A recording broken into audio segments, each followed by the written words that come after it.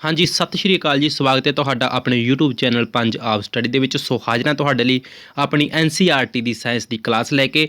7वीं class हैगी ये, अज अपनी 6वीं क्लास दा तुहाडा लैक्चर हो चुक्या सीगा ते उस तो बाद जे हो सकिया तां आपां तुहानूं 8वीं क्लास दी भी वीडियो लैके आवांगे। फिलहाल 7वीं क्लास दी तुहाडे सामणे पेश हैगी।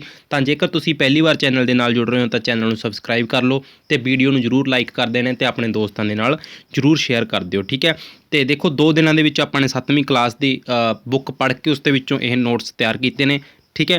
तो टाइप करन दा भी इन्ना टाइम नहीं सीगा, तां आपां ने जिहड़े भी कापी दे उत्ते आपां जिस तरह की भी लिखाई दे विच लिखे गए वो लिख के तुहाडे सामने पेश किए नेगे, देखो, ठीक है। तो उस तो ही PDF बना के तुहाडे सामने आपां लैके आए हां। टाइप करन दे विच भी एक दिन अपना इस तरह ये चला जाना सीगा, तां ठीक है। तो जिहड़ी 8वीं क्लास हैगी हो सके तो तुसीं उस दियां याद रखण जो गल्लां किताब दे विचों जरूर पढ़ लैणेगा। जे हो सकिया तो आपां तुहानूं क्लास भी जरूर दे देंगे, पर फिलहाल मुश्किल ही हो सकेगा क्योंकि किताब दा मटीरीअल ज़्यादा हुंदा हैगा, ठीक है।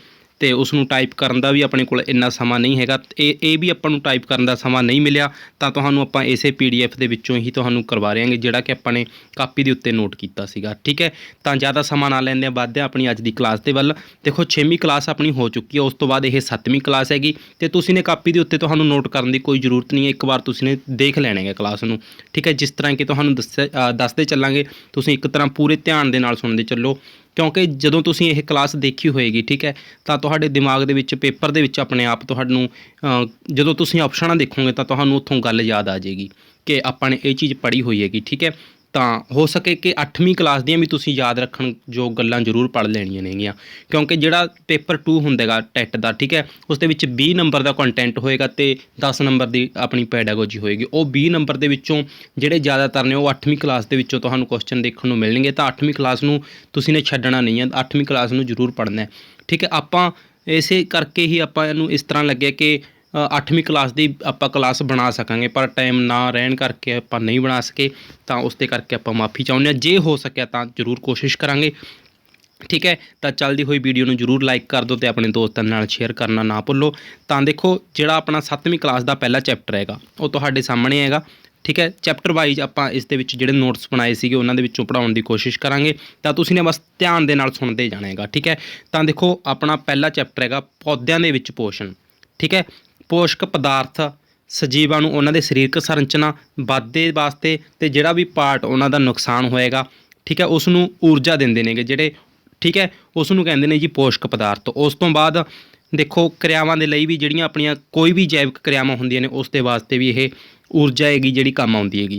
उस तो बाद सजीवां दे द्वारा भोजन ग्रहण करन ਦੀ ਜਿਹੜੀ विधि ਹੁੰਦੀ ਹੈਗੀ, सजीवां ਦੇ ਦੁਆਰਾ ਜੋ ਵੀ ਭੋਜਨ ਗ੍ਰਹਿਣ ਕੀਤਾ ਜਾਂਦਾ ਹੈਗਾ ਉਸ ਵਿਧੀ ਨੂੰ ਪੋਸ਼ਣ ਕਹਿੰਦੇ ਨੇ, ठीक है। उस तो बाद देखो जिहड़ी विधि अपना आप जिहड़े भी पौधे अपना आप जिवें कि देखो आपां नूं पता है कि पौधे अपना भोजन आप तैयार करते हैं तो मनुख नेगे जिहड़े पौधों के उत्ते डिपेंड नेगे, ठीक है। जिवें कि देखो अपने आप भोजन बनाया जाता है जिस विधि के द्वारा, ठीक है, उसनूं मतलब कि अपने आप ये भोजन पौधे तैयार करते नेगे, ठीक है। तो इसनूं स्वै पोषण कहंदे नेगे, ठीक है। स्वै पोषण मतलब कि जिहड़े पौधे नेगे देखो अपने आप भोजन तैयार करते हैं तो पौद्यां नूं स्वै पोषी कहंदे ने, मतलब कि जिहड़ा अपने आप तैयार किया भोजन है वो स्वै पोषण हुंदा हैगा। ते जिहड़े अपने आप भोजन तैयार करते नेगे, ठीक है, जिवें कि पौधे हो गए, विधि तो स्वै पोषण होगी, ठीक है, तो पौधे स्वै पोषी हो गए क्योंकि अपना भोजन आप तैयार करते हैं। देखो स्वै पोषण ते स्वै पोषी दे विच तुहानूं उत्थे उलझा भी सकते हैं कि इन्हां दे विचों किहड़ी ऑप्शन सही हैगी, ठीक है। तुहानूं पेपर दे विच प्रश्न दिता होएगा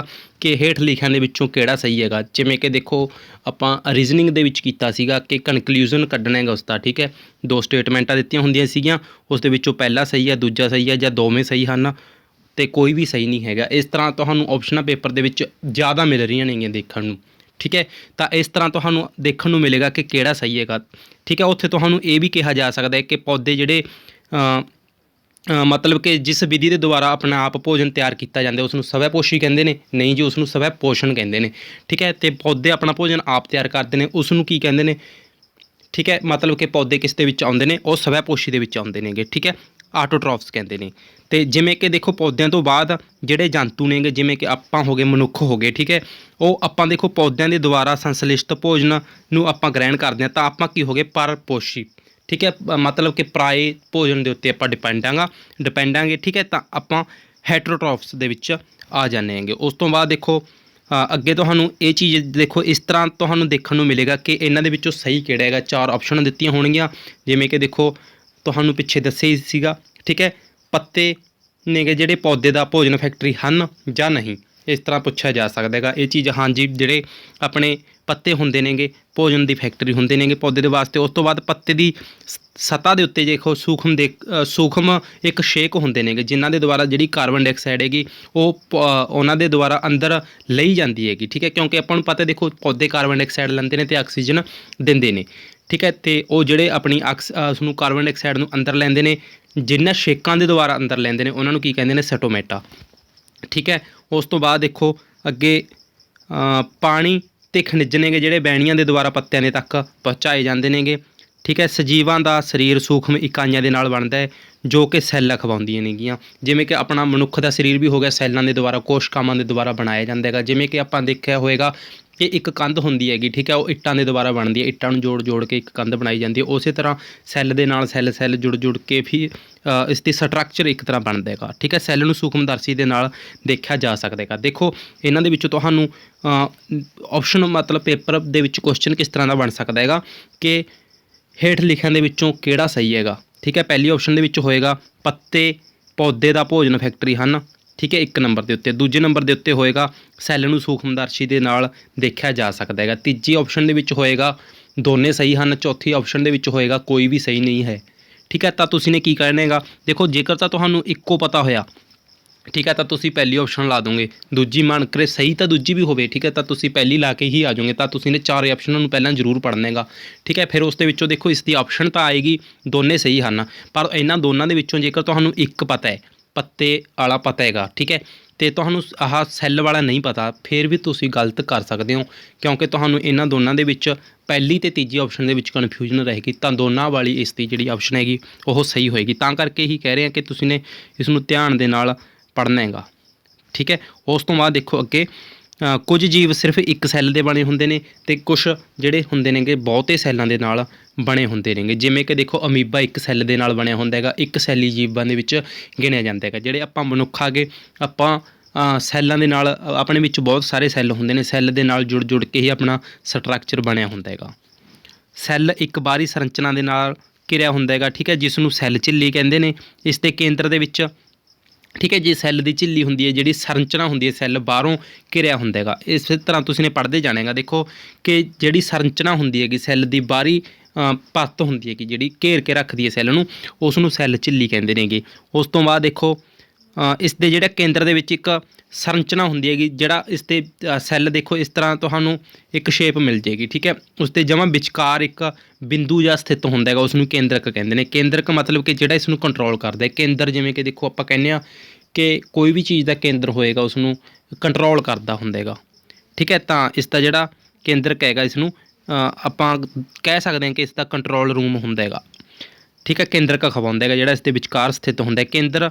ਕੇਂਦਰਕ ਚੌਹਾਂ ਪਾਸਿਆਂ ਤੋਂ ਇੱਕ ਜੈਲੀ ਵਰਗੇ ਪਦਾਰਥ ਦੇ ਨਾਲ ਘਿਰਿਆ ਹੁੰਦਾ ਹੈ, ਜਿਸ ਨੂੰ ਕਿ ਸੈੱਲ ਦਰਵ ਕਿਹਾ ਜਾਂਦਾ ਹੈਗਾ। ਜਿਹੜਾ ਕੇਂਦਰਕ ਹੁੰਦਾ ਹੈਗਾ, ਠੀਕ ਹੈ, ਮਤਲਬ ਕਿ ਉਸ ਨੂੰ ਸੁਰੱਖਿਆ ਵਾਸਤੇ ਕਹਿ ਸਕਦੇ ਹਾਂ ਕਿ ਇੱਕ ਲਿਕੁਇਡ ਹੁੰਦਾ ਹੈਗਾ, ਠੀਕ ਹੈ, ਉਸ ਨੂੰ ਜਿਸ ਨੂੰ ਕਿ ਸੈੱਲ ਦਰਵ ਕਿਹਾ ਜਾਂਦਾ ਹੈਗਾ। ਕੇਂਦਰਕ ਦੇ ਦੁਆਲੇ ਇੱਕ ਹੁੰਦਾ ਹੈਗਾ ਲਿਕੁਇਡ ਜਿਹਾ, ਠੀਕ ਹੈ। ਪੱਤਿਆਂ ਦੇ ਵਿੱਚ ਹਰਾ ਵਰਨਕ ਹੁੰਦਾ ਹੈ, ਜਿਸ ਨੂੰ ਕਿ ਕਲੋਰੋਫਿਲ ਕਿਹਾ ਜਾਂਦਾ ਹੈਗਾ। ਪੱਤਿਆਂ ਦੇ ਵਿੱਚ ਇਹੋ ਜਿਹਾ ਕਿਹੜਾ ਵਰਨਕ ਹੁੰਦਾ ਹੈਗਾ, ਠੀਕ ਹੈ, ਹਰਾ ਵਰਨਕ, ਜਿਸ ਨੂੰ ਕਿਹੜਾ ਵਰਨਕ ਹੁੰਦਾ ਹੈਗਾ ਜਿਸ ਨੂੰ ਕਲੋਰੋਫਿਲ ਕਿਹਾ ਜਾਂਦਾ ਹੈ। ਹਰਾ ਵਰਨਕ ਹਰੇ ਰੰਗ ਦਾ ਹੁੰਦਾ ਹੈਗਾ, ਠੀਕ ਹੈ। ਅਤੇ ਤੁਸੀਂ ਨੇ ਇਹ ਚੀਜ਼ਾਂ ਦੇਖੋ ਬਰੀਕੀ ਦੇ ਨਾਲ ਇਸ ਨੂੰ ਜ਼ਰੂਰ ਤੁਸੀਂ ਨੇ ਸੁਣਦੇ ਜਾਣੇਗਾ। ਕਾਪੀ ਦੇ ਉੱਤੇ ਨੋਟ ਕਰਨ ਦੀ ਜ਼ਰੂਰਤ ਨਹੀਂ ਹੈ। ਜੇਕਰ ਤੁਸੀਂ ਚਾਹੁੰਦੇ ਹੋ ਕਿ ਆਪਾਂ ਨੋਟਸ ਬਣਾ ਲਈਏ ਤਾਂ ਪੇਪਰ ਤੋਂ ਬਾਅਦ ਇੱਕ ਵਾਰ ਤੁਸੀਂ ਫਿਰ ਕਦੇ ਵੀਡੀਓ ਨੂੰ ਦੇਖ ਲਿਓ, ਜੇਕਰ ਤੁਸੀਂ ਨੋਟ ਬਣਾਉਣ ਦੇ ਚਾਹਵਾਨ ਹੋ। ਹੁਣ ਤੁਸੀਂ ਨੇ ਕਾਪੀ ਦੇ ਉੱਤੇ ਆਪਣਾ ਸਮਾਂ ਨਹੀਂ ਖਰਾਬ ਕਰਨਾ, ਠੀਕ ਹੈ। ਜਿਸ ਤਰ੍ਹਾਂ ਵੀਡੀਓ ਚੱਲਦੀ ਜਾ ਰਹੀ ਹੈ ਬਸ ਤੁਸੀਂ ਇਸ ਨੂੰ ਸੁਣਦੇ ਜਾਣਾ ਹੈਗਾ। ਉਸ ਤੋਂ ਬਾਅਦ ਦੇਖੋ ਕਲੋਰੋਫਿਲ ਹੈਗਾ, ਜਿਹੜਾ ਕਲੋਰੋਫਿਲ ਸੂਰਜ ਦੇ ਪ੍ਰਕਾਸ਼ ਦੀ ਊਰਜਾ ਦਾ ਹੈਗਾ ਜਿਹੜਾ ਸੋਖਣ ਕਰਦਾ ਹੈਗਾ, ਠੀਕ ਹੈ, ਅਤੇ ਸੋਖਣ ਕਰਨ ਦੇ ਵਿੱਚ ਇਸ ਦੀ ਮਦਦ ਕਰਦਾ ਹੈਗਾ। ਅਤੇ ਉਸ ਤੋਂ ਬਾਅਦ ਦੇਖੋ ਜਿਹੜਾ ਪ੍ਰਕਾਸ਼ ਸੰਸਲੇਸ਼ਨ ਜੇਕਰ ਨਾ ਹੋਵੇ, ਠੀਕ ਹੈ, ਤਾਂ ਪੌਦਿਆਂ ਨੂੰ ਭੋਜਨ ਨਹੀਂ ਮਿਲੇਗਾ। ਜੇਕਰ ਪ੍ਰਕਾਸ਼ ਸੰਸਲੇਸ਼ਨ ਨਾ ਹੋਵੇ ਪੌਦਿਆਂ ਨੂੰ ਭੋਜਨ ਨਹੀਂ ਮਿਲੇਗਾ। ਪੌਦੇ ਮਤਲਬ ਕਿ ਜੇਕਰ ਪੌਦਿਆਂ ਨੂੰ ਭੋਜਨ ਨਾ ਮਿਲਿਆ ਤਾਂ ਪੌਦੇ ਨਹੀਂ ਹੋਣਗੇ, ਠੀਕ ਹੈ। ਜੇ ਪੌਦੇ ਨਾ ਹੋਏ ਤਾਂ ਆਕਸੀਜਨ ਨਹੀਂ ਹੋਏਗੀ। ਜੇ ਆਕਸੀਜਨ ਨਾ ਹੋਈ ਤਾਂ ਧਰਤੀ ਦੇ ਉੱਤੇ ਕੁਛ ਵੀ ਜੀਵਨ ਸੰਭਵ ਨਹੀਂ ਹੈਗਾ ਕੋਈ ਵੀ, मतलब कि देखो ਆਪਾਂ ਸਿੱਧੇ ਜਾਂ ਅਸਿੱਧੇ ਤਰੀਕੇ ਦੇ ਨਾਲ ਆਪਾਂ ਕਹਿ ਸਕਦੇ ਹਾਂ ਕਿ ਪ੍ਰਕਾਸ਼ ਸੰਸਲੇਸ਼ਨ ਦੇ ਉੱਤੇ ਆਪਾਂ ਵੀ ਨਿਰਭਰ ਆਂਗੇ, ਇਕੱਲੇ ਪੌਦੇ ਨਹੀਂ। ਕਿਉਂਕਿ ਜੇਕਰ ਪੌਦੇ ਨੇ ਤਾਂ ਆਕਸੀਜਨ ਹੈ, ਜੇ ਆਕਸੀਜਨ ਹੈ ਤਾਂ ਮਨੁੱਖ ਹੈ। ਠੀਕ ਹੈ, ਮਤਲਬ ਕਿ ਤੁਹਾਨੂੰ ਪੁੱਛਿਆ ਜਾ ਸਕਦਾ ਪੇਪਰ ਦੇ ਵਿੱਚ ਕਿ ਪ੍ਰਕਾਸ਼ ਸੰਸਲੇਸ਼ਨ ਮਨੁੱਖ ਦੇ ਜਿਉਂਦੇ ਰਹਿਣ ਲਈ ਜ਼ਰੂਰੀ ਹੈਗਾ ਜਾਂ ਨਹੀਂ। ਤਾਂ ਮਨੁੱਖ ਦੇ ਜਿਉਂਦੇ ਦੇਖੋ ਆਪਾਂ ਕੀ ਕਹਿ ਸਕਦੇ, ਆਪਾਂ ਨੂੰ ਕੀ ਲੱਗੇਗਾ ਕਿ ਯਾਰ ਪ੍ਰਕਾਸ਼ ਸੰਸਲੇਸ਼ਨ ਤਾਂ ਪੌਦਿਆਂ ਦੇ ਵਾਸਤੇ, ਮਨੁੱਖ ਦੇ ਨਾਲ ਕੀ ਰਿਲੇਸ਼ਨ ਹੋਇਆ, ਤਾਂ ਇਹ ਜ਼ਰੂਰੀ ਹੈਗਾ ਮਨੁੱਖ ਦੇ ਵਾਸਤੇ ਵੀ। ਠੀਕ ਹੈ, ਦੇਖੋ ਜੀਵ ਨੇਗੇ ਜਿਹੜੇ ਜੀਵ, ਮਤਲਬ ਕਿ ਮਨੁੱਖ ਹੋ ਗਏ ਜਾਂ ਪਸ਼ੂ ਹੋ ਗਏ, ਸਿੱਧੇ ਜਾਂ ਅਸਿੱਧੇ ਰੂਪ ਦੇ ਵਿੱਚ ਪੌਦਿਆਂ ਦੇ ਉੱਤੇ ਨਿਰਭਰ ਹਨ। ਠੀਕ ਹੈ, ਇਸ ਤੋਂ ਇਲਾਵਾ ਆਕਸੀਜਨ ਵੀ ਪ੍ਰਕਾਸ਼ ਸੰਸਲੇਸ਼ਨ ਦੇ ਦੁਆਰਾ ਤਿਆਰ ਹੁੰਦੀ ਹੈ। ਪ੍ਰਕਾਸ਼ ਸੰਸਲੇਸ਼ਨ ਤੋਂ ਬਿਨਾਂ ਧਰਤੀ ਦੇ ਉੱਤੇ ਜੀਵਨ ਦੀ ਕਲਪਨਾ ਅਸੰਭਵ ਹੈਗੀ। ਠੀਕ ਹੈ, ਤਾਂ ਇਹ ਇੱਕ ਵਾਰ ਤੁਸੀਂ ਧਿਆਨ ਨਾਲ ਦੇਖ ਲਓ ਇਸ ਨੂੰ। ਕਾਰਬਨ ਡਾਈਆਕਸਾਈਡ ਪਲੱਸ ਪਾਣੀ ਹੈਗੀ ਜੀ। ਠੀਕ ਹੈ, ਅਤੇ ਸੂਰਜ ਦਾ ਪ੍ਰਕਾਸ਼ ਅਤੇ ਕਲੋਰੋਫਿਲ ਹੋ ਗਈ। ਉਸ ਤੋਂ ਬਾਅਦ ਗਲੂਕੋਜ਼ ਜਾਂ ਕਾਰਬੋਹਾਈਡਰੇਟ ਕਹਿ ਸਕਦੇ ਹਾਂ, ਅਤੇ ਪਲੱਸ ਦੇ ਵਿੱਚ ਆਕਸੀਜਨ ਹੈਗੀ। ਇਹ ਚੀਜ਼ ਜਿਹੜਾ ਪੌਦਿਆਂ ਦਾ ਭੋਜਨ ਹੈਗਾ। ਠੀਕ ਹੈ, ਅਤੇ ਆਹ ਜਿਹੜੀ ਆਪਣੀ ਕਿਰਿਆ ਹੁੰਦੀ ਹੈਗੀ ਉਸ ਦੇ ਵਾਸਤੇ ਹੈਗਾ ਇਹ ਫਾਰਮੂਲਾ। ਇੱਕ ਵਾਰ ਤੁਸੀਂ ਧਿਆਨ ਦੇ ਨਾਲ ਇਸ ਨੂੰ ਦੇਖ ਸਕਦੇ ਹੋ ਅਤੇ ਪੇਪਰ ਦੇ ਵਿੱਚ ਤੁਹਾਨੂੰ ਆ ਸਕਦਾ ਹੈਗਾ।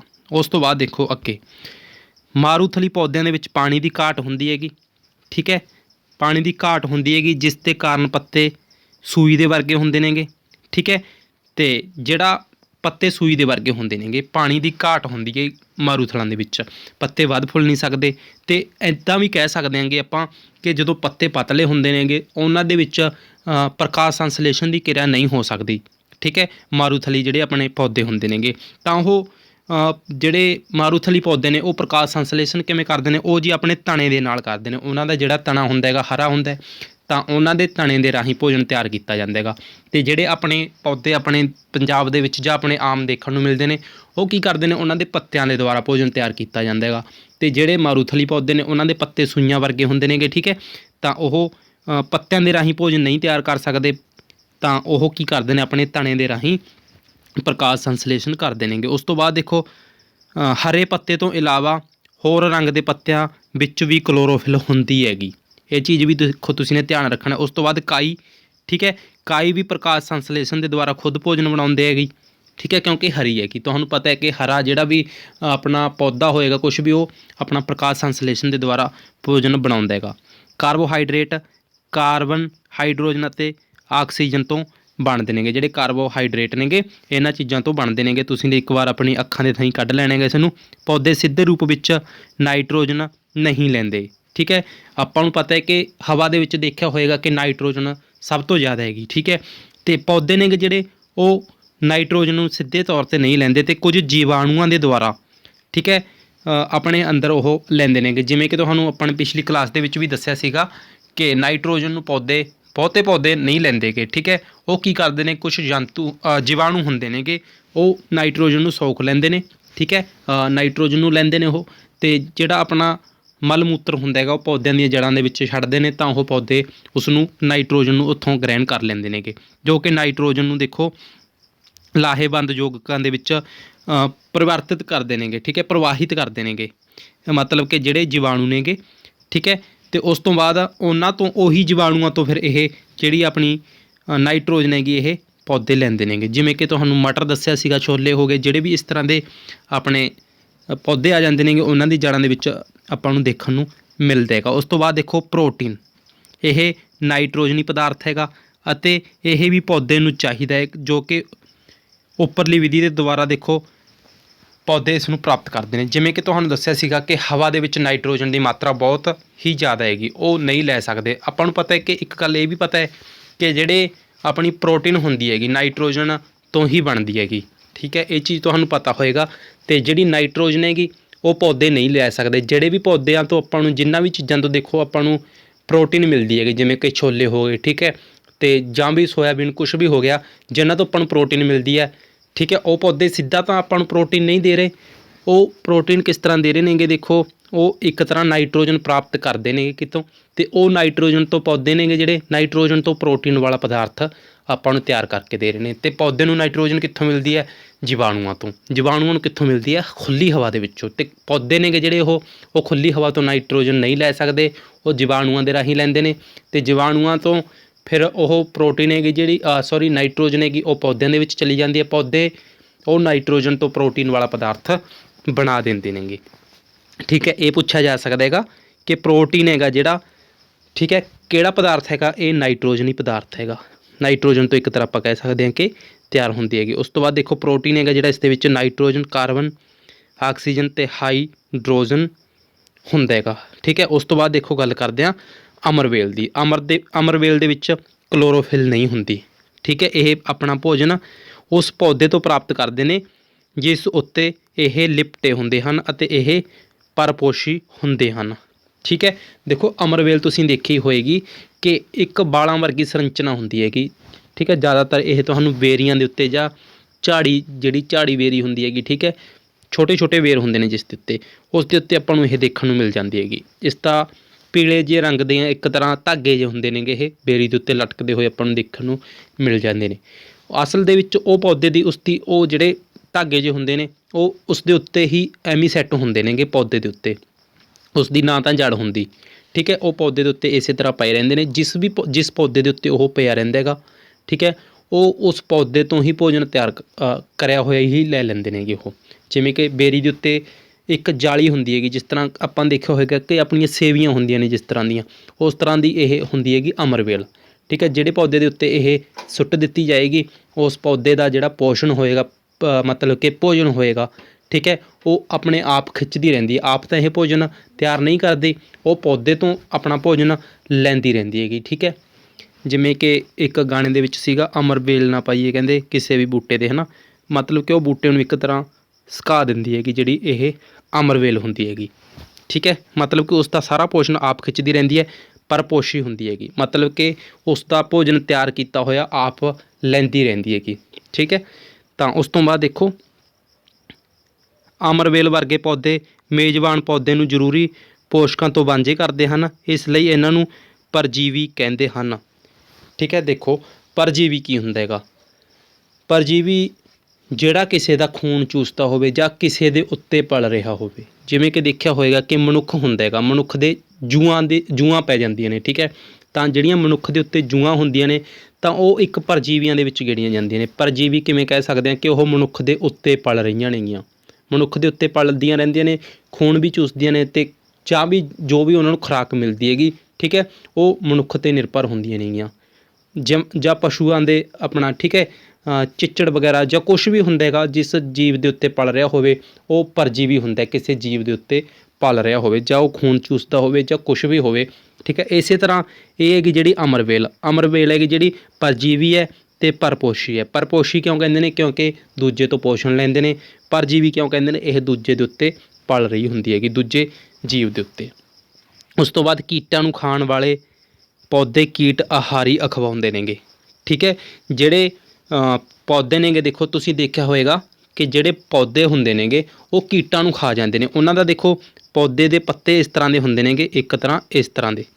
ਠੀਕ ਹੈ, ਤਾਂ ਜਦੋਂ ਵੀ ਜੀਵ ਉਸ ਦੇ ਵਿੱਚ ਆ ਕੇ ਬਹਿੰਦਾ ਹੈਗਾ ਉਹ ਫਰੈਗਰੈਂਸ ਇਸ ਤਰ੍ਹਾਂ ਦੀ ਛੱਡਦਾ ਹੈਗਾ। ਉਹ ਪੌਦਾ ਹੁੰਦਾ ਹੈਗਾ ਜਿਹੜਾ ਪੱਤਾ ਉਸਦਾ, ਕਿ ਜੀਵ ਹੁੰਦਾ ਹੈਗਾ ਜਿਹੜਾ ਕੋਈ ਵੀ ਮੱਖੀ ਮੱਛਰ ਉਸ ਦੇ ਉੱਤੇ ਆਪਣੇ ਆਪ ਆ ਕੇ ਬੈਠਦਾ ਹੈਗਾ। ਠੀਕ ਹੈ, ਤਾਂ ਉਹ ਜਦੋਂ ਉਸ ਦੇ ਵਿੱਚ ਆ ਕੇ ਬਹਿੰਦਾ ਹੈਗਾ ਫੁੱਲ ਦੇ ਵਿੱਚ, ਤਾਂ ਉਹ ਫੁੱਲ ਆਪਣਾ ਮੂੰਹ ਬੰਦ ਕਰ ਲੈਂਦਾ ਹੈਗਾ। ਮਤਲਬ ਕਿ ਉਹ ਜਿਹੜਾ ਮੱਛਰ ਮੱਖੀ ਕੁਛ ਵੀ ਹੋਏਗਾ ਉਸ ਦੇ ਵਿੱਚ ਹੀ ਬੰਦ ਹੋ ਜਾਂਦਾ ਹੈਗਾ। ਠੀਕ ਹੈ, ਤਾਂ ਇਸ ਤਰ੍ਹਾਂ ਆਪਾਂ ਕਹਿ ਸਕਦੇ ਹਾਂ ਕਿ ਉਹ ਕੀਟ ਆਹਾਰੀ ਹੋਏਗਾ। ਠੀਕ ਹੈ, ਤਾਂ ਕੜਾ ਬੂਟੀ ਪੌਦਾ ਉਸ ਨੂੰ ਕਹਿੰਦੇ ਨੇ, ਪਿੱਚਰ ਕਹਿ ਸਕਦੇ ਹਾਂ। ਤੁਸੀਂ YouTube 'ਤੇ ਸਰਚ ਕਰਕੇ ਦੇਖ ਸਕਦੇ ਹੋ। ਪਿੱਚਰ ਪੌਦਾ ਹੈਗਾ ਜਿਹੜਾ, ਉਹ ਹੈਗਾ ਜਿਹੜਾ ਆਪਣਾ ਕੀਟ ਆਹਾਰੀ ਹੁੰਦਾ ਹੈਗਾ, ਉਹ ਜੀਵ ਨੂੰ ਆਪਣੇ ਵਿੱਚ ਬੰਦ ਕਰ ਲੈਂਦਾ ਹੈਗਾ। ਉਸ ਤੋਂ ਬਾਅਦ ਦੇਖੋ ਅੱਗੇ ਚੱਲਦੇ ਹਾਂ ਆਪਾਂ।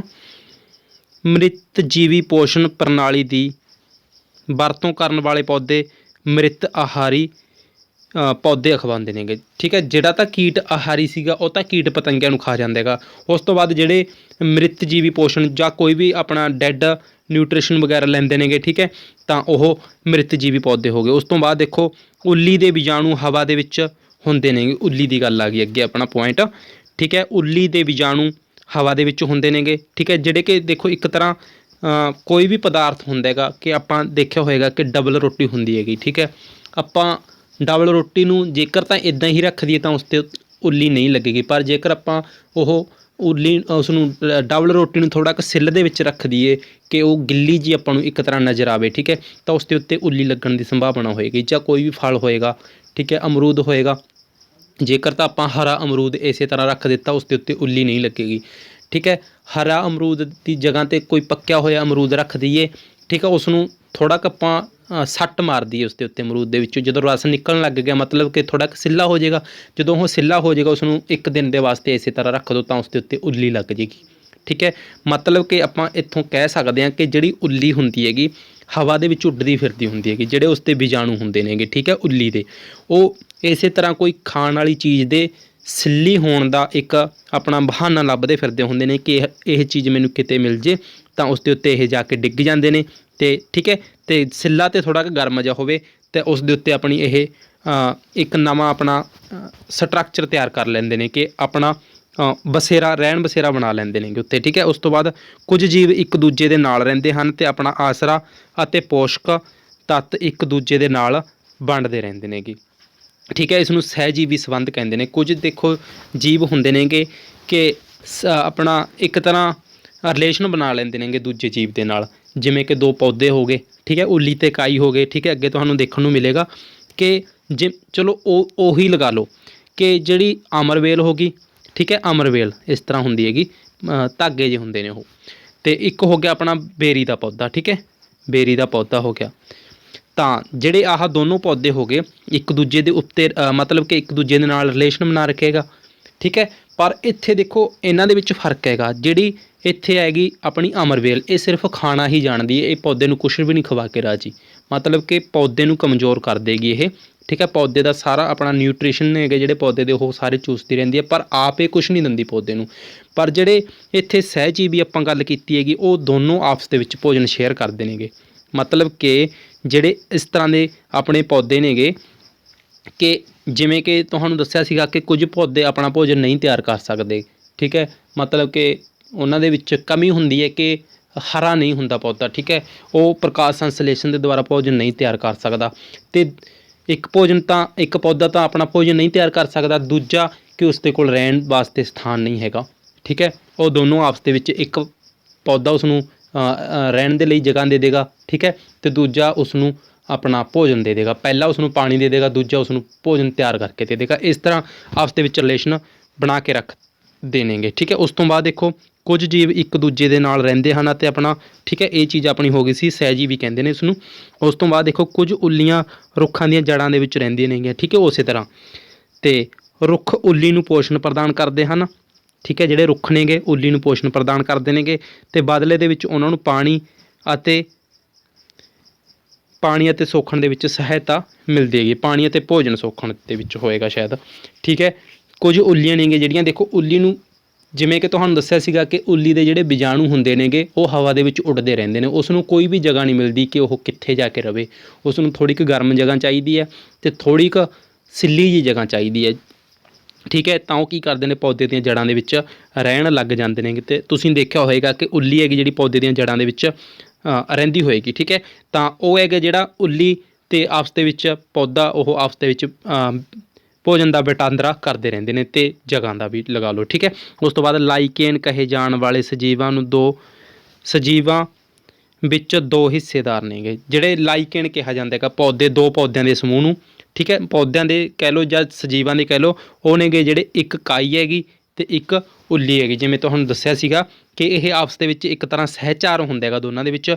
ਠੀਕ ਹੈ, ਉੱਲੀ ਭੋਜਨ ਨਹੀਂ ਤਿਆਰ ਕਰ ਸਕਦੀ ਸੀਗੀ, ਕਾਈ ਹਰੀ ਹੋਣ ਕਰਕੇ ਹਰੀ ਸੀਗੀ, ਪ੍ਰਕਾਸ਼ ਸੰਸਲੇਸ਼ਨ ਸੀਗਾ ਇਹਦੇ ਵਿੱਚ, ਇਹ ਭੋਜਨ ਤਿਆਰ ਕਰ ਲੈਂਦੀ ਸੀਗੀ। ਕਾਈ ਦੇ ਵਿੱਚ ਦੇਖੋ ਕਲੋਰੋਫਿਲ ਹੁੰਦਾ ਹੈ ਅਤੇ ਉੱਲੀ ਦੇ ਵਿੱਚ ਨਹੀਂ ਹੁੰਦਾ, ਕਿਉਂਕਿ ਉੱਲੀ ਹਰੀ ਨਹੀਂ ਹੁੰਦੀ, ਇਹ ਭੋਜਨ ਨਹੀਂ ਤਿਆਰ ਕਰ ਸਕਦੀ। ਇਹ ਇੱਕ ਤਰ੍ਹਾਂ ਦਾ ਜੀਵ ਇਸ ਤਰ੍ਹਾਂ ਦਾ ਆ ਗਿਆ। ਠੀਕ ਹੈ, ਅਤੇ ਕਾਈ ਹੈਗੀ ਜਿਹੜੀ ਉਹ ਆਪਣਾ ਭੋਜਨ ਤਿਆਰ ਕਰ ਲੈਂਦੀ ਹੈ, ਕਲੋਰੋਫਿਲ ਹੁੰਦਾ ਹੈਗਾ ਇਸ ਦੇ ਵਿੱਚ। ਉੱਲੀ ਕਾਈ ਨੂੰ ਰਹਿਣ ਵਾਲੀ ਥਾਂ ਦਿੰਦੀ ਹੈਗੀ।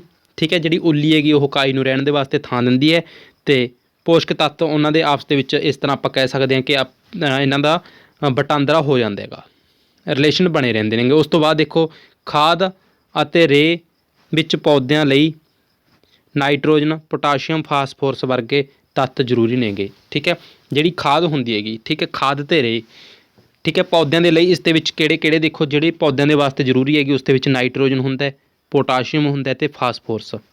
ਠੀਕ ਹੈ, ਰੇਹ ਦੇ ਇਹ ਜ਼ਰੂਰੀ ਤੱਤ ਨੇਗੇ। ਉਸ ਤੋਂ ਬਾਅਦ ਕੁਝ ਜੀਵਾਣੂ ਜੋ ਰਾਈਜੋਬੀਅਮ ਅਖਵਾਉਂਦੇ ਹਨ, ਵਾਯੂਮੰਡਲੀ ਨਾਈਟ੍ਰੋਜਨ ਨੂੰ ਘੋਲ ਪਦਾਰਥ ਵਿੱਚ ਪਰਿਵਰਤਿਤ ਕਰਦੇ ਹਨ ਜੋ ਕਿ ਪੌਦੇ ਵਰਤਦੇ ਹਨ। ਇਹ ਉਹੀ ਚੀਜ਼ ਹੈਗੀ, ਠੀਕ ਹੈ। ਕੁਝ ਪੌਦੇ ਨੇਗੇ ਜਿਹੜੇ ਹਵਾ ਵਿਚਲੀ ਨਾਈਟ੍ਰੋਜਨ ਨੂੰ ਨਹੀਂ ਲੈ ਸਕਦੇ। ਰਾਈਜ਼ੋਬੀਅਮ ਜਿਹੜੇ ਜੀਵ ਨੇਗੇ ਉਹ ਜੀਵਾਂ ਦਾ ਨਾਮ ਹੈਗਾ ਜਿਨ੍ਹਾਂ ਦੀ ਆਪਾਂ ਨੇ ਗੱਲ ਕੀਤੀ ਸੀਗੀ। ਇਹ ਹਵਾ ਦੇ ਵਿੱਚੋਂ ਨਾਈਟ੍ਰੋਜਨ ਲੈਂਦੇ ਨੇਗੇ ਅਤੇ ਪੌਦਿਆਂ ਦੀ ਜੜ੍ਹ ਦੇ ਵਿੱਚ ਜਾ ਕੇ ਮਲ ਮੂਤਰ ਕਰਦੇ ਨੇ, ਅਤੇ ਉਹ ਮਲ ਮੂਤਰ ਹੈਗਾ ਜਿਹੜਾ ਉਸ ਦੇ ਵਿੱਚ ਨਾਈਟ੍ਰੋਜਨ ਹੁੰਦੀ ਹੈ ਅਤੇ ਉਹ ਨਾਈਟ੍ਰੋਜਨ ਪੌਦਿਆਂ ਨੂੰ ਮਿਲਦੀ ਹੈ। ਅਤੇ ਪੌਦੇ ਨੇਗੇ ਜਿਹੜੇ ਉਹ ਮਤਲਬ ਕਿ ਇੱਕ ਤਰ੍ਹਾਂ ਪ੍ਰੋਟੀਨ ਬਣਾ ਕੇ ਆਪਾਂ ਨੂੰ ਪ੍ਰੋਟੀਨ ਪ੍ਰੋਡਕਟ ਬਣਾ ਕੇ ਆਪਾਂ ਨੂੰ ਦਿੰਦੇ ਨੇਗੇ ਉਹ, ਠੀਕ ਹੈ। ਉਸ ਤੋਂ ਬਾਅਦ ਦੇਖੋ ਇਹ ਜਿਹੜੇ ਆਪਣੇ ਕਿਹੜੇ ਇਸ ਦੇ ਵਿੱਚ ਆ ਜਾਂਦੇ ਨੇਗੇ ਜਿਹੜੇ ਪੌਦੇ ਨੇਗੇ ਉਹ ਨੇ ਜੀ ਛੋਲੇ, ਮਟਰ, ਮੂੰਗੀ, ਸੇਮ ਅਤੇ ਹੋਰ ਜਿਹੜੇ ਵੀ ਫਲੀਦਾਰ ਹੁੰਦੇ ਨੇਗੇ ਇਹ ਸਾਰੇ ਇਸ ਦੇ ਵਿੱਚ ਆ ਜਾਂਦੇ ਨੇਗੇ, ਠੀਕ ਹੈ। ਨਾਈਟ੍ਰੋਜਨ ਦਾ ਇਸ ਤਰ੍ਹਾਂ ਪ੍ਰਵਾਹ ਹੋ ਜਾਂਦਾ ਹੈਗਾ। ਉਸ ਤੋਂ ਬਾਅਦ ਦੇਖੋ ਦਾਲਾਂ ਸਬਜ਼ੀਆਂ, ਇਹ ਦਾਲਾਂ ਦੀਆਂ ਫਸਲਾਂ ਨੂੰ ਮਿੱਟੀ ਵਿੱਚ ਨਾਈਟ੍ਰੋਜਨ ਖਾਦ ਦੇਣ ਦੀ ਜ਼ਰੂਰਤ ਨਹੀਂ ਹੁੰਦੀ। ਪੌਦੇ ਵਧੇਰੇ ਠੀਕ ਹੈ ਇਹਨੂੰ ਜ਼ਰੂਰਤ ਨਹੀਂ ਹੁੰਦੀ ਨਾਈਟ੍ਰੋਜਨ ਦੇਣ ਦੀ। ਇਹ ਪੌਦਿਆਂ ਦੇ ਮਤਲਬ ਕਿ ਇਹ ਜੀਵਾਂ ਦੇ ਦੁਆਰਾ ਹੀ ਨਾਈਟ੍ਰੋਜਨ ਲੈ ਲੈਂਦੇ ਨੇਗੇ। ਜਿਵੇਂ ਕਿ ਤੁਹਾਨੂੰ ਦੇਖੋ ਆਪਾਂ ਪਿੱਛੇ ਦੱਸ ਕੇ ਆਏ ਹਾਂ ਕਿ ਜਿਹੜੇ ਪੌਦੇ ਹੁੰਦੇ ਨੇਗੇ ਖਾਦ ਦੇ ਵਿੱਚ ਜਿਹੜੇ ਨਾਈਟ੍ਰੋਜਨ, ਪੋਟਾਸ਼ੀਅਮ ਅਤੇ ਫਾਸਫੋਰਸ ਲੈਂਦੇ ਨੇਗੇ, ਠੀਕ ਹੈ। ਅਤੇ ਜਿਹੜੇ ਸਬਜ਼ੀਆਂ ਦਾਲਾਂ ਹੋ ਗਈਆਂ ਆਪਣੀਆਂ ਦਾਲਾਂ, ਠੀਕ ਹੈ, ਦਾਲਾਂ, ਹਾਂ, ਜਿਹੜੀਆਂ ਦਾਲਾਂ ਹੋ ਗਈਆਂ ਉਹਨਾਂ ਦੇ ਵਿੱਚ ਆਪਾਂ ਨੂੰ ਨਾਈਟ੍ਰੋਜਨ ਪਾਉਣ ਦੀ ਜ਼ਰੂਰਤ ਨਹੀਂ ਹੁੰਦੀ। ਉਹ ਕਿਉਂ ਨਹੀਂ ਪਾਉਣ ਦੀ ਜ਼ਰੂਰਤ? ਕਿਉਂਕਿ ਉਹ ਨਾਈਟ੍ਰੋਜਨ ਨੂੰ ਰਾਈਜ਼ੋਬੀਅਮ ਦੇ ਦੁਆਰਾ ਲੈ ਲੈਂਦੇ ਨੇਗੇ। ਉਸ ਤੋਂ ਬਾਅਦ ਦੇਖੋ ਅੱਗੇ ਕੀ ਹੈਗਾ, ਵਧੇਰੇ ਪੌਦੇ ਸਵੈ-ਪੋਸ਼ੀ ਹਨ। ਬਹੁਤ ਘੱਟ ਪੌਦੇ ਹੋਰ ਪੋਸ਼ਣ ਪ੍ਰਣਾਲੀ ਅਪਣਾਉਂਦੇ ਹਨ ਜਿਵੇਂ ਕਿ ਪਰਜੀਵੀ ਅਤੇ ਮ੍ਰਿਤ ਜੀਵੀ। ਵਧੇਰੇ ਪੌਦੇ ਨੇਗੇ ਜਿਹੜੇ ਦੇਖੋ ਹਰ ਇੱਕ ਪੌਦਾ ਹੈਗਾ ਜਿਹੜਾ ਪ੍ਰਕਾਸ਼ ਸੰਸਲੇਸ਼ਨ ਦੇ ਦੁਆਰਾ ਆਪਣਾ ਭੋਜਨ ਤਿਆਰ ਕਰ ਦੇਗਾ, ਠੀਕ ਹੈ। ਕਿਉਂਕਿ ਦੇਖਿਆ ਹੀ ਹੋਏਗਾ ਕਿ ਨਿੰਮ ਹੋ ਗਿਆ, ਟਾਹਲੀ, ਸਾਰਿਆਂ ਦੇ ਪੱਤੇ ਹੁੰਦੇ ਨੇ, ਪੱਤਿਆਂ ਦੇ ਰਾਹੀਂ ਉਹ ਆਪਣਾ ਪ੍ਰਕਾਸ਼ ਸੰਸਲੇਸ਼ਨ ਦੀ ਵਿਧੀ ਦੇ ਦੁਆਰਾ ਭੋਜਨ ਤਿਆਰ ਕਰਦੇ ਨੇ। ਸਿਰਫ ਅਤੇ ਸਿਰਫ ਦੋ ਤਰ੍ਹਾਂ ਦੇ ਪੌਦਿਆਂ ਨੂੰ ਛੱਡ ਕੇ, ਇੱਕ ਤਾਂ ਪਰਜੀਵੀ ਕਿਹੜਾ ਹੋ ਗਿਆ, ਜਿਵੇਂ ਕਿ ਤੁਹਾਨੂੰ ਅਮਰਵੇਲ ਦੱਸਿਆ ਸੀਗਾ, ਅਮਰਵੇਲ ਨੂੰ ਕਰਿਆ ਕਰਾਇਆ ਭੋਜਨ ਇੱਕ ਤਰ੍ਹਾਂ ਦਾ ਮਿਲ ਜਾਂਦਾ ਹੈਗਾ। ਉਹ ਜਿਹੜੇ ਵੀ ਪੌਦੇ ਦੇ ਉੱਤੇ ਰਹੇਗੀ, ਠੀਕ ਹੈ, ਰਿਸ਼ਤੇਦਾਰ ਦੇ ਵਾਂਗੂ ਇੱਕ ਤਰ੍ਹਾਂ ਆਪਾਂ ਕਹਿ ਸਕਦੇ ਹਾਂ ਕਿ ਉਸ ਨੂੰ ਬਣਿਆ ਬਣਾਇਆ ਭੋਜਨ ਮਿਲ ਜਾਂਦਾ ਹੈਗਾ, ਉਹ ਹੋ ਗਈ ਪਰਜੀਵੀ। ਉਸ ਤੋਂ ਬਾਅਦ ਹੋ ਗਿਆ ਮ੍ਰਿਤ ਜੀਵੀ ਤੁਹਾਨੂੰ ਦੱਸਿਆ ਸੀਗਾ ਕਿ ਜਿਹੜੇ ਉਹ ਦੂਜੇ ਜੀਵਾਂ ਦਾ ਸ਼ਿਕਾਰ ਕਰਦੇ ਨੇਗੇ, ਕੀਟਾਂ ਦਾ ਹੋ ਗਿਆ ਜਾਂ ਕੋਈ ਵੀ ਮਰੇ ਹੋਏ ਮੱਲੜ ਵਗੈਰਾ ਕੁਛ ਵੀ ਉਹਨਾਂ ਨੂੰ ਜਿਹੜਾ ਮਿਲ ਜਾਂਦਾ ਹੈਗਾ, ਠੀਕ ਹੈ। ਕਿਉਂਕਿ ਕੋਈ ਕਿਸੇ ਜੀਵ ਦੀ ਤਾਂ ਡੈੱਡ ਹੋਏਗੀ ਨਾ, ਕਿਸੇ ਜੀਵ ਨੂੰ ਤਾਂ ਖਾਣਗੇ ਉਹ, ਠੀਕ ਹੈ। ਤਾਂ ਉਹ ਦੂਜੇ ਜੀਵਾਂ ਦੇ ਉੱਤੇ ਇੱਕ ਤਰ੍ਹਾਂ ਨਿਰਭਰ ਹੋ ਜਾਂਦੇ ਨੇਗੇ, ਠੀਕ ਹੈ। ਉਸ ਤੋਂ ਬਾਅਦ ਦੇਖੋ ਪਰਜੀਵੀ ਅਤੇ ਮ੍ਰਿਤ ਜੀਵੀ ਦੂਜੇ ਪੌਦਿਆਂ ਤੋਂ ਭੋਜਨ ਪ੍ਰਾਪਤ ਕਰਦੇ ਹਨ। ਸਾਰੇ ਜੰਤੂ ਆਪਣੇ ਭੋਜਨ ਦੇ ਲਈ ਪੌਦਿਆਂ ਅਤੇ ਹੋਰ ਜੰਤੂਆਂ 'ਤੇ ਨਿਰਭਰ ਹਨ, ਇਸ ਲਈ ਇਹਨਾਂ ਨੂੰ ਵਿਖਮਪੋਸ਼ੀ ਹੈਟਰੋਟ੍ਰੋਫਸ ਦੇ ਰੂਪ ਦੇ ਵਿੱਚ ਵਰਗੀਕ੍ਰਿਤ ਕੀਤਾ ਜਾਂਦਾ ਹੈ। ਅਤੇ ਉਸ ਤੋਂ ਬਾਅਦ ਜੰਤੂਆਂ ਦੇ ਵਿੱਚ ਪੋਸ਼ਣ, ਇਸ ਤੋਂ ਪਹਿਲਾਂ ਆਪਾਂ ਨੇ ਪੜ੍ਹਿਆ ਸੀਗਾ ਪੌਦਿਆਂ ਦੇ ਵਿੱਚ ਪੋਸ਼ਣ, ਅਤੇ ਹੁਣ ਆ ਜਾਂਦਾ ਹੈਗਾ ਆਪਣਾ ਜੰਤੂਆਂ ਦੇ ਵਿੱਚ ਪੋਸ਼ਣ, ਜੰਤੂਆਂ ਦੇ ਵਿੱਚ, ਹਾਂ, ਠੀਕ ਹੈ। ਜਟਲ ਭੋਜਨ ਪਦਾਰਥਾਂ ਦਾ ਸਰਲ ਪਦਾਰਥਾਂ ਦੇ ਵਿੱਚ ਪਰਿਵਰਤਿਤ ਹੋਣਾ ਜਾਂ ਟੁੱਟਣਾ ਵਿਖੰਡਨ ਅਖਵਾਉਂਦਾ ਹੈ ਅਤੇ ਇਸ ਵਿਧੀ ਨੂੰ ਪਾਚਨ ਕਹਿੰਦੇ ਨੇ, ਠੀਕ ਹੈ। ਜਿਹੜਾ ਵੀ ਆਪਾਂ ਭੋਜਨ ਪਦਾਰਥ ਆਪਣੇ ਸਰੀਰ ਦੇ ਵਿੱਚ ਆਪਾਂ ਲੈਂਦੇ ਹੈਗੇ, ਮੂੰਹ ਤੋਂ ਆਪਣੀ ਭੋਜਨ ਪ੍ਰਕਿਰਿਆ ਸ਼ੁਰੂ ਹੋ ਜਾਂਦੀ ਹੈਗੀ, ਠੀਕ ਹੈ। ਤਾਂ ਜਿਹੜਾ ਵੀ ਆਪਾਂ ਪਦਾਰਥ ਲੈਂਦੇ ਹੈਗੇ, ਠੀਕ ਹੈ, ਉਹ ਉਸ ਦਾ ਸਰਲ ਪਦਾਰਥਾਂ ਦੇ ਵਿੱਚ ਉਸ ਦਾ ਵਿਖੰਡਨ ਹੁੰਦਾ ਰਹਿੰਦਾ ਹੈਗਾ, ਠੀਕ ਹੈ। ਇੱਕ ਤਰ੍ਹਾਂ ਉਸ ਦੀ ਜਿਹੜੀ ਵੀ ਆਪਣੀ ਭੋਜਨ ਵਿਖੰਡਨ ਹੁੰਦਾ ਰਹਿੰਦਾ ਹੈਗਾ, ਜਿਹੜਾ ਇੱਕ ਤਰ੍ਹਾਂ ਭੋਜਨ ਟੁੱਟਦਾ ਰਹਿੰਦਾ ਹੈਗਾ, ਉਸ ਨੂੰ ਸਾਰੇ ਕਿਰਿਆ ਨੂੰ ਉਸ ਨੂੰ ਆਪਣਾ ਪਾਚਨ ਵਿਧੀ ਕਹਿੰਦੇ ਨੇਗੇ, ਠੀਕ ਹੈ। ਸ਼ਹਿਦ ਦੀ ਮੱਖੀ ਅਤੇ ਮਰਮਰ ਪੰਛੀ, ਠੀਕ ਹੈ, ਹਮਿੰਗ ਬਰਡ ਕਹਿੰਦੇ ਨੇ ਜਿਸ ਨੂੰ, ਇਹ ਪੌਦਿਆਂ ਦਾ ਰਸ ਚੂਸਦੇ ਨੇਗੇ, ਠੀਕ ਹੈ। ਕਿਹੜੇ ਨੇਗੇ? ਇੱਕ ਤਾਂ ਹੈਗਾ ਸ਼ਹਿਦ ਦੀ ਮੱਖੀ ਅਤੇ ਮਰਮਰ, ਠੀਕ ਹੈ, ਜਾਂ ਹਮਿੰਗ ਬਰਡ ਕਹਿ ਸਕਦੇ ਹੋ। ਇਹ ਨੇਗੇ ਜਿਹੜੇ ਪੌਦਿਆਂ ਦਾ ਰਸ ਚੂਸਦੇ ਨੇਗੇ। ਉਸ ਤੋਂ ਬਾਅਦ ਭੋਜਨ ਦੀ ਵਿਧੀ ਹੈਗੀ ਜਿਹੜੀ ਸਭ ਤੋਂ ਪਹਿਲਾਂ ਇੱਕ ਛਿੱਲਣਾ, ਭੋਜਨ ਨੂੰ ਛਿੱਲਿਆ ਜਾਂਦਾ ਹੈਗਾ ਦੰਦਾਂ ਦੇ ਦੁਆਰਾ, ਠੀਕ ਹੈ। ਅਤੇ ਉਸ ਤੋਂ ਬਾਅਦ ਚਬਾਉਣਾ, ਫਿਰ ਕੱਟਣਾ, ਪਕੜਨਾ, ਨਿਗਲਣਾ, ਚੂਸਣਾ ਆਦਿ ਇਹ ਭੋਜਨ ਦੀਆਂ ਵਿਧੀਆਂ ਨੇਗੀਆਂ ਕਿ ਭੋਜਨ ਕਿਸ ਵਿਧੀ ਦੇ ਦੁਆਰਾ ਆਪਾਂ ਕਰਦੇ ਹੈਗੇ, ਠੀਕ ਹੈ। NCERT ਦੇ ਵਿੱਚ ਜਿਹੜੀਆਂ ਚੀਜ਼ਾਂ ਦਿੱਤੀਆਂ ਹੋਈਆਂ ਨੇਗੀਆਂ ਉਹ ਹੀ ਨੇਗੇ ਇਹ, ਠੀਕ ਹੈ। ਜ਼ਰੂਰੀ ਨਹੀਂ ਕਿ ਇਹ ਦੋਨੋਂ ਹੀ ਨੇ ਜਿਹੜੇ ਰਸ ਚੂਸਦੇ ਨੇ, ਪਰ ਆਪਾਂ ਨੂੰ NCERT ਦੇ ਵਿੱਚ ਆਹ ਦੋਨੋਂ ਹੀ ਦਿੱਤੇ ਹੋਏ ਸੀਗੇ। ਉਸ ਤੋਂ ਬਾਅਦ ਦੇਖੋ ਤਾਰਾ ਮੱਛੀ ਕੈਲਸ਼ੀਅਮ ਕਾਰਬੋਨੇਟ ਦੇ ਸਖਤ ਕਵਚ ਵਾਲੇ ਜੰਤੂਆਂ ਦਾ ਆਹਾਰ ਕਰਦੀ ਹੈਗੀ। ਜਿਹੜੀ ਸਟਾਰਫਿਸ਼ ਹੁੰਦੀ ਹੈਗੀ, ਕੈਲਸ਼ੀਅਮ ਕਾਰਬੋਨੇਟ ਦਾ ਜਿਹੜੇ ਜੀਵਾਂ ਦੇ ਉੱਤੇ ਕਵਚ ਬਣਿਆ ਹੁੰਦਾ ਹੈਗਾ, ਠੀਕ ਹੈ। ਜਿਵੇਂ ਕਿ ਕਹਿ ਸਕਦੇ ਹਾਂ ਆਪਾਂ ਸ਼ੰਖ ਵਗੈਰਾ ਕੁਛ ਵੀ ਇਸ ਤਰ੍ਹਾਂ ਦੇ ਜੀਵ ਹੋ ਗਏ, ਠੀਕ ਹੈ, ਜਿਨ੍ਹਾਂ ਦੇ ਉੱਤੇ ਇੱਕ ਕਵਚ ਬਣਿਆ ਹੋਏਗਾ ਕੈਲਸ਼ੀਅਮ ਕਾਰਬੋਨੇਟ ਦਾ, ਠੀਕ ਹੈ। ਉਹਨਾਂ ਨੂੰ ਹੀ ਇੱਕ ਤਰ੍ਹਾਂ ਆਪਣੇ ਸ਼ਿਕਾਰ ਦੇ ਵਾਸਤੇ ਵਰਤਦੀ ਹੈਗੀ ਜਿਹੜੀ ਸਟਾਰਫਿਸ਼ ਹੁੰਦੀ ਹੈ। ਕਵਚ ਖੋਲ੍ਹਣ ਤੋਂ ਬਾਅਦ ਇਹ ਆਪਣੇ ਮੂੰਹ ਦੇ ਵਿੱਚੋਂ ਮਿਹਦਾ ਬਾਹਰ ਕੱਢਦੀ ਹੈ ਅਤੇ ਜੰਤੂ ਦੇ ਕੋਮਲ ਭਾਗ ਨੂੰ ਖਾਂਦੀ ਹੈ, ਫਿਰ ਮੈਦਾ ਆਪਣੇ ਸਰੀਰ ਦੇ ਵਿੱਚ ਵਾਪਸ ਲੈ ਜਾਂਦੀ ਹੈਗੀ ਅਤੇ ਉਹ ਭੋਜਨ ਹੌਲੀ ਹੌਲੀ ਪਚਦਾ ਰਹਿੰਦਾ ਹੈਗਾ, ਠੀਕ ਹੈ। ਜਿਹੜੀ ਸਟਾਰਫਿਸ਼ ਹੁੰਦੀ ਹੈਗੀ, ਠੀਕ ਹੈ, ਉਹ ਕੈਲਸ਼ੀਅਮ ਕਾਰਬੋਨੇਟ ਵਾਲੇ ਆਪਣੇ ਜਿਹੜੇ ਜੀਵ ਹੁੰਦੇ ਨੇਗੇ ਉਹਨਾਂ ਦਾ ਸ਼ਿਕਾਰ ਕਰਦੀ ਹੈ, ਉਹਨਾਂ ਤੋਂ ਭੋਜਨ ਤਿਆਰ ਕਰਦੀ ਹੈ। ਇਸ ਦਾ ਜਿਹੜਾ ਦੇਖੋ ਆਪਾਂ ਹੋਰ ਜੀਵ ਤਾਂ ਕੀ ਹੁੰਦੇ ਨੇ ਕਿ ਮੂੰਹ ਦੇ ਰਾਹੀਂ ਆਪਾਂ ਚਬਾ ਕੇ ਭੋਜਨ ਅੰਦਰ ਲੈ ਕੇ ਜਾਂਦੇ ਹਾਂ, ਠੀਕ ਹੈ। ਪਰ ਜਿਹੜੀ ਸਟਾਰਫਿਸ਼ ਹੁੰਦੀ ਹੈ, ਇਸ 'ਤੇ ਮੈਦਾ ਹੈਗਾ ਜਿਹੜਾ ਸਰੀਰ ਦੇ ਵਿਚਲਾ, ਉਹ ਮੂੰਹ ਦੇ ਰਾਹੀਂ ਬਾਹਰ ਨਿਕਲ ਆਉਂਦਾ ਹੈਗਾ, ਉਸ ਦੇ ਰਾਹੀਂ ਹੀ ਉਸ ਨੂੰ ਜੀਵ ਨੂੰ ਅੰਦਰ ਲੈ ਜਾਂਦੀ ਹੈ ਅਤੇ ਮੈਦਾ ਫਿਰ ਉਸ ਦਾ ਅੰਦਰ ਚਲਾ ਜਾਂਦਾ ਹੈਗਾ, ਠੀਕ ਹੈ। ਇਹ ਚੀਜ਼ ਤੁਸੀਂ ਨੇ ਧਿਆਨ ਦੇ ਵਿੱਚ ਰੱਖਣੀ ਹੈਗੀ। ਤਾਂ ਉਸ ਤੋਂ ਬਾਅਦ ਦੇਖੋ ਭੋਜਨ ਇੱਕ ਲੰਬੀ ਨਾਲੀ ਦੇ ਵਿੱਚੋਂ ਲੰਘਦਾ ਹੈਗਾ, ਠੀਕ ਹੈ। ਇਸ ਦੇ ਜਿਹੜੇ ਵੱਖ-ਵੱਖ ਭਾਗ ਨੇਗੇ, ਜਿਹੜੇ ਆਪਣੇ ਭੋਜਨ ਕਿੱਥੋਂ ਕਿਸ ਤਰ੍ਹਾਂ ਆਪਣਾ ਸਰੀਰ ਦੇ ਵਿੱਚ ਆਪਣਾ ਗਤੀ ਕਰਦਾ ਹੈਗਾ, ਉਹ ਚੀਜ਼ਾਂ ਦੇਖੋ ਇਸ ਦੇ ਵਿੱਚ ਦੱਸੀਆਂ ਨੇਗੀਆਂ। ਪਹਿਲੇ ਨੰਬਰ 'ਤੇ ਮੂੰਹ ਖੋੜ, ਭੋਜਨ ਨਲੀ ਜਾਂ ਅੰਗ ਨਲੀ, ਉਸ ਤੋਂ ਬਾਅਦ ਮੈਦਾ, ਛੋਟੀ ਆਂਦਰ, ਵੱਡੀ ਆਂਦਰ। ਦੇਖੋ ਮੂੰਹ ਖੋੜ ਤੋਂ ਸਟਾਰਟ ਹੁੰਦਾ ਹੈਗਾ, ਠੀਕ ਹੈ। ਮੂੰਹ ਤੋਂ ਸਟਾਰਟ ਹੋ ਕੇ ਮੂੰਹ ਖੋੜ, ਮੂੰਹ ਨਲੀ ਜਾਂ ਅੰਨ ਨਲੀ ਆਪਾਂ ਇਸ ਨੂੰ ਕਹਿ ਸਕਦੇ ਹਾਂ। ਉਸ ਤੋਂ ਬਾਅਦ ਮੈਦੇ ਦੇ ਵਿੱਚ ਜਾਂਦਾ, ਮੈਦੇ ਤੋਂ ਬਾਅਦ ਛੋਟੀ ਆਂਦਰ ਅਤੇ ਉਸ ਤੋਂ ਬਾਅਦ ਵੱਡੀ ਆਂਦਰ, ਠੀਕ ਹੈ। ਛੋਟੀ ਆਂਦਰ ਰਸ ਹੈਗਾ ਜਿਹੜਾ ਉਹ ਸਾਰਾ ਕੁਛ ਚੂਸ ਕੇ ਆਪਣਾ ਭੋਜਨ ਦਾ ਉਹ ਆਪਣੇ ਸਰੀਰ ਦੇ ਵਿੱਚ ਭੇਜ ਦਿੰਦੀ ਹੈਗੀ ਕੰਮ ਦੇ ਵਾਸਤੇ, ਅਤੇ ਉਸ ਤੋਂ ਬਾਅਦ ਵੱਡੀ ਆਂਦਰ ਦੇ ਵਿੱਚ ਇਹ ਚਲਾ ਜਾਂਦਾ ਹੈਗਾ ਜਿਹੜਾ ਵਾਧੂ ਪਦਾਰਥ ਹੁੰਦਾ, ਜਿਹੜੀ ਕਿ ਦੇਖੋ ਜਿਹੜੀ ਵੱਡੀ ਆਂਦਰ ਹੁੰਦੀ ਹੈਗੀ ਰੈਕਟਮ ਦੇ ਨਾਲ ਜੁੜੀ ਹੋਈ ਹੁੰਦੀ ਹੈਗੀ, ਠੀਕ ਹੈ। ਉਸ ਤੋਂ ਬਾਅਦ ਜਿਹੜਾ ਵੱਡੀ ਆਂਦਰ ਤੋਂ ਬਾਅਦ ਮਲ ਦੁਆਰ ਜਾਂ ਗੁਦੇ ਦੇ ਕੋਲ ਆਪਣਾ ਭੋਜਨ ਹੈਗਾ ਪਹੁੰਚ ਜਾਂਦਾ ਹੈਗਾ, ਠੀਕ ਹੈ। ਇਹ ਜਿਹੜੇ ਸਾਰੇ ਭਾਗ ਨੇਗੇ ਤੁਹਾਨੂੰ ਦੱਸੇ ਨੇ, ਇਹ ਮਿਲ ਕੇ ਪਾਚਨ ਮਾਰਗ ਦਾ ਨਿਰਮਾਣ ਕਰਦੇ ਨੇ। ਜਿਵੇਂ ਕਿ ਦੇਖੋ ਭੋਜਨ ਵੱਖ-ਵੱਖ ਭਾਗਾਂ ਦੇ ਵਿੱਚੋਂ ਲੰਘਦਾ ਹੈ, ਉਸ 'ਤੇ ਵੱਖ-ਵੱਖ ਘਟਨਾ ਦਾ ਪਾਚਨ ਤਰਤੀਬ ਅਨੁਸਾਰ ਹੁੰਦਾ ਹੈ। ਮੈਦੇ ਅਤੇ ਛੋਟੀ ਆਂਦਰ, ਅੰਦਰਲੀਆਂ ਕੰਧਾਂ ਅਤੇ ਹੋਰ ਗ੍ਰੰਥੀਆਂ ਜਿਵੇਂ ਲਾਰ ਗ੍ਰੰਥੀ, ਜਿਗਰ ਅਤੇ ਲੁੱਬਾ, ਇਹ ਪਾਚਕ ਰਸ ਮਿਲਾਉਂਦੀਆਂ ਨੇਗੀਆਂ। ਦੇਖੋ ਕਿਹੜੀਆਂ ਗ੍ਰੰਥੀਆਂ ਨੇਗੀਆਂ ਜਿਹੜੀਆਂ ਪਾਚਕ ਰਸ ਮਿਲਾਉਂਦੀਆਂ ਨੇ, ਉਹ ਹੈ ਜੀ ਲਾਰ ਗ੍ਰੰਥੀ, ਉਸ ਤੋਂ ਬਾਅਦ ਆ ਗਿਆ ਜਿਗਰ ਅਤੇ ਲੁੱਬਾ, ਠੀਕ ਹੈ। ਇਹ ਨੇਗੇ ਜਿਹੜੇ ਪਾਚਕ ਰਸ ਮਿਲਾਉਂਦੇ ਨੇਗੇ ਭੋਜਨ ਦੇ ਵਿੱਚ, ਠੀਕ ਹੈ। ਪਾਚਕ ਰਸ ਜਟਲ ਪਦਾਰਥਾਂ ਨੂੰ ਸਰਲ ਪਦਾਰਥਾਂ ਦੇ ਵਿੱਚ ਬਦਲ ਦਿੰਦੇ ਨੇਗੇ, ਠੀਕ ਹੈ। ਤਾਂ ਇਹ ਚੀਜ਼ਾਂ ਦੇਖੋ ਤੁਸੀਂ ਨੇ ਪੜ੍ਹਦੇ ਜਾਣੇਗਾ। ਉਸ ਤੋਂ ਬਾਅਦ ਦੇਖੋ ਕਿਸੇ ਬੱਕਰੀ ਦੇ ਦੁੱਧ ਤੋਂ ਮਿਲਣ ਵਾਲੀ ਚਰਬੀ ਦੀ ਬਣਤਰ ਗਾਂ ਦੇ ਦੁੱਧ ਦੀ ਚਰਬੀ ਦੇ ਨਾਲੋਂ ਸਰਲ ਹੁੰਦੀ ਹੈਗੀ, ਠੀਕ ਹੈ। ਜਿਵੇਂ ਕਿ ਕੋਈ ਬੱਕਰੀ ਹੈਗੀ, ਉਸ ਦੇ ਦੁੱਧ ਤੋਂ ਜਿਹੜੀ ਚਰਬੀ ਮਿਲਦੀ ਹੈ ਅਤੇ ਇੱਕ ਗਾਂ ਦੇ ਦੁੱਧ ਤੋਂ ਜਿਹੜੀ ਚਰਬੀ ਮਿਲਦੀ ਹੈ, ਤਾਂ ਬੱਕਰੀ ਵਾਲੀ ਚਰਬੀ ਹੈਗੀ ਜਿਹੜੀ ਸਰਲ ਹੁੰਦੀ ਹੈਗੀ, ਠੀਕ ਹੈ। ਅਤੇ ਬੱਕਰੀ ਦੇ ਦੁੱਧ ਦਾ ਪਾਚਨ ਹੈਗਾ ਜਿਹੜਾ ਗਾਂ ਦੇ ਦੁੱਧ ਦੇ ਨਾਲੋਂ ਜਲਦੀ ਹੋ ਜਾਂਦਾ ਹੈਗਾ, ਠੀਕ ਹੈ। ਤੁਹਾਨੂੰ ਪੇਪਰ ਦੇ ਵਿੱਚ ਇਸ ਤਰ੍ਹਾਂ ਪੁੱਛਿਆ ਜਾ ਸਕਦਾ ਹੈਗਾ ਕਿ ਬੱਕਰੀ ਅਤੇ ਗਾਂ ਇਹਨਾਂ ਦੇ ਦੁੱਧ ਦੇ ਵਿੱਚੋਂ ਜਿਹੜੀ ਚਰਬੀ ਮਿਲਦੀ ਹੈ ਸਾਰਿਆਂ ਤੋਂ ਸਰਲ ਕਿਹੜੀ ਹੁੰਦੀ ਹੈ ਦੋਨਾਂ ਦੇ ਵਿੱਚੋਂ, ਠੀਕ ਹੈ। ਕਿਉਂਕਿ NCERT ਦੇ ਵਿੱਚ ਜਿਹੜੀ ਵੀ ਚੀਜ਼ ਲਿਖੀ ਹੋਈ ਹੈ ਇਕੱਲੀ ਚੀਜ਼ ਪੇਪਰ ਦੇ ਪੁਆਇੰਟ ਉਹ ਵਿਊ ਦੇ ਹਿਸਾਬ ਦੇ ਨਾਲ ਬਹੁਤ ਇੰਪੋਰਟੈਂਟ ਹੈਗੀ, ਕਿਤੋਂ ਵੀ ਪੇਪਰ ਪੁੱਛਿਆ ਜਾ ਸਕਦਾ ਹੈਗਾ NCERT ਦੇ ਵਿੱਚੋਂ, ਠੀਕ ਹੈ। 3 ਕਲਾਸਾਂ ਨੇ, ਕੋਈ ਜ਼ਿਆਦਾ ਵੀ ਨਹੀਂ। ਜੇਕਰ ਆਪਾਂ ਦੇਖੀਏ ਤਾਂ ਰਿਕੁਐਸਟ ਹੈ ਕਿ ਚੱਲਦੀ ਹੋਈ ਵੀਡੀਓ ਨੂੰ ਜ਼ਰੂਰ ਲਾਈਕ ਕਰ ਦਿਓ ਅਤੇ ਆਪਣੇ ਦੋਸਤਾਂ ਦੇ ਨਾਲ ਜ਼ਰੂਰ ਸ਼ੇਅਰ ਕਰ ਦਿਓ ਜੀ, ਠੀਕ ਹੈ। ਉਸ ਤੋਂ ਬਾਅਦ ਦੇਖੋ ਭੋਜਨ ਦਾ ਗ੍ਰਹਿਣ ਮੂੰਹ ਦੇ ਦੁਆਰਾ ਹੁੰਦਾ ਹੈਗਾ। ਭੋਜਨ ਨੂੰ ਸਰੀਰ ਦੇ ਅੰਦਰ ਲੈਣ ਦੀ ਕਿਰਿਆ ਨੂੰ ਅੰਤਰ ਗ੍ਰਹਿਣ ਕਿਰਿਆ ਕਿਹਾ ਜਾਂਦਾ ਹੈਗਾ, ਠੀਕ ਹੈ। ਭੋਜਨ ਨੂੰ ਦੇਖੋ ਸਰੀਰ ਦੇ ਅੰਦਰ ਲੈਣ ਦੀ ਕਿਰਿਆ ਨੂੰ ਕੀ ਕਿਹਾ ਜਾਂਦਾ ਹੈ, ਇਸ ਤਰ੍ਹਾਂ ਤੁਹਾਨੂੰ ਪੁੱਛਿਆ ਜਾ ਸਕਦਾ ਹੈਗਾ। ਉਸ ਨੂੰ ਕਿਹਾ ਜਾਂਦਾ ਹੈ ਅੰਤਰ ਗ੍ਰਹਿਣ ਕਿਰਿਆ। ਦੰਦਾਂ ਨਾਲ ਭੋਜਨ ਅਸੀਂ ਚਬਾਉਂਦੇ ਹਾਂ, ਠੀਕ ਹੈ, ਅਤੇ ਜੰਤਰਿਕ ਵਿਧੀ ਨਾਲ ਉਸ ਨੂੰ ਛੋਟੇ ਟੁਕੜਿਆਂ ਦੇ ਵਿੱਚ ਪੀਸ ਦਿੰਦੇ ਹਾਂ। ਸਾਡੇ ਮੂੰਹ ਵਿੱਚ ਲਾਰ ਗ੍ਰੰਥੀ ਹੁੰਦੀ ਹੈਗੀ, ਠੀਕ ਹੈ, ਸੈਲੀਵਰੀ ਗਲੈਂਡ ਕਹਿੰਦੇ ਨੇਗੇ ਇਸ ਨੂੰ, ਠੀਕ ਹੈ, ਅਤੇ ਜਿਹੜੀ ਥੁੱਕ ਨੂੰ ਰਿਸਾਵ ਕਰਦੀ ਹੈਗੀ, ਥੁੱਕ ਦਾ ਇੱਕ ਤਰ੍ਹਾਂ। ਉਸ ਤੋਂ ਬਾਅਦ ਆ ਜਾਂਦੇ ਨੇਗੇ ਆਪਣੇ ਦੰਦ, ਠੀਕ ਹੈ, ਚਿੱਥਣ ਵਾਲੇ ਦੰਦ ਨੇਗੇ ਜਿਹੜੇ, ਠੀਕ ਹੈ। ਇਹਨਾਂ ਦੰਦਾਂ ਨੂੰ ਆਪਾਂ ਜਾੜਾਂ ਕਹਿ ਸਕਦੇ ਹੈਗੇ, ਠੀਕ ਹੈ, ਜਾੜਾਂ ਇਸ ਨੂੰ ਕਹਿ ਸਕਦੇ ਹੈਗੇ। ਇਹ ਨੇਗੇ ਜਿਹੜੇ ਸਾਰੇ ਆਪਾਂ ਤੁਹਾਨੂੰ ਇੱਥੇ ਦੱਸੇ ਹੋਏ ਨੇ, ਇਹ ਨੇਗੇ ਇੱਕ ਪਾਸੇ ਦੇਖੋ 3 ਜਾੜਾਂ, ਇੱਕ ਪਾਸੇ ਇੱਧਰ ਹੋ ਗਈਆਂ 3 ਹੋਰ, ਠੀਕ ਹੈ। 3 ਅਤੇ 3 6, ਇੱਕ ਪਾਸੇ 6 ਜਾੜਾਂ ਆਪਣੀਆਂ ਹੋ ਜਾਂਦੀਆਂ ਨੇਗੀਆਂ। ਉਸ ਤੋਂ ਬਾਅਦ ਅਗਲੀ ਜਾੜ ਤੋਂ ਥੋੜ੍ਹੇ ਕੁ ਅਗਲੇ ਦੇਖੋ ਜਿਹੜੀ ਜਾੜ ਹੈਗੀ ਉਸ ਨੂੰ ਮੋਲਰ ਕਹਿੰਦੇ ਨੇ।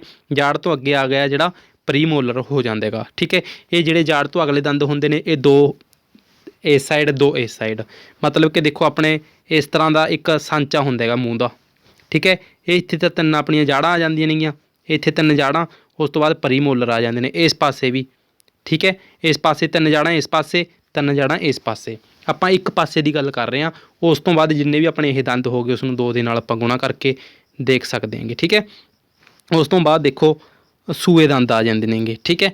ਉਹ ਦੋਨੇ ਪਾਸੇ ਇੱਕ ਦੰਦ, ਸੂਆ ਦੰਦ ਇੱਕ ਇੱਥੇ ਹੁੰਦਾ ਹੈਗਾ, ਇੱਕ ਇੱਥੇ ਹੁੰਦਾ ਹੈਗਾ। ਉਸ ਤੋਂ ਬਾਅਦ ਦੇਖੋ ਅਗਲੇ ਦੰਦ ਨੇਗੇ ਜਿਹੜੇ, ਇਹ 4 ਹੁੰਦੇ ਨੇਗੇ, ਇੱਥੇ 4 ਦੰਦ ਆਪਣੇ ਹੁੰਦੇ ਨੇਗੇ, ਠੀਕ ਹੈ। ਤਾਂ ਉਸ ਤੋਂ ਬਾਅਦ ਦੇਖੋ ਸਾਰਾ ਆਪਾਂ ਨੇ ਤੁਹਾਨੂੰ ਇੱਕ ਪਾਸੇ ਦੇ ਦੰਦ ਦੱਸ ਦਿੱਤਾ, ਤਾਂ ਉਸ ਦੀ ਆਪਾਂ 2 ਨਾਲ ਗੁਣਾ ਕਰ ਲਾਂਗੇ, ਆਪਾਂ ਨੂੰ ਉੱਪਰਲੇ ਦੰਦ ਵੀ ਪਤਾ ਲੱਗ ਜਾਏਗਾ। ਇਹ ਸਾਰੇ ਸਮਝ ਲਓ ਕਿ ਨੀਚੇ ਵਾਲੇ ਦੱਸੇ ਸੀਗੇ, ਚਾਹੇ ਇਸ ਨੂੰ ਉੱਪਰ ਵਾਲੇ ਸਮਝ ਲਓ ਚਾਹੇ ਨੀਚੇ ਵਾਲੇ, ਉਸ ਤੋਂ ਬਾਅਦ ਦੇਖੋ ਇਹ 16 ਦੰਦ ਹੋ ਗਏ ਸੀਗੇ। 16 ਨੂੰ ਜਦੋਂ 2 ਨਾਲ ਗੁਣਾ ਕਰਾਂਗੇ ਤਾਂ 32 ਦੰਦ ਇਹ ਆਪਣੇ ਹੋ ਜਾਣਗੇ। ਉਸ ਤੋਂ ਬਾਅਦ ਲਗਭਗ 8 ਸਾਲ ਦੀ ਉਮਰ ਤੱਕ ਦੁੱਧ ਦੇ ਦੰਦ ਨੇਗੇ ਜਿਹੜੇ ਉਹ ਨਿਕਲ ਜਾਂਦੇ ਨੇ 8 ਸਾਲ ਦੀ ਉਮਰ ਦੇ ਤੱਕ। ਉਸ ਤੋਂ ਬਾਅਦ ਆਉਣ ਵਾਲੇ ਦੰਦਾਂ ਨੂੰ ਸਥਾਈ ਦੰਦ ਕਹਿੰਦੇ ਨੇਗੇ। ਜੀਭ ਇੱਕ ਪੇਸ਼ੀਦਾਰ ਅੰਗ ਹੈਗਾ। ਜਿਹੜਾ ਜੀਭ ਹੈਗਾ ਇੱਕ ਪੇਸ਼ੀ ਰੂਪੀ ਅੰਗ ਹੁੰਦਾ ਹੈਗਾ ਆਪਣਾ। ਮੂੰਹ ਵਿੱਚ ਇਕੱਠੇ ਹੋਏ ਹਾਨੀਕਾਰਕ ਜੀਵਾਣੂ ਨੇਗੇ ਜਿਹੜੇ ਦੰਦਾਂ ਦੇ ਵਿੱਚ ਫਸੇ ਹੋਏ ਭੋਜਨ ਦੀ ਚੀਨੀ ਦਾ ਵਿਘਟਨ ਕਰਕੇ ਤੇਜ਼ਾਬ ਬਣਾਉਂਦੇ ਨੇ ਅਤੇ ਇਹ ਤੇਜ਼ਾਬ ਹੈਗਾ ਜਿਹੜਾ ਹੌਲੀ ਹੌਲੀ ਦੰਦਾਂ ਨੂੰ ਹਾਨੀ ਪਹੁੰਚਾਉਂਦੇ ਹਨ। ਇਸ ਨੂੰ ਦੰਦ ਖਹਿ ਕਿਹਾ ਜਾਂਦਾ ਹੈਗਾ।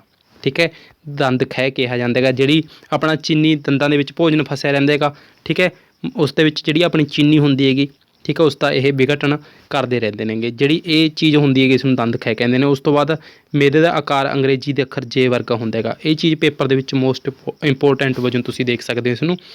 ਮੇਦੇ ਦੀ ਅੰਦਰਲੀ ਸਤ੍ਹਾ ਮਿਊਕਸ, ਹਾਈਡਰੋਕਲੋਰਿਕ ਐਸਿਡ ਅਤੇ ਪਾਚਕ ਰਸ ਰਸਾਉਂਦੀ ਹੈ। ਠੀਕ ਹੈ, ਤਾਂ ਦੇਖੋ ਇਸੇ ਤਰ੍ਹਾਂ ਅਸਲ ਦੇ ਵਿੱਚ ਜਿਹੜੀਆਂ ਇੰਪੋਰਟੈਂਟ ਚੀਜ਼ਾਂ ਨੇ ਸਮਝਾਉਣ ਦੇ ਤਰੀਕੇ ਦੇ ਨਾਲ ਹੀ ਆਪਾਂ ਨੇ ਇੱਥੇ ਲਿਖੀਆਂ ਨੇ, ਤਾਂ ਸਮਝਾਉਣ ਦੀ ਵੀ ਕੋਈ ਜ਼ਿਆਦਾ ਵੱਡੀ ਇਸ ਦੇ ਵਿੱਚ ਜ਼ਰੂਰਤ ਨਹੀਂ ਹੈਗੀ। ਠੀਕ ਹੈ, ਇਸੇ ਤਰ੍ਹਾਂ ਪੜ੍ਹਦੇ ਚੱਲਾਂਗੇ ਤਾਂ ਤੁਸੀਂ ਇਸ ਨੂੰ ਸਮਝਦੇ ਹੀ ਚੱਲਣਾ ਹੈਗਾ। ਮਿਊਕਸ ਮੇਦੇ ਦੇ ਅੰਦਰਲੀ ਪਰਤ ਨੂੰ ਸੁਰੱਖਿਆ ਪ੍ਰਦਾਨ ਕਰਦਾ ਹੈਗਾ। ਉਸ ਤੋਂ ਬਾਅਦ ਪਾਚਕ ਰਸ ਪ੍ਰੋਟੀਨ ਨੂੰ ਸਰਲ ਪਦਾਰਥਾਂ ਦੇ ਵਿੱਚ ਵਿਘਟਿਤ ਕਰ ਦਿੰਦੇ ਹਨ। ਉਸ ਤੋਂ ਬਾਅਦ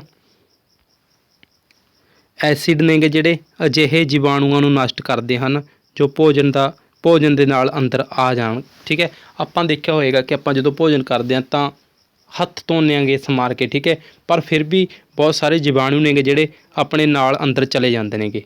ਠੀਕ ਹੈ, ਉਹਨਾਂ ਨੂੰ ਐਸਿਡ ਦੇ ਦੁਆਰਾ ਖਤਮ ਕੀਤਾ ਜਾਂਦਾ ਹੈਗਾ। ਉਸ ਤੋਂ ਬਾਅਦ ਛੋਟੀ ਆਂਦਰ ਦੀ ਗੱਲ ਕਰਦੇ ਹਾਂ। ਛੋਟੀ ਆਂਦਰ ਲਗਭਗ 7.5 ਮੀਟਰ ਲੰਬੀ ਅਤੇ ਕੁੰਡਲਿਤ ਨਲੀ ਹੈਗੀ। ਠੀਕ ਹੈ, ਇਸ ਤਰ੍ਹਾਂ ਆਪਾਂ ਕਹਿ ਸਕਦੇ ਹਾਂ ਕਿ ਕੁੰਡਲੀਆਂ ਦੇ ਤਰੀਕੇ ਦੇ ਨਾਲ ਇਹ ਆਪਣੇ ਸਰੀਰ ਦੇ ਵਿੱਚ ਹੁੰਦੀ ਹੈਗੀ। 7.5 ਮੀਟਰ ਲੰਬੀ ਹੈਗੀ ਇਹ ਜਿਗਰ ਅਤੇ ਲੂਬਾ ਰਸ ਤੋਂ ਰਸ ਪ੍ਰਾਪਤ ਕਰਦੀ ਹੈ। ਜਿਗਰ ਅਤੇ ਲੂਬਾ ਤੋਂ, ਠੀਕ ਹੈ, ਇਹ ਰਸ ਪ੍ਰਾਪਤ ਕਰਦੀ ਹੈਗੀ ਜਿਹੜੀ ਆਪਣੀ ਛੋਟੀ ਆਂਦਰ ਹੈਗੀ। ਉਸ ਤੋਂ ਬਾਅਦ ਤੇ ਇਸ ਦੀ ਪਿੱਤੀ ਵਿੱਚੋਂ ਵੀ ਮਿਲ ਜਾਂਦੇ ਨੇਗੇ। ਇਸ ਦੇ ਵਿੱਚ ਵੀ ਹੁੰਦੇ ਨੇ ਰਸ, ਤੇ ਇਹ ਜਿਗਰ ਤੇ ਲੁੱਬੇ ਤੋਂ ਵੀ ਪ੍ਰਾਪਤ ਕਰਦੀ ਹੈਗੀ। ਜਿਗਰ ਗੂੜੇ ਲਾਲ ਭੂਰੇ ਰੰਗ ਦੀ ਇੱਕ ਗ੍ਰੰਥੀ ਹੈ ਜਿਹੜੀ ਪੇਟ ਦੇ ਉੱਪਰਲੇ ਭਾਗ ਦੇ ਵਿੱਚ ਸੱਜੇ ਪਾਸੇ ਮੌਜੂਦ ਹੁੰਦੀ ਹੈ। ਸਰੀਰ ਦੀ ਸਭ ਤੋਂ ਵੱਡੀ ਗ੍ਰੰਥੀ ਜਿਗਰ ਹੈ ਜੀ। ਆਪਣਾ ਜਿਗਰ ਸਭ ਤੋਂ ਵੱਡੀ ਗ੍ਰੰਥੀ ਹੈ। ਇਹ ਪਿੱਤ ਰਸ ਦਾ ਰਿਸਾਵ ਕਰਦੀ ਹੈ ਜਿਹੜਾ ਇੱਕ ਥੈਲੀ ਦੇ ਵਿੱਚ ਇਕੱਠਾ ਹੁੰਦਾ ਹੈ। ਇਸ ਨੂੰ ਪਿੱਤਾ ਜਾਂ ਗਾਲ ਬਲੈਡਰ ਕਹਿੰਦੇ ਨੇਗੇ। ਉਸ ਤੋਂ ਬਾਅਦ ਪਿੱਤ ਰਸ ਚਰਬੀ ਦੇ ਪਾਚਨ ਵਿੱਚ ਇੱਕ ਮਹੱਤਵਪੂਰਨ ਭੂਮਿਕਾ ਨਿਭਾਉਂਦਾ ਹੈਗਾ। ਪਿੱਤ ਰਸ ਹੈਗਾ ਜਿਹੜਾ ਚਰਬੀ ਦੇ ਪਾਚਨ ਦੇ ਵਿੱਚ ਮਹੱਤਵਪੂਰਨ ਭੂਮਿਕਾ ਨਿਭਾਉਂਦਾ ਹੈ। ਵਧਣ ਤੋਂ ਬਾਅਦ ਇਹ ਕੈਟਰਪਿਲਰ ਨੂੰ ਆਪਣੀ ਚਮੜੀ ਉਤਾਰਨ ਦੀ ਜ਼ਰੂਰਤ ਹੁੰਦੀ ਹੈ। ਠੀਕ ਹੈ, ਵਧਣ ਤੋਂ ਬਾਅਦ ਕੈਟਰਪਿਲਰ ਨੂੰ ਆਪਣੀ ਚਮੜੀ ਉਤਾਰਨ ਦੀ ਜ਼ਰੂਰਤ ਪੈਂਦੀ ਹੈਗੀ ਜਦੋਂ ਚਮੜੀ ਵੱਧ ਜਾਂਦੀ ਹੈਗੀ। ਉਸ ਤੋਂ ਬਾਅਦ ਦੇਖੋ ਇੱਕ ਇੰਪੋਰਟੈਂਟ ਗੱਲ ਸੀਗੀ ਇੱਥੇ। ਦੇਖੋ ਜਦੋਂ ਕਿਸੇ ਵਿਅਕਤੀ ਨੂੰ ਦਸਤ ਲੱਗ ਜਾਂਦੇ ਨੇਗੇ, ਠੀਕ ਹੈ, ਜਦੋਂ ਦਸਤ ਲੱਗ ਜਾਂਦੇ ਨੇ, ਇਸ ਦਾ ਕਾਰਨ ਦੇਖੋ ਪਹਿਲਾਂ ਤਾਂ ਕੀ ਹੁੰਦਾ, ਛੂਤ ਜਾਂ ਕੋਈ ਭੋਜਨ ਦਾ ਸਹੀ ਪਚਾ ਨਾ ਹੋਣ ਕਾਰਨ ਇਹ ਲੱਗਦੇ ਨੇ। ਅਤੇ ਇਸ ਦੇ ਨਾਲ ਜਿਹੜੇ ਸਰੀਰ ਦੇ ਵਿੱਚੋਂ ਕੀ ਚੀਜ਼ ਦੀ ਕਮੀ ਆ ਜਾਂਦੀ ਹੈਗੀ ਦਸਤ ਲੱਗਣ ਦੇ ਕਾਰਨ, ਆਪਣੇ ਸਰੀਰ ਦੇ ਵਿੱਚ ਪਾਣੀ ਅਤੇ ਲੂਣ ਦੀ ਕਮੀ ਆ ਜਾਂਦੀ ਹੈ ਕਿ ਜਦੋਂ ਵਿਅਕਤੀ ਨੂੰ ਦਸਤ ਲੱਗ ਜਾਂਦੇ ਨੇ। ਅਤੇ ਡਾਕਟਰ ਇਸ ਨੂੰ ਕੀ ਸੁਝਾਅ ਦਿੰਦਾ ਹੈਗਾ ਕਿ ਕੀ ਕਰਨਾ ਚਾਹੀਦਾ। ਦੇਖੋ ਪਾਣੀ ਅਤੇ ਲੂਣ ਦੀ ਆਪਣੇ ਸਰੀਰ ਦੇ ਵਿੱਚ ਕਮੀ ਆ ਗਈ ਤਾਂ ਡਾਕਟਰ ਕਹੇਗਾ ਕਿ ਪਾਣੀ ਪੀਣਾ ਚਾਹੀਦਾ ਹੈਗਾ ਤਾਂ ਕਿ ਵਿਅਕਤੀ ਦੇ ਅੰਦਰੋਂ ਪਾਣੀ ਨਾ ਖਤਮ ਹੋ ਜੇ। ਠੀਕ ਹੈ, ਅਤੇ ਡੈਥ ਵੀ ਹੋ ਸਕਦੀ ਹੈਗੀ। ਤਾਂ ਦੇਖੋ ਇੱਕ ਚੁਟਕੀ ਲੂਣ ਅਤੇ ਚੀਨੀ ਘੋਲ ਕੇ ਉਸ ਵਿਅਕਤੀ ਨੂੰ ਪਿਲਾਉਣ ਦੀ ਡਾਕਟਰ ਦੇ ਦੁਆਰਾ ਸਲਾਹ ਦਿੱਤੀ ਜਾਂਦੀ ਹੈ। ਅਤੇ ਜਾਂ ਫਿਰ ਉਸ ਨੂੰ ORS ਦਾ ਘੋਲ ਦਿੱਤਾ ਜਾਂਦਾ ਹੈਗਾ। ORS ਘੋਲ ਨੂੰ ਕੀ ਕਿਹਾ ਜਾਂਦਾ ਹੈ, ਉਸ ਨੂੰ ਜੀਵਨ ਰੱਖਿਅਕ ਘੋਲ ਦੇ ਨਾਮ ਨਾਲ ਵੀ ਜਾਣਿਆ ਜਾਂਦਾ ਹੈਗਾ। ਉਸ ਤੋਂ ਬਾਅਦ ਗੱਲ ਕਰਦੇ ਹਾਂ ਲੁੱਬਾ ਦੀ। ਲੁੱਬਾ ਇੱਕ ਹਲਕੇ ਪੀਲੇ ਰੰਗ ਦੀ ਇੱਕ ਵੱਡੀ ਗ੍ਰੰਥੀ ਹੈਗੀ। ਠੀਕ ਹੈ, ਇਹ ਮੇਦੇ ਦੇ ਬਿਲਕੁਲ ਥੱਲੇ ਹੁੰਦੀ ਹੈਗੀ।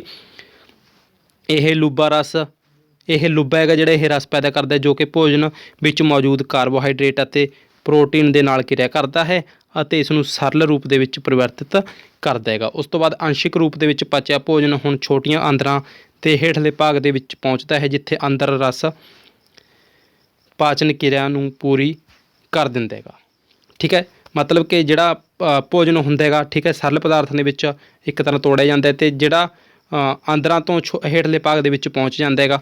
ठीक है। तो इत्थे जाके अपनी यह क्रिया हैगी जिहड़ी कंप्लीट हो जाती हैगी, ठीक है। कार्बोहाइड्रेट्स सरल चीनी जिवें कि ग्लूकोज विच परिवर्तित हो जाते नेगे जिहड़े कार्बोहाइड्रेट ने, ठीक है। आपां नूं पता है कि इस दे विच चीनी हुंदी हैगी कार्बोहाइड्रेट दे विच, ठीक है। ये जिहड़े चीनी दे विच एक तरह शरीर दे विच जाके ये अपने ग्लूकोज दे विच ये परिवर्तित हो जाते नेगे, ठीक है। तो तुसीं ने याद रख लैणे गा। देखो ये चीज़ां ज़्यादातर पुछिया जांदियां ने। कार्बोहाइड्रेट है जिहड़ी ग्लूकोज दे विच परिवर्तित हो जाएगी, जिहड़ी चर्बी हैगी फैटी एसिड दे विच, ठीक है।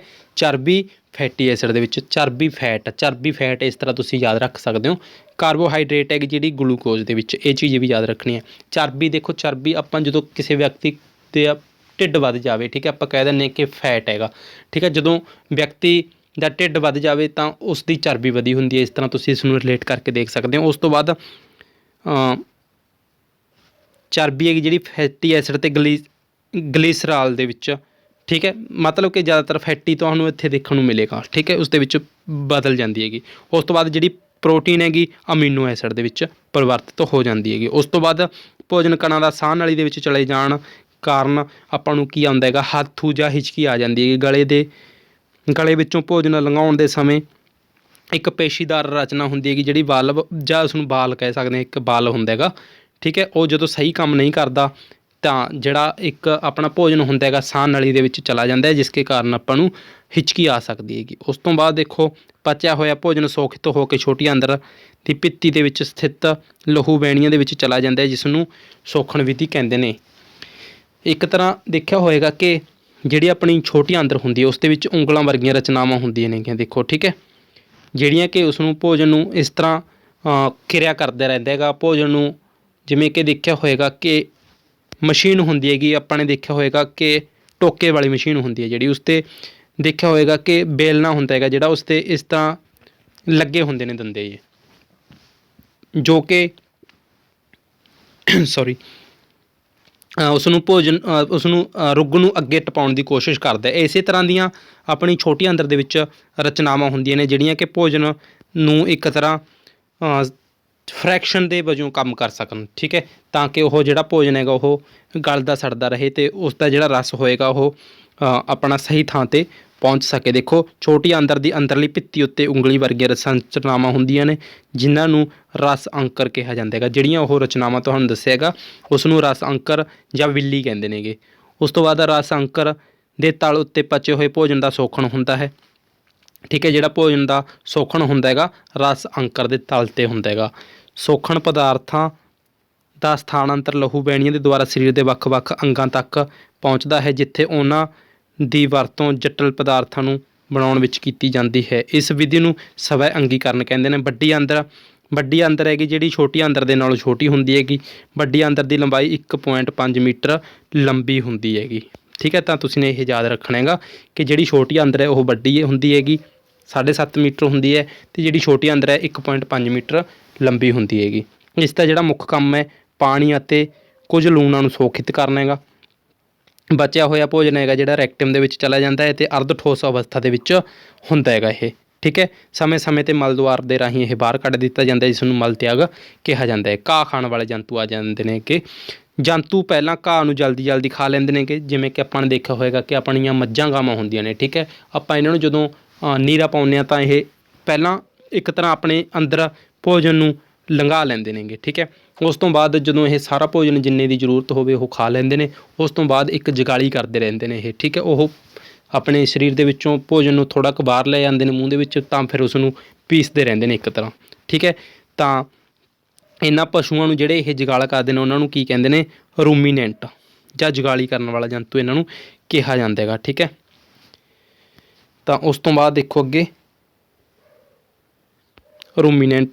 ਰੂਮੀਨੈਂਟਸ ਵਿੱਚ ਦੇਖੋ ਛੋਟੀ ਆਂਦਰ ਅਤੇ ਵੱਡੀ ਆਂਦਰ ਵਿਚਾਲੇ ਇੱਕ ਥੈਲੀ ਵਰਗੀ ਸੰਰਚਨਾ ਹੁੰਦੀ ਹੈ, ਜਿੱਥੇ ਭੋਜਨ ਦਾ ਪਾਚਨ ਕੁਝ ਜੀਵਾਣੂਆਂ ਦੇ ਦੁਆਰਾ ਕੀਤਾ ਜਾਂਦਾ ਹੈ ਅਤੇ ਮਨੁੱਖ ਦੀ ਤਰ੍ਹਾਂ ਹੈਗੀ ਜਿਹੜੀ ਆਹਾਰ ਨਲੀ ਇਸ ਦੇ ਵਿੱਚ ਨਹੀਂ ਹੁੰਦੀ, ਠੀਕ ਹੈ। ਤਾਂ ਦੇਖੋ ਜੇਕਰ ਤਾਂ ਤੁਹਾਨੂੰ ਲਿਖਾਈ ਨਹੀਂ ਸਮਝ ਆ ਰਹੀ ਤਾਂ ਤੁਸੀਂ ਇਸੇ ਤਰ੍ਹਾਂ ਵੀ ਇਸਨੂੰ ਸਮਝ ਸਕਦੇ ਹੋ ਜਿਵੇਂ ਕਿ ਤੁਹਾਨੂੰ ਆਪਾਂ ਬੋਲ ਕੇ ਦੱਸ ਰਹੇ ਹਾਂ, ਠੀਕ ਹੈ। ਤਾਂ ਸੁਣਦੇ ਹੀ ਰਹਿਣਾ ਵੈਸੇ ਤਾਂ ਤੁਸੀਂ ਨੇਗੇ, ਤਾਂ ਉਸ ਤੋਂ ਬਾਅਦ ਦੇਖੋ ਅੱਗੇ ਅਮੀਬਾ ਹੈਗਾ ਜਿਹੜਾ ਜਲ ਭੰਡਾਰਾਂ ਦੇ ਵਿੱਚ ਮਿਲਣ ਵਾਲਾ ਇੱਕ ਸੈਲੀ ਜੀਵ ਹੈ। ਇੱਕ ਸੈਲੀ ਹੈਗਾ, ਇੱਕ ਸੈਲੀ ਮਤਲਬ ਕਿ ਇਸ ਦੇ ਵਿੱਚ ਇੱਕ ਸੈੱਲ ਹੁੰਦਾ ਹੈਗਾ। ਜਿਹੜੇ ਮਨੁੱਖ ਹੁੰਦੇ ਨੇ ਜਾਂ ਕੋਈ ਵੀ ਜੀਵ ਆ ਗਿਆ ਉਹਨਾਂ ਦੇ ਵਿੱਚ ਜ਼ਿਆਦਾ ਸੈੱਲ ਹੁੰਦੇ ਨੇਗੇ, ਜਿਵੇਂ ਕਿ ਕੰਧ ਦੇ ਵਿੱਚ ਇੱਟਾਂ ਹੁੰਦੀਆਂ ਨੇ ਬਰੀਕ ਬਰੀਕ। ਉਸ ਤੋਂ ਬਾਅਦ ਇਸ ਦੀ ਇੱਕ ਸੈੱਲ ਝਿੱਲੀ ਹੁੰਦੀ ਹੈ, ਇੱਕ ਗੋਲ ਸੰਘਣਾ ਕੇਂਦਰਕ ਹੁੰਦਾ ਹੈ, ਕੇਂਦਰਕ ਵੀ ਤੁਹਾਨੂੰ ਦੱਸਿਆ ਸੀਗਾ, ਅਤੇ ਕੋਸ਼ਕਾ ਦਰਵ ਹੁੰਦੀ ਹੈਗੀ, ਠੀਕ ਹੈ। ਬੁਲਬੁਲੇ ਵਰਗੀਆਂ ਅਨੇਕਾਂ ਰਸਧਾਨੀਆਂ ਹੁੰਦੀਆਂ ਨੇ ਇਸ ਦੇ ਵਿੱਚ। ਅਮੀਬਾ ਲਗਾਤਾਰ ਆਪਣੀ ਸਥਿਤੀ ਅਤੇ ਆਕ੍ਰਿਤੀ ਬਦਲਦਾ ਰਹਿੰਦਾ ਹੈ। ਅਮੀਬਾ ਇਸ ਤਰ੍ਹਾਂ ਦਾ ਹੁੰਦਾ ਹੈਗਾ, ਠੀਕ ਹੈ। ਤਾਂ ਉਹ ਇਸੇ ਤਰ੍ਹਾਂ ਦੇਖਿਆ ਹੋਏਗਾ ਕਿ ਉਹ ਕਦੇ ਇਸ ਤਰ੍ਹਾਂ ਦਾ ਹੋ ਜਾਂਦਾ ਹੈਗਾ, ਕਦੇ ਇਸ ਤਰ੍ਹਾਂ ਬੁਲਬੁਲਾ ਦੇਖਿਆ ਹੋਏਗਾ ਪਾਣੀ ਦੇ ਵਿੱਚ, ਉਸ ਤਰ੍ਹਾਂ ਤਾਂ ਆਪਾਂ ਇਸ ਨੂੰ ਕਹਿ ਸਕਦੇ ਹਾਂ। ਇਹ ਇੱਕ ਜਾਂ ਵਧੇਰੇ ਉਂਗਲੀ ਵਰਗੇ ਬਾਦਰੇ ਨੇਗੇ ਜਿਹੜੇ ਉਹ ਆਪਣੇ ਕੱਢਦਾ ਰਹਿੰਦਾ ਹੈਗਾ, ਠੀਕ ਹੈ। ਅਤੇ ਉਸ ਨੂੰ ਜਿਹੜਾ ਇਹ ਬੁਲਬੁਲੇ ਜੇ ਇਹ ਕੱਢਦਾ ਹੈਗਾ ਉਸ ਨੂੰ ਆਵਾਸੀ ਪੈਰ ਕਹਿੰਦੇ ਨੇ ਇਸ 'ਤੇ, ਠੀਕ ਹੈ, ਜੋ ਇਸ ਨੂੰ ਗਤੀ ਦੇਣ ਦੇ ਵਿੱਚ ਸਹਾਇਤਾ ਕਰਦੇ ਨੇਗੇ। ਜਿਵੇਂ ਕਿ ਦੇਖੋ ਦੱਸਿਆ ਹੈਗਾ ਬੁਲਬੁਲਾ ਇਸ ਤਰ੍ਹਾਂ ਦਾ ਹੁੰਦਾ ਹੈਗਾ। ਉਸ ਤੋਂ ਬਾਅਦ ਇਹ ਇੱਧਰ ਕੰਨ ਜਾਂ ਵੱਧ ਜਾਂਦਾ ਹੈਗਾ, ਇੱਧਰਲਾ ਕੰਨ ਘੱਟ ਜਾਂਦਾ ਹੈਗਾ, ਫਿਰ ਇੱਧਰ ਹੋਰ ਕੰਨ ਜਾਂ ਵਧਾ ਲੇਗਾ, ਇੱਧਰੋਂ ਘੱਟਦਾ ਜਾਏਗਾ, ਮਤਲਬ ਕਿ ਇਸੇ ਤਰ੍ਹਾਂ ਉਹ ਤੁਰਦਾ ਜਾਂਦਾ ਹੈਗਾ। ਇਸ ਦੇ ਭੋਜਨ ਰਸਦਾਨੀ ਵਿੱਚ ਇੱਕ ਪਾਚਕ ਰਸ ਰਿਸ਼ਤਾ ਹੈਗਾ ਇਸ ਦੇ ਵਿੱਚ, ਠੀਕ ਹੈ, ਜੋ ਕਿ ਭੋਜਨ ਪਦਾਰਥਾਂ ਦੇ ਨਾਲ ਕਿਰਿਆ ਕਰਕੇ ਸਰਲ ਪਦਾਰਥਾਂ ਦੇ ਵਿੱਚ ਉਹ ਬਦਲ ਦਿੰਦਾ ਹੈਗਾ। ਉਸ ਤੋਂ ਬਾਅਦ ਰੇਸ਼ਿਆਂ ਤੋਂ ਪੌਦਿਆਂ ਤੱਕ ਤੀਜਾ ਪਾਠ ਆ ਗਿਆ ਆਪਣਾ।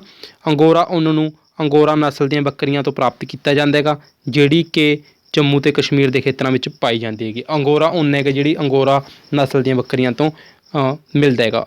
ਪਸ਼ਮੀਨਾ ਸ਼ਾਲ ਕਸ਼ਮੀਰੀ ਬੱਕਰੀਆਂ ਦੇ ਮੁਲਾਇਮ ਵਾਲਾਂ ਤੋਂ ਬਣਦੀਆਂ ਨੇਗੀਆਂ। ਉੱਠ ਤੋਂ ਬਿਨਾਂ ਦੱਖਣੀ ਅਫਰੀਕਾ ਵਿੱਚ ਮਿਲਣ ਵਾਲੇ ਲਾਮਾ ਅਤੇ ਐਲਪੇਕਾ ਤੋਂ ਵੀ ਉੱਨ ਮਿਲਦੀ ਹੈਗੀ। ਕੱਟੀ ਹੋਈ ਉੱਨ ਨੂੰ ਚਿਕਨਾਈ, ਧੂੜ, ਮਿੱਟੀ ਤਾਂ ਜੋ ਵੀ ਓਇਲੀ ਪਦਾਰਥ ਲੱਗੇ ਹੁੰਦੇ ਨੇ ਉਸ ਨੂੰ ਉਤਾਰਨ ਦੇ ਲਈ ਇਸ ਨੂੰ ਧੋਇਆ ਜਾਂਦਾ ਹੈਗਾ, ਠੀਕ ਹੈ, ਜਿਸ ਨੂੰ ਕਿ ਅਭਿਮਾਰਜਨ ਕਿਹਾ ਜਾਂਦਾ ਹੈਗਾ। ਉੱਨ ਦੀ ਛਟਾਈ ਕਰਨ ਵਾਲਿਆਂ ਨੂੰ ਐਂਥਰੈਕਸ ਨਾਮ ਦਾ ਇੱਕ ਜੀਵਾਣੂ ਦਾ ਇੱਕ ਜਿਹੜਾ ਲਾਗ ਲੱਗ ਜਾਂਦੀ ਹੈਗੀ, ਠੀਕ ਹੈ, ਜਿਸ ਦੇ ਨਾਲ ਖੂਨ ਦਾ ਘਾਤਕ ਰੋਗ ਉਹਨਾਂ ਨੂੰ ਹੋ ਸਕਦਾ ਹੈਗਾ, ਜਿਸ ਨੂੰ ਸੋਲਟਰਸ ਕਹਿੰਦੇ ਨੇਗੇ। ਰੇਸ਼ਮ ਉਤਪਾਦਨ ਵਿੱਚ ਚੀਨ ਸੰਸਾਰ ਦੇ ਪਹਿਲੇ ਸਥਾਨ 'ਤੇ ਹੈਗਾ, ਠੀਕ ਹੈ। ਰੇਸ਼ਮ ਜਾਂ ਸਿਲਕ। ਸੈਰੀਕਲਚਰ ਕੀ ਹੁੰਦਾ ਹੈਗਾ? ਸੈਰੀਕਲਚਰ ਹੈਗਾ ਰੇਸ਼ਮ ਦੇ ਕੀੜੇ ਨੂੰ ਪਾਲਣਾ, ਇਸ ਨੂੰ ਆਪਣਾ ਸੈਰੀਕਲਚਰ ਕਿਹਾ ਜਾਂਦਾ ਹੈਗਾ। ਉਸ ਤੋਂ ਬਾਅਦ ਆ ਜਾਂਦਾ ਹੈਗਾ ਮਾਦਾ ਰੇਸ਼ਮ ਦਾ ਕੀੜਾ ਹੈਗਾ ਜਿਹੜਾ ਮਾਦਾ ਰੇਸ਼ਮ ਦਾ ਕੀੜਾ ਹੈਗਾ ਜਿਹੜਾ ਉਸ ਤੋਂ ਆਂਡੇ ਤੋਂ ਇੱਕ ਲਾਰਵਾ ਨਿਕਲਦਾ ਜੋ ਕਿ ਕੈਟਰਪਿਲਰ ਕਿਹਾ ਜਾਂਦਾ ਹੈਗਾ, ਠੀਕ ਹੈ। ਉਸ ਤੋਂ ਬਾਅਦ ਆ ਜਾਂਦਾ ਹੈਗਾ ਕੈਟਰਪਿਲਰ ਤੋਂ ਬਾਅਦ ਰੇਸ਼ਮ ਦੇ ਕੀੜੇ ਨੇਗੇ ਜਿਹੜੇ ਉਸ ਤੋਂ ਬਾਅਦ ਆਪਣੇ ਤਿਆਰ ਹੁੰਦੇ ਨੇਗੇ, ਠੀਕ ਹੈ। ਰੇਸ਼ਮ ਦੇ ਕੀੜੇ ਅਖਵਾਉਂਦੇ ਨੇਗੇ, ਠੀਕ ਹੈ। ਦੇਖੋ ਮਾਦਾ ਰੇਸ਼ਮ ਦਾ ਕੀੜਾ ਹੈਗਾ ਜਿਹੜਾ ਮਾਦਾ ਉਹ ਆਂਡੇ ਦਿੰਦਾ ਹੈਗਾ, ਠੀਕ ਹੈ, ਉਸ ਦੇ ਵਿੱਚੋਂ ਲਾਰਵਾ ਨਿਕਲਦਾ ਹੈਗਾ ਅਤੇ ਜਿਹੜੇ ਅੱਗੇ ਉਸ ਤੋਂ ਬਾਅਦ ਰੇਸ਼ਮ ਦੇ ਕੀੜੇ ਤਿਆਰ ਹੁੰਦੇ ਨੇਗੇ, ਠੀਕ ਹੈ। ਇਹ ਸਾਈਜ਼ ਵਿੱਚ ਵਾਧਾ ਕਰਦੇ ਹਨ ਅਤੇ ਉਸ ਦੀ ਜਿਹੜੀ ਅਗਲੀ ਉਸ ਦੀ ਅਵਸਥਾ ਹੈਗੀ ਉਹ ਹੈ ਪਿਊਪਾ, ਅਤੇ ਇਹ ਆਪਣੇ ਆਲੇ ਦੁਆਲੇ ਦੇ ਵਿੱਚ ਇੱਕ ਜਾਲ ਬੁਣ ਲੈਂਦੇ ਨੇਗੇ, ਠੀਕ ਹੈ। ਫਿਰ 8 ਦੀ ਇੱਕ ਆਕਾਰ ਦੇ ਰੂਪ ਦੇ ਵਿੱਚ ਇਹ ਬਣਾ ਲੈਂਦੇ ਨੇਗੇ ਇਸ ਦੇ ਸਿਰੇ, ਠੀਕ ਹੈ। ਇਸ ਦੀ ਗਤੀ ਦੇ ਸਮੇਂ ਕੈਟਰਪਿਲਰ ਪਤਲੇ ਤਾਰ ਦੇ ਰੂਪ ਦੇ ਵਿੱਚ ਪ੍ਰੋਟੀਨ ਤੋਂ ਬਣੇ ਇੱਕ ਪਦਾਰਥ ਦਾ ਰਿਸਾਅ ਕਰਦਾ ਹੈਗਾ, ਜੋ ਕਿ ਸਖਤ ਹੋ ਕੇ ਰੇਸ਼ਮ ਦਾ ਰੇਸ਼ਾ ਬਣ ਜਾਂਦਾ ਹੈਗਾ। ਜਲਦੀ ਹੀ ਕੈਟਰਪਿਲਰ ਖੁਦ ਨੂੰ ਪੂਰੀ ਤਰ੍ਹਾਂ ਰੇਸ਼ਮ ਦੇ ਰੇਸ਼ਿਆਂ ਦੇ ਨਾਲ ਢੱਕ ਲੈਂਦਾ ਹੈਗਾ। ਇਹ ਪਰਤ ਹੈਗੀ ਜਿਹੜੀ ਇਹ ਕੋਕੂਨ ਅਖਵਾਉਂਦੀ ਹੈਗੀ, ਠੀਕ ਹੈ। ਤਾਂ ਤੁਸੀਂ ਇਸੇ ਤਰ੍ਹਾਂ ਇਸ ਨੂੰ ਸਮਝ ਲੈਣਾ ਹੈਗਾ, ਠੀਕ ਹੈ। ਜੇ ਕਈ ਵਾਰ ਤੁਹਾਨੂੰ ਸਮਝ ਨਹੀਂ ਆਉਂਦੀ ਤਾਂ ਤੁਸੀਂ ਵੀਡੀਓ ਨੂੰ ਪਿੱਛੇ ਕਰਕੇ ਜ਼ਰੂਰ ਦੇਖ ਲੈਣਾ ਹੈਗਾ। ਉਸ ਤੋਂ ਬਾਅਦ ਰੇਸ਼ਮ ਦਾ ਜਿਹੜਾ ਰੇਸ਼ਾ ਹੈਗਾ ਉਹ ਸਟੀਲ ਦੇ ਨਾਲੋਂ ਮਜ਼ਬੂਤ ਹੁੰਦਾ ਹੈਗਾ, ਇੱਕ ਤਰ੍ਹਾਂ ਆਪਾਂ ਕਹਿ ਸਕਦੇ ਹਾਂ, ਜੇਕਰ ਇਹਨਾਂ ਦੀ ਕੁਆਂਟਿਟੀ ਇੱਕੋ ਜਿਹੀ ਹੋਵੇ ਦੋਨਾਂ ਦੀ, ਠੀਕ ਹੈ। ਰੇਸ਼ਮ ਤੋਂ ਆਮ ਰੇਸ਼ਮ ਦਾ ਕੀੜਾ ਸ਼ਹਿਤੂਤ ਸਭ ਤੋਂ ਆਮ ਹੈਗਾ ਜਿਹੜਾ ਰੇਸ਼ਮ ਦਾ ਕੀੜਾ ਆਪਾਂ ਨੂੰ ਮਿਲਦਾ ਹੈਗਾ, ਠੀਕ ਹੈ, ਉਹ ਸ਼ਹਿਤੂਤ ਰੇਸ਼ਮ ਦਾ ਕੀੜਾ ਹੈਗਾ ਜਿਹੜਾ ਆਪਾਂ ਨੂੰ ਆਮ ਦੇਖਣ ਨੂੰ ਮਿਲਦਾ ਹੈਗਾ, ਠੀਕ ਹੈ। ਉਸ ਤੋਂ ਬਾਅਦ ਜਿਹੜਾ ਰੇਸ਼ਮ ਹੈਗਾ ਇੱਕ ਵਾਰ ਦੇ ਵਿੱਚ ਸੈਂਕੜੇ ਆਂਡੇ ਦਿੰਦਾ ਹੈਗਾ। ਉਸ ਤੋਂ ਬਾਅਦ ਅਗਲਾ ਆਪਣਾ ਚੌਥਾ ਚੈਪਟਰ ਆ ਗਿਆ ਹੀਟ ਜਾਂ ਤਾਪ, ਇਸ ਨੂੰ ਕਹਿ ਸਕਦੇ ਹਾਂ। ਆਪਣੇ ਇੰਡੀਆ ਦੇ ਵਿੱਚ ਜ਼ਿਆਦਾਤਰ ਸੈਲਸੀਅਸ ਦਾ ਵਰਤੋਂ ਕੀਤੀ ਜਾਂਦੀ ਹੈ, ਡਿਗਰੀ ਸੀ ਆਪਾਂ ਦੇਖ ਦਿਆਂਗੇ, ਠੀਕ ਹੈ। ਤਾਂ ਪੁੱਛਿਆ ਜਾ ਸਕਦਾ ਪੇਪਰ ਦੇ ਵਿੱਚ ਕਿ ਇੰਡੀਆ ਦੇ ਵਿੱਚ ਕਿਹੜਾ ਆਪਣਾ ਸਿੰਬਲ ਵਰਤਿਆ ਜਾਂਦਾ ਹੈਗਾ। ਉਸ ਤੋਂ ਬਾਅਦ ਜਿਹੜਾ ਡਾਕਟਰੀ ਥਰਮਾਮੀਟਰ ਹੁੰਦਾ ਹੈਗਾ 35 ਤੋਂ 42 ਡਿਗਰੀ ਤੱਕ ਦਾ ਤਾਪਮਾਨ ਮਾਪ ਸਕਦਾ ਹੈਗਾ, ਜਿਹੜਾ ਆਪਣੇ ਡਾਕਟਰਾਂ ਦੇ ਕੋਲ ਥਰਮਾਮੀਟਰ ਹੁੰਦਾ। ਉਸ ਤੋਂ ਬਾਅਦ ਜਿਹੜਾ ਉਸ 'ਤੇ ਦੇਖਿਆ ਹੋਏਗਾ ਥਰਮਾਮੀਟਰ ਇਸ ਤਰ੍ਹਾਂ ਦਾ ਹੁੰਦਾ ਹੈਗਾ, ਠੀਕ ਹੈ, ਠੀਕ ਹੈ। ਇੱਕ ਪਾਸੇ ਤਾਂ ਉਸ 'ਤੇ ਸੈਲਸੀਅਸ ਹੁੰਦਾ ਹੈ, ਇੱਕ ਪਾਸੇ ਫਾਰਨਹੀਟ ਹੁੰਦਾ ਹੈਗਾ, ਠੀਕ ਹੈ। ਤਾਂ ਉਸ ਤੋਂ ਬਾਅਦ ਦੇਖੋ ਜਿਹੜਾ ਤਾਂ ਹੁੰਦਾ ਹੈਗਾ ਸੈਲਸੀਅਸ ਉਸ ਦੇ ਉੱਤੇ ਤਾਂ 35 ਤੋਂ 42 ਡਿਗਰੀ ਤੱਕ ਦਾ ਹੁੰਦਾ ਹੈ। ਜਿਹੜਾ ਆਪਣਾ ਹੁੰਦਾ ਫਾਰਨਹੀਟ ਉਹ 94 ਤੋਂ 108 ਡਿਗਰੀ ਤੱਕ ਦਾ ਹੁੰਦਾ ਹੈ। ਜਿਹੜਾ ਮਨੁੱਖ ਦਾ ਸਧਾਰਨ ਤਾਪਮਾਨ ਹੈ 37 ਡਿਗਰੀ ਸੈਲਸੀਅਸ ਹੋ ਗਿਆ। ਤਾਂ ਮਨੁੱਖੀ ਸਰੀਰ ਦਾ ਤਾਪਮਾਨ 35 ਡਿਗਰੀ ਤੇ 42 ਡਿਗਰੀ ਇਹਨਾਂ ਦੇ ਵਿਚਕਾਰ ਹੀ ਰਹਿੰਦਾ ਹੈਗਾ। ਪ੍ਰਯੋਗਸ਼ਾਲਾ ਦਾ ਜਿਹੜਾ ਥਰਮਾਮੀਟਰ ਹੁੰਦਾ -10 ਡਿਗਰੀ ਤੋਂ 110 ਡਿਗਰੀ ਤੱਕ ਦਾ ਟੈਂਪਰੇਚਰ ਮਾਪ ਸਕਦਾ ਹੈ। ਮਤਲਬ ਕਿ ਉਸ ਦੇ ਉੱਤੇ ਲਿਖਿਆ ਹੁੰਦਾ ਹੈਗਾ -10 ਡਿਗਰੀ ਤੋਂ 110 ਡਿਗਰੀ ਤੱਕ, ਜਿਹੜਾ ਮਤਲਬ ਕਿ ਉਸ ਦੇ ਵਿੱਚ ਮੀਟਰ ਲੱਗੇ ਹੁੰਦੇ ਨੇ ਕਿ ਇੱਥੋਂ ਤੱਕ ਇਸ ਦਾ ਪਾਰਾ ਜਾ ਸਕਦਾ ਹੈਗਾ। ਪ੍ਰਯੋਗਸ਼ਾਲਾ ਥਰਮਾਮੀਟਰ ਹੈਗਾ ਜਿਹੜਾ ਖੜੇ ਦਾ ਇੱਕ ਤਰ੍ਹਾਂ ਖੜਾ ਕਰਕੇ ਇਸ ਨੂੰ ਥਰਮਾਮੀਟਰ ਨੂੰ ਰੱਖਣਾ ਚਾਹੀਦਾ ਹੈਗਾ। ਉਸ ਤੋਂ ਬਾਅਦ ਜਿਹੜੇ ਪਦਾਰਥ ਆਪਣੇ ਵਿੱਚੋਂ ਹੋ ਕੇ ਤਾਪਮਾਨ ਨੂੰ ਆਸਾਨੀ ਦੇ ਨਾਲ ਲੰਘਣ ਦਿੰਦੇ ਨੇਗੇ ਉਹਨਾਂ ਨੂੰ ਤਾਪ ਦੇ ਚਾਲਕ ਕਹਿੰਦੇ ਹਨ। ਉਹ ਕਿਹੜੇ ਨੇ? ਐਲੂਮੀਨੀਅਮ, ਲੋਹਾ ਅਤੇ ਤਾਂਬਾ। ਜੋ ਨਹੀਂ ਲੰਘਣ ਦਿੰਦੇ ਉਹ ਕੁਚਾਲਕ ਹੁੰਦੇ ਨੇਗੇ, ਪਲਾਸਟਿਕ, ਲੱਕੜ, ਅਤੇ ਇਹ ਤਾਪ ਰੋਧੀ ਵੀ ਅਖਵਾਉਂਦੇ ਨੇ। ਠੀਕ ਹੈ, ਪਾਣੀ ਅਤੇ ਹਵਾ ਤਾਪ ਦੇ ਕੁਚਾਲਕ ਹਨ। ਉਸ ਤੋਂ ਬਾਅਦ ਦੇਖੋ ਅੱਗੇ, ਗਰਮ ਕੀਤੇ ਜਾ ਰਹੇ ਪਾਣੀ ਵਿੱਚ ਸਿਰਿਆਂ ਤੋਂ ਪਾਣੀ ਗਰਮ ਹੋ ਕੇ ਉੱਪਰ ਉੱਠਦਾ ਹੈ ਅਤੇ ਫਿਰ ਠੰਡਾ ਪਾਣੀ ਉਸ ਦੀ ਜਗ੍ਹਾ 'ਤੇ ਚਲਾ ਜਾਂਦਾ ਹੈ ਅਤੇ ਇਹ ਕਿਰਿਆ ਉਦੋਂ ਤੱਕ ਚੱਲਦੀ ਰਹਿੰਦੀ ਹੈ ਜਦੋਂ ਤੱਕ ਸਾਰਾ ਪਾਣੀ ਗਰਮ ਨਾ ਹੋ ਜਾਵੇ। ਤਾਪ ਸਥਾਨਾਂਤਰ ਦੀ ਇਹ ਇੱਕ ਤਰ੍ਹਾਂ ਉਹ ਹੈਗੀ ਆਪਣੀ ਐਗਜ਼ਾਮਪਲ ਹੈਗੀ। ਠੀਕ ਹੈ, ਇਸ ਨੂੰ ਸੰਵੈਣ ਵਿਧੀ ਕਹਿੰਦੇ ਨੇਗੇ। ਦੇਖੋ ਕੋਈ ਵੀ ਭਾਂਡਾ ਪਿਆ ਉਸ ਦੇ ਵਿੱਚ ਇੱਥੇ ਨੀਚੇ ਅੱਗ ਮੱਚਣ ਲੱਗ ਰਹੀ ਹੈਗੀ। ਠੀਕ ਹੈ, ਤਾਂ ਇੱਥੇ ਹੋਏਗਾ ਜਿਹੜਾ ਪਾਣੀ ਗਰਮ ਹੋ ਜਾਏਗਾ, ਇਹ ਪਾਣੀ ਉੱਪਰ ਚਲਾ ਜਾਏਗਾ ਅਤੇ ਜਿਹੜਾ ਆਹ ਪਾਣੀ ਹੋਏਗਾ ਇੱਧਰੋਂ ਉਹ ਪਾਣੀ ਨੀਚੇ ਆ ਜਾਏਗਾ, ਫਿਰ ਆਹ ਗਰਮ ਹੋ ਕੇ ਆਹ ਵੀ ਉੱਪਰ ਵਗ ਜਾਏਗਾ। ਇਸੇ ਤਰ੍ਹਾਂ ਆਪਾਂ ਕਹਿ ਸਕਦੇ ਹਾਂ ਕਿ ਪਾਣੀ ਉਬਲਣ ਲੱਗ ਜਾਂਦਾ ਹੈਗਾ। ਉਸ ਤੋਂ ਬਾਅਦ ਗੂੜੇ ਰੰਗ ਦੇ ਤਲ ਹਲਕੇ ਰੰਗ ਦੇ ਤਲਾਂ ਦੀ ਤੁਲਨਾ ਵਿੱਚ ਵਧੇਰੇ ਤਾਪ ਸੋਖਦੇ ਨੇਗੇ। ਠੀਕ ਹੈ, ਜਿਹੜੇ ਗੂੜੇ ਰੰਗ ਦੇ ਤਲ ਹੁੰਦੇ ਨੇਗੇ। ਹਲਕੇ ਰੰਗ ਦੇ ਕੱਪੜੇ ਤਾਪ ਵਿਕਰਨਾਂ ਨੂੰ ਵਧੇਰੇ ਮਾਤਰਾ ਦੇ ਵਿੱਚ ਪਰਿਵਰਤਿਤ ਕਰਦੇ ਨੇਗੇ। ਉੱਨ ਤਾਪ ਰੋਧੀ ਹੈ, ਇਸ ਦੇ ਰੇਸ਼ਿਆਂ ਵਿੱਚ ਹਵਾ ਫਸੀ ਰਹਿੰਦੀ ਹੈ। ਇਹ ਹਵਾ ਸਾਡੇ ਸਰੀਰ ਦੇ ਤਾਪ ਨੂੰ ਠੰਡੇ ਆਲੇ ਦੁਆਲੇ ਵੱਲ ਵਿਕਰਤ ਹੋਣ ਤੋਂ ਰੋਕਦੀ ਹੈ। ਇਸ ਲਈ ਸਾਨੂੰ ਨਿੱਘ ਦਾ ਅਨੁਭਵ ਹੁੰਦਾ ਹੈਗਾ। ਉਸ ਤੋਂ ਬਾਅਦ ਅਗਲਾ ਪਾਠ ਆ ਗਿਆ ਆਪਣਾ ਪੰਜਵਾਂ ਪਾਠ ਹੈ ਤੇਜ਼ਾਬ, ਖਾਰ ਅਤੇ ਲੂਣ, ਐਸਿਡ, ਬੇਸਿਸ ਅਤੇ ਸਾਲਟ। ਦਹੀਂ, ਨਿੰਬੂ ਦਾ ਰਸ, ਸੰਤਰੇ ਦਾ ਰਸ, ਸਿਰਕੇ ਦਾ ਸਵਾਦ। ਇਹਨਾਂ ਸਾਰੀਆਂ ਚੀਜ਼ਾਂ ਦਾ ਜਿਹੜਾ ਸਵਾਦ ਹੁੰਦਾ ਹੈਗਾ ਉਹ ਆਪਣਾ ਹੁੰਦਾ ਹੈਗਾ ਖੱਟਾ, ਕਿਉਂਕਿ ਇਹਨਾਂ ਦੇ ਵਿੱਚ ਐਸਿਡ ਹੁੰਦਾ ਹੈਗਾ। ਠੀਕ ਹੈ, ਤਾਂ ਇੱਥੋਂ ਆਪਾਂ ਨੂੰ ਪਤਾ ਲੱਗ ਗਿਆ ਜਿਹੜਾ ਐਸਿਡ ਹੁੰਦਾ ਹੈਗਾ ਖੱਟਾ ਹੁੰਦਾ ਹੈਗਾ। ਇਹਨਾਂ ਪਦਾਰਥਾਂ ਦਾ ਰਸਾਇਣਕ ਸੁਭਾਅ ਤੇਜ਼ਾਬੀ ਹੁੰਦਾ ਹੈਗਾ। ਜਿਹੜੇ ਪਦਾਰਥ ਛੂਹਣ ਦੇ ਵਿੱਚ ਸਾਬਣ ਵਰਗੇ ਹੁੰਦੇ ਹਨ, ਖਾਰ ਖਵਾਉਂਦੇ ਹਨ। ਇਹਨਾਂ ਪਦਾਰਥਾਂ ਦਾ ਸੁਭਾਅ ਵੀ ਖਾਰਾ ਹੁੰਦਾ ਹੈ, ਸਵਾਦ ਕੌੜਾ ਹੁੰਦਾ ਹੈਗਾ। ਕਿਸੇ ਵਸਤੂ ਦਾ ਪਰੀਖਣ ਕਿ ਇਹ ਖਾਰਾ ਹੈ ਜਾਂ ਤੇਜ਼ਾਬੀ ਹੈ। ਠੀਕ ਹੈ, ਇਸ ਦਾ ਪਰੀਖਣ ਕਰਨ ਦੇ ਲਈ ਵਿਸ਼ੇਸ਼ ਕਿਸਮ ਦੇ ਪਦਾਰਥਾਂ ਦੀ ਵਰਤੋਂ ਕੀਤੀ ਜਾਂਦੀ ਹੈ। ਇਹ ਪਦਾਰਥ ਨੇਗੇ ਜਿਹੜੇ ਸੂਚਕ ਖਵਾਉਂਦੇ ਨੇਗੇ। ਠੀਕ ਹੈ, ਸੂਚਕਾਂ ਨੂੰ ਜਦੋਂ ਤੇਜ਼ਾਬੀ ਜਾਂ ਖਾਰੇ ਪਦਾਰਥ ਦੇ ਵਿੱਚ ਜਾਂ ਘੋਲਿਆ ਜਾਂਦਾ ਜਾਂ ਇਸ ਦਾ ਘੋਲ ਹੈਗਾ ਜਿਹੜਾ ਇਸ ਦੇ ਵਿੱਚ ਮਿਲਾਇਆ ਜਾਂਦਾ ਹੈਗਾ। ਠੀਕ ਹੈ, ਤਾਂ ਇਹ ਆਪਣਾ ਰੰਗ ਬਦਲ ਲੈਂਦੇ ਨੇਗੇ। ਠੀਕ ਹੈ, ਇਹਨਾਂ ਦੇ ਵਿੱਚੋਂ ਦੇਖੋ ਕਿਹੜੇ ਪਦਾਰਥ ਨੇ ਇਹ? ਹਲਦੀ, ਲਿਟਮਸ, ਚਾਈਨਾ ਰੋਜ਼ ਦੀਆਂ ਪੰਖੜੀਆਂ ਆਦਿ। ਠੀਕ ਹੈ, ਇਹ ਸਾਰੇ ਨੇਗੇ ਜਿਹੜੇ ਕੁਦਰਤੀ ਰੂਪ ਦੇ ਵਿੱਚ ਨੈਚੁਰਲ ਆਪਾਂ ਨੂੰ ਇਹ ਮਿਲਦੇ ਨੇਗੇ।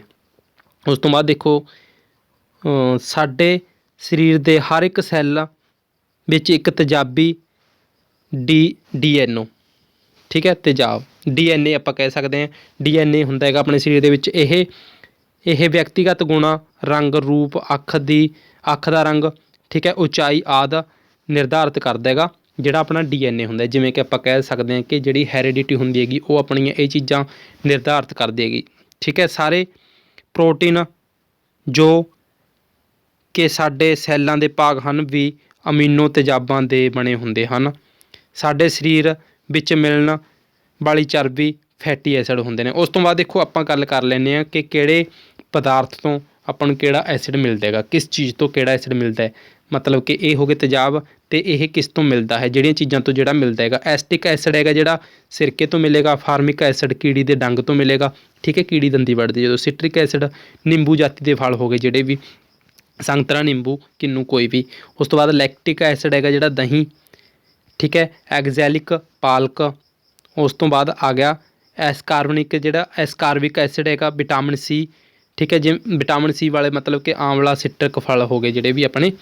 ਠੀਕ ਹੈ, ਟਾਰਟੈਰਿਕ ਐਸਿਡ ਹੋ ਗਿਆ ਜਿਹੜਾ ਇਮਲੀ, ਅੰਗੂਰ, ਕੱਚੇ ਅੰਬ ਹੋ ਗਏ ਜਿਹੜੇ ਉਹਨਾਂ ਤੋਂ ਮਿਲਦਾ ਹੈਗਾ। ਇਹ ਸਾਰੇ ਨੇਗੇ ਜਿਹੜੇ ਤੇਜ਼ਾਬ ਕੁਦਰਤੀ ਰੂਪ ਦੇ ਵਿੱਚ ਆਪਾਂ ਨੂੰ ਇਹ ਮਿਲ ਜਾਂਦੇ ਨੇ। ਉਸ ਤੋਂ ਬਾਅਦ ਆਪਾਂ ਗੱਲ ਕਰ ਲੈਂਦੇ ਖਾਰ ਦੀ।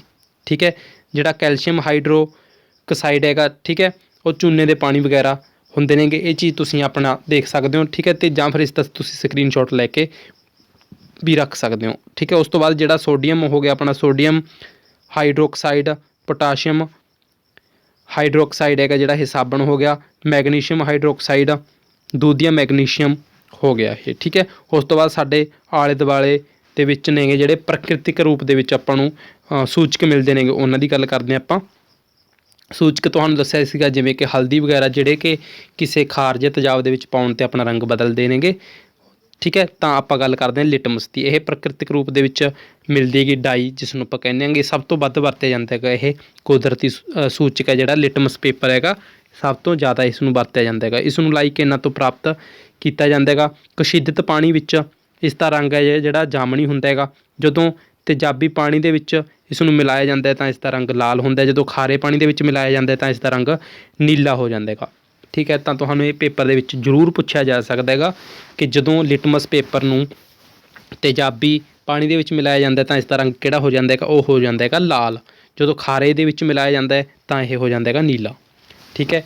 ਕਿਉਂ ਵਰਤੋਂ ਕਰਦੇ ਇਹਨਾਂ ਦੀ ਆਪਾਂ ਕੋਈ ਵੀ ਚੀਜ਼ ਦੇਖਣ ਵਾਸਤੇ ਕਿ ਇਸ ਦਾ ਸਵਾਦ ਕੀ ਹੁੰਦਾ ਹੈਗਾ। ਜਦੋਂ ਵਿਗਿਆਨੀ ਕੁਛ ਵੀ ਖੋਜ ਕਰਦੇ ਨੇ ਤਾਂ ਉਹ ਇਹ ਤਾਂ ਹੈ ਨਹੀਂ ਕਿ ਆਪਣੀ ਜੀਭ 'ਤੇ ਰੱਖ ਕੇ ਦੇਖਣਗੇ ਕਿਸੇ ਪਦਾਰਥ ਨੂੰ, ਠੀਕ ਹੈ। ਉਹ ਹਾਨੀਕਾਰਕ ਵੀ ਹੋ ਸਕਦਾ ਹੈਗਾ, ਤਾਂ ਕਰਕੇ ਉਹ ਲਿਟਮਸ ਪੇਪਰਾਂ ਦੀ ਵਰਤੋਂ ਕਰਦੇ ਨੇਗੇ, ਠੀਕ ਹੈ। ਕਿ ਜੇਕਰ ਤਾਂ ਉਹ ਲਾਲ ਹੋ ਗਿਆ ਤਾਂ ਇਸ ਦਾ ਮਤਲਬ ਇਹ ਤੇਜ਼ਾਬੀ ਪਾਣੀ ਹੋਏਗਾ, ਜਾਂ ਕੋਈ ਵੀ ਜਿਹੜੀ ਖੋਜ ਹੋਈ ਹੈ ਇੱਕ ਤਰ੍ਹਾਂ ਤੇਜ਼ਾਬੀ। ਤੇਜ਼ਾਬ ਨੂੰ ਜੀਭ 'ਤੇ ਤਾਂ ਨਹੀਂ ਰੱਖਿਆ ਜਾ ਸਕਦਾ, ਤੇਜ਼ਾਬ ਨੂੰ ਚੈੱਕ ਕੀਤਾ ਜਾ ਸਕਦਾ ਹੈ ਲਿਟਮਸ ਦੇ ਨਾਲ, ਠੀਕ ਹੈ। ਜੇਕਰ ਤਾਂ ਲਿਟਮਸ ਲਾਲ ਹੋ ਗਿਆ ਤਾਂ ਇਹਦਾ ਮਤਲਬ ਇਹ ਤੇਜ਼ਾਬ ਹੈਗਾ।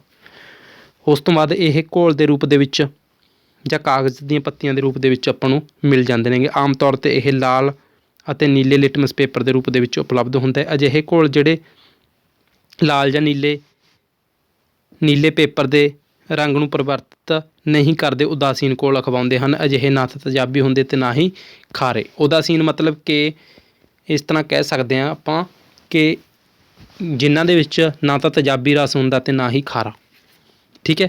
ਸਾਲਟ ਕਹਿ ਸਕਦੇ ਹਾਂ ਆਪਾਂ।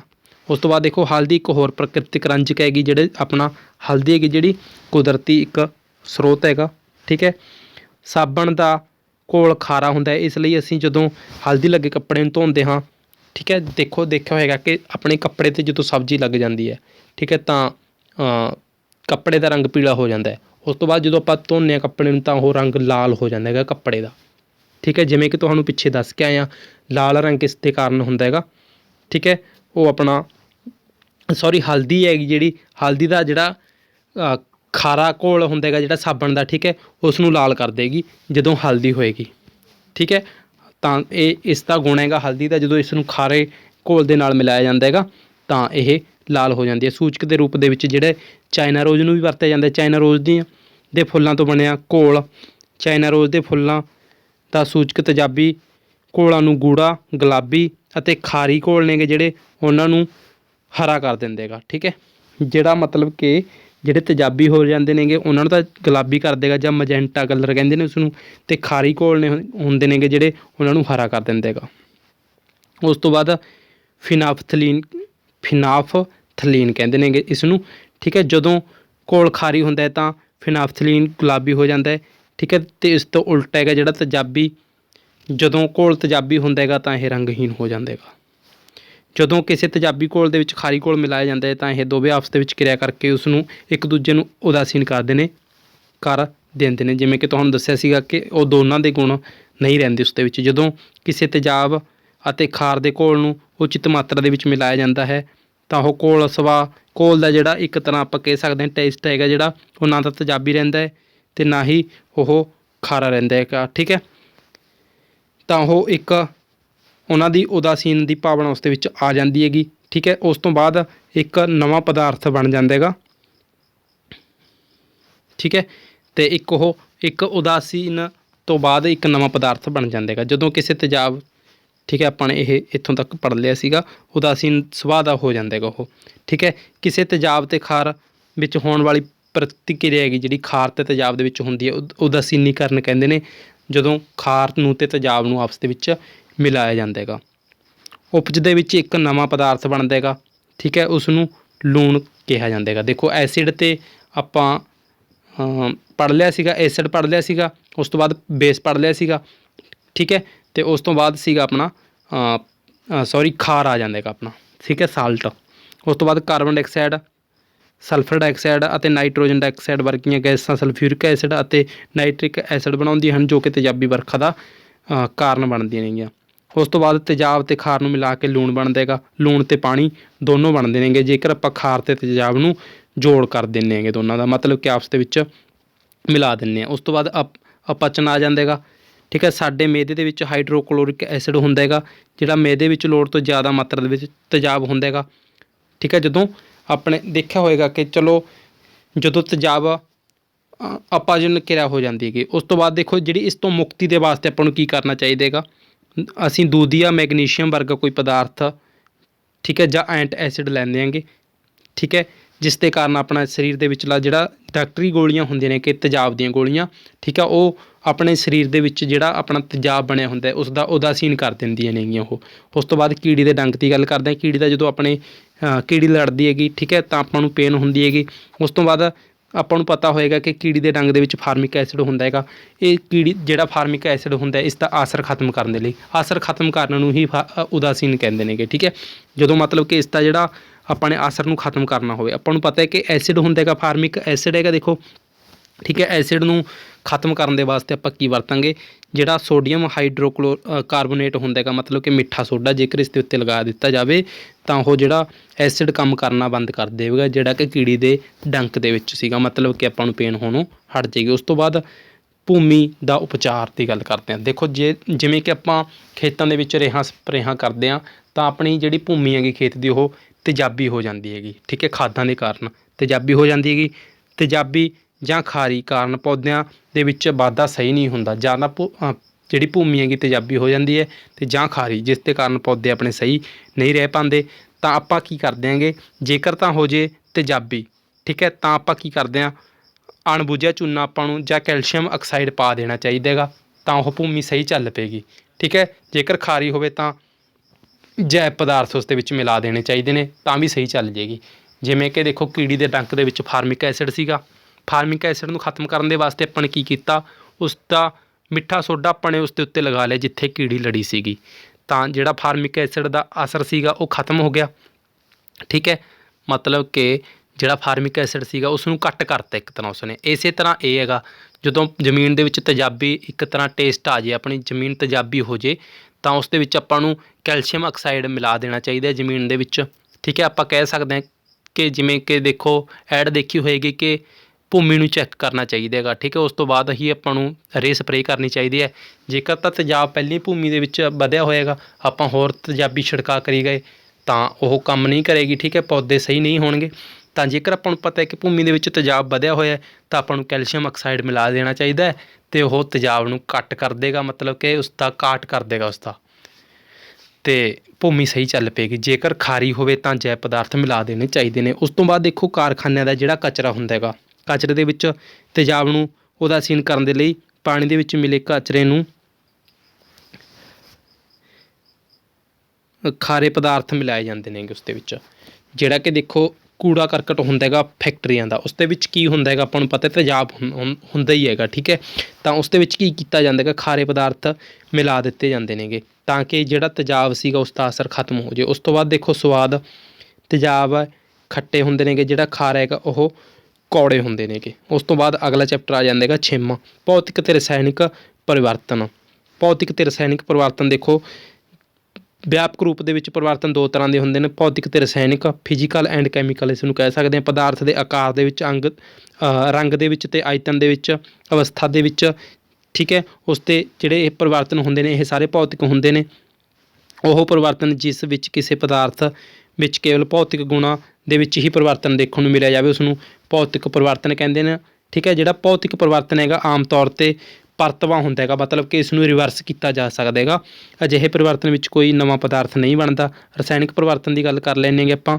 ਰਸਾਇਣਿਕ ਰਸਾਇਣਿਕ ਪਰਿਵਰਤਨ ਹੈਗਾ ਜਿਹੜਾ, ਠੀਕ ਹੈ, ਉਸ ਤੋਂ ਆਪਾਂ ਕਹਿ ਸਕਦੇ ਹਾਂ ਕਿ ਉਸ ਨੂੰ ਰਿਵਰਸ ਨਹੀਂ ਕੀਤਾ ਜਾ ਸਕਦਾ, ਉਸ ਤੋਂ ਕੋਈ ਨਵਾਂ ਪਦਾਰਥ ਨਹੀਂ ਬਣਦਾ, ਠੀਕ ਹੈ। ਦੇਖੋ ਇਹ ਫਾਰਮੂਲੇ ਨੇਗੇ, ਠੀਕ ਹੈ, ਤਾਂ ਤੁਸੀਂ ਇਸ ਦਾ ਸਕਰੀਨਸ਼ਾਟ ਲੈ ਸਕਦੇ ਹੋ, ਬਾਅਦ ਦੇ ਵਿੱਚ ਇਸ ਨੂੰ ਪੜ੍ਹ ਲੈਣਾ ਹੈਗਾ।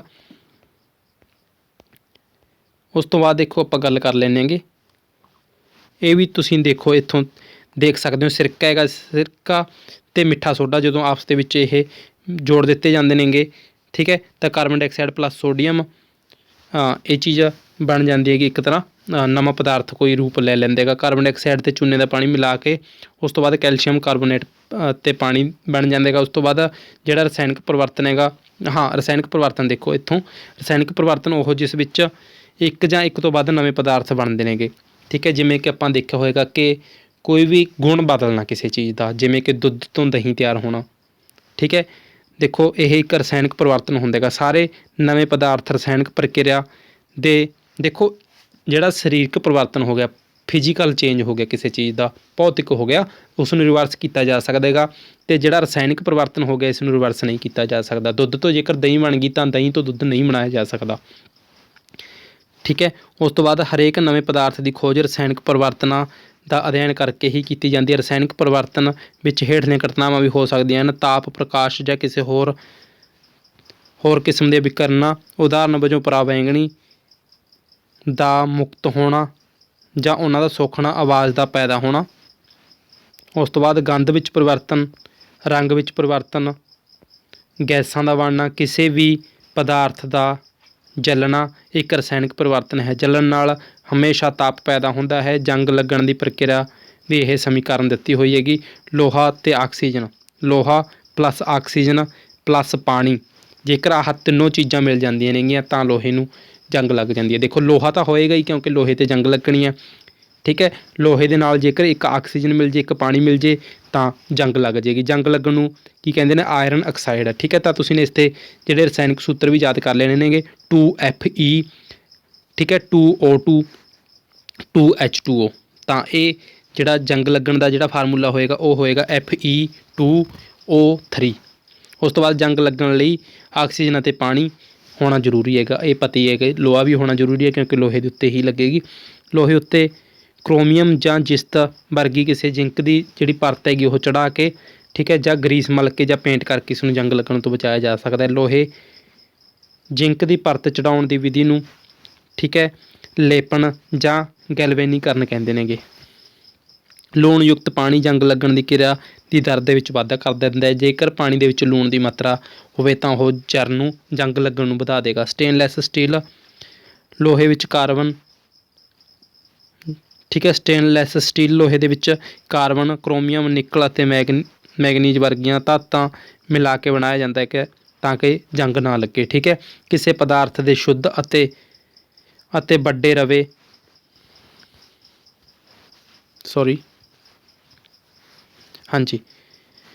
ਕਿਸੇ ਪਦਾਰਥ ਦੇ ਸ਼ੁੱਧ ਅਤੇ ਵੱਡੇ, ਠੀਕ ਹੈ, ਆਕਾਰ ਦੇ ਰਵੇ, ਵੱਡੇ ਆਕਾਰ ਦੇ ਰਵੇ ਨੇਗੇ ਜਿਹੜੇ, ਉਹਨਾਂ ਨੂੰ ਘੋਲ ਤੋਂ ਇੱਕ ਪ੍ਰਾਪਤ ਕੀਤੇ ਜਾਂਦੇ ਹਨ ਜਿਸ ਨੂੰ ਕਿ ਕ੍ਰਿਸਟਲੀਕਰਨ ਕਹਿੰਦੇ ਨੇਗੇ। ਕਿਸੇ ਸ਼ੁੱਧ ਪਦਾਰਥ ਤੋਂ ਜਿਹੜਾ ਕੋਈ ਅੱਗੇ ਨਵਾਂ ਪਦਾਰਥ ਤਿਆਰ ਕੀਤਾ ਜਾਂਦਾ ਹੈਗਾ, ਠੀਕ ਹੈ, ਉਸ ਨੂੰ ਕ੍ਰਿਸਟਲੀਕਰਨ ਕਿਹਾ ਜਾਂਦਾ ਹੈਗਾ। ਉਸ ਤੋਂ ਬਾਅਦ ਜਿਹੜਾ ਆਪਣਾ ਅਗਲਾ ਚੈਪਟਰ ਆ ਜਾਂਦਾ ਹੈਗਾ, ਵਰਖਾ ਬਣ ਸਾਡੀ ਧਰਤੀ ਦੀ ਸਤ੍ਹਾ ਦੇ ਉੱਤੇ 6% ਹੀ ਨੇਗੇ, ਠੀਕ ਹੈ। ਇਹ ਚੀਜ਼ ਤੁਸੀਂ ਨੇ ਯਾਦ ਰੱਖ ਲੈਣੀ ਹੈਗੀ। ਉਸ ਤੋਂ ਬਾਅਦ ਦੇਖੋ ਆ ਜਾਂਦਾ ਹੈਗਾ ਆਪਣਾ ਅੱਗੇ ਚੈਪਟਰ ਆ ਗਿਆ ਆਪਣਾ 7ਵਾਂ, ਮੌਸਮ, ਜਲਵਾਯੂ ਦੇ ਅਨੁਸਾਰ ਜੰਤੂਆਂ ਦੁਆਰਾ ਅਨੁਕੂਲਣ। ਅਨੁਕੂਲਣ ਕੀ ਹੁੰਦਾ ਹੈਗਾ? ਅਨੁਕੂਲਣ ਕਿਸੇ ਜੀਵ ਜੰਤੂਆਂ ਦਾ ਆਪਣੇ ਆਦਤ ਬਣਾ ਲੈਣਾ ਕਿਸੇ ਜਗ੍ਹਾ ਦੇ ਉੱਤੇ। ਉਹ ਆਦਤ ਕਿਸ ਤਰ੍ਹਾਂ? ਜਿਵੇਂ ਕਿ ਵਾਤਾਵਰਨ ਦੇ ਅਨੁਸਾਰ ਢਾਲ ਲੈਣਾ। ਦੇਖੋ ਕਿਸੇ ਸਥਾਨ ਦੇ ਤਾਪਮਾਨ, ਨਮੀ, ਵਰਖਾ, ਹਵਾ ਗਤੀ ਆਦਿ ਦੇ ਸੰਬੰਧ ਦੇ ਵਿੱਚ ਵਾਯੂਮੰਡਲ ਦੀ ਹਰ ਰੋਜ਼ ਦੀ ਅਵਸਥਾ ਉਸ ਸਥਾਨ ਦਾ ਮੌਸਮ ਅਖਵਾਉਂਦਾ ਹੈਗਾ, ਠੀਕ ਹੈ।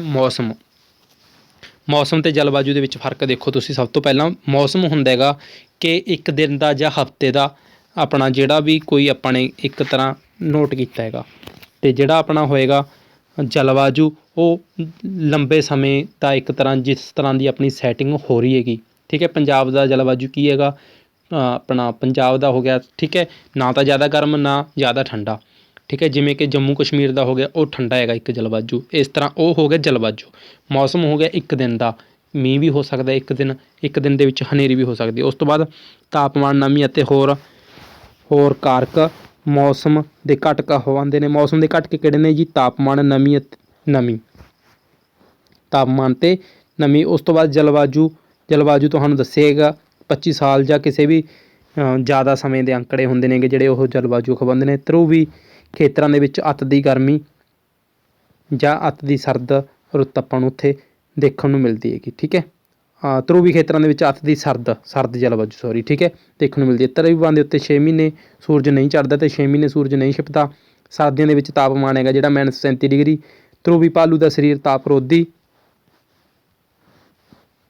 ਤਾਪਰੋਧੀ ਹੁੰਦਾ ਹੈ। ਉਹ ਹੌਲੀ ਹੌਲੀ ਚੱਲਦੇ ਹਨ ਕਿ ਸਰੀਰ ਦਾ ਤਾਪਮਾਨ ਨਾ ਵੱਧ ਜਾਵੇ, ਠੀਕ ਹੈ, ਅਤੇ ਗਰਮੀ ਤੋਂ ਬਚਣ ਦੇ ਲਈ ਉਹ ਆਰਾਮ ਕਰਦੇ ਨੇ, ਜ਼ਿਆਦਾ ਤੋਰਾ ਫੇਰਾ ਉਹ ਨਹੀਂ ਕਰਦੇ। ਉਸ ਤੋਂ ਬਾਅਦ ਆ ਜਾਂਦਾ ਹੈਗਾ ਉਸ਼ਣ ਕਟੀਬੰਧੀ ਵਰਖਾ ਖੇਤਰ। ਜਲਵਾਯੂ ਆਮ ਤੌਰ 'ਤੇ ਗਰਮ ਹੁੰਦੀ ਹੈ ਕਿਉਂਕਿ ਇਹ ਖੇਤਰਾਂ ਦੇ ਵਿੱਚ ਇਹ ਖੇਤਰ ਨੇ ਜਿਹੜੇ ਭੂ ਮੱਧ ਰੇਖਾ ਦੇ ਨੇੜੇ ਸਥਿਤ ਹਨ। ਸਭ ਤੋਂ ਠੰਡੇ ਮਹੀਨਿਆਂ ਦੇ ਵਿੱਚ ਵੀ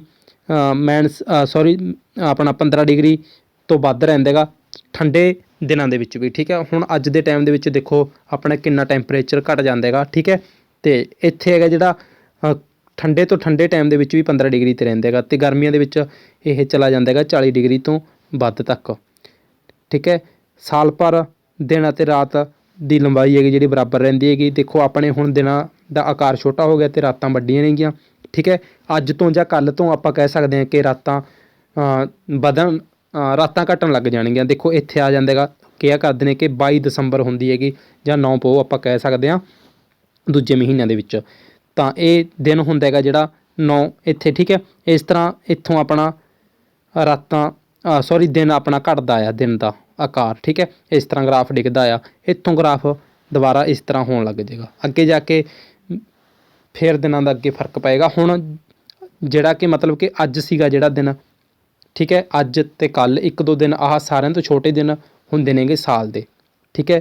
22-23 ਦਸੰਬਰ ਹੁੰਦਾ ਹੈਗਾ ਜਿਹੜਾ ਇੱਥੋਂ ਸਾਰਿਆਂ ਤੋਂ ਛੋਟਾ, ਜਿੰਨਾ ਵੀ ਘਟਣਾ ਹੁੰਦਾ ਦਿਨ ਘਟ ਜਾਂਦਾ ਹੈਗਾ।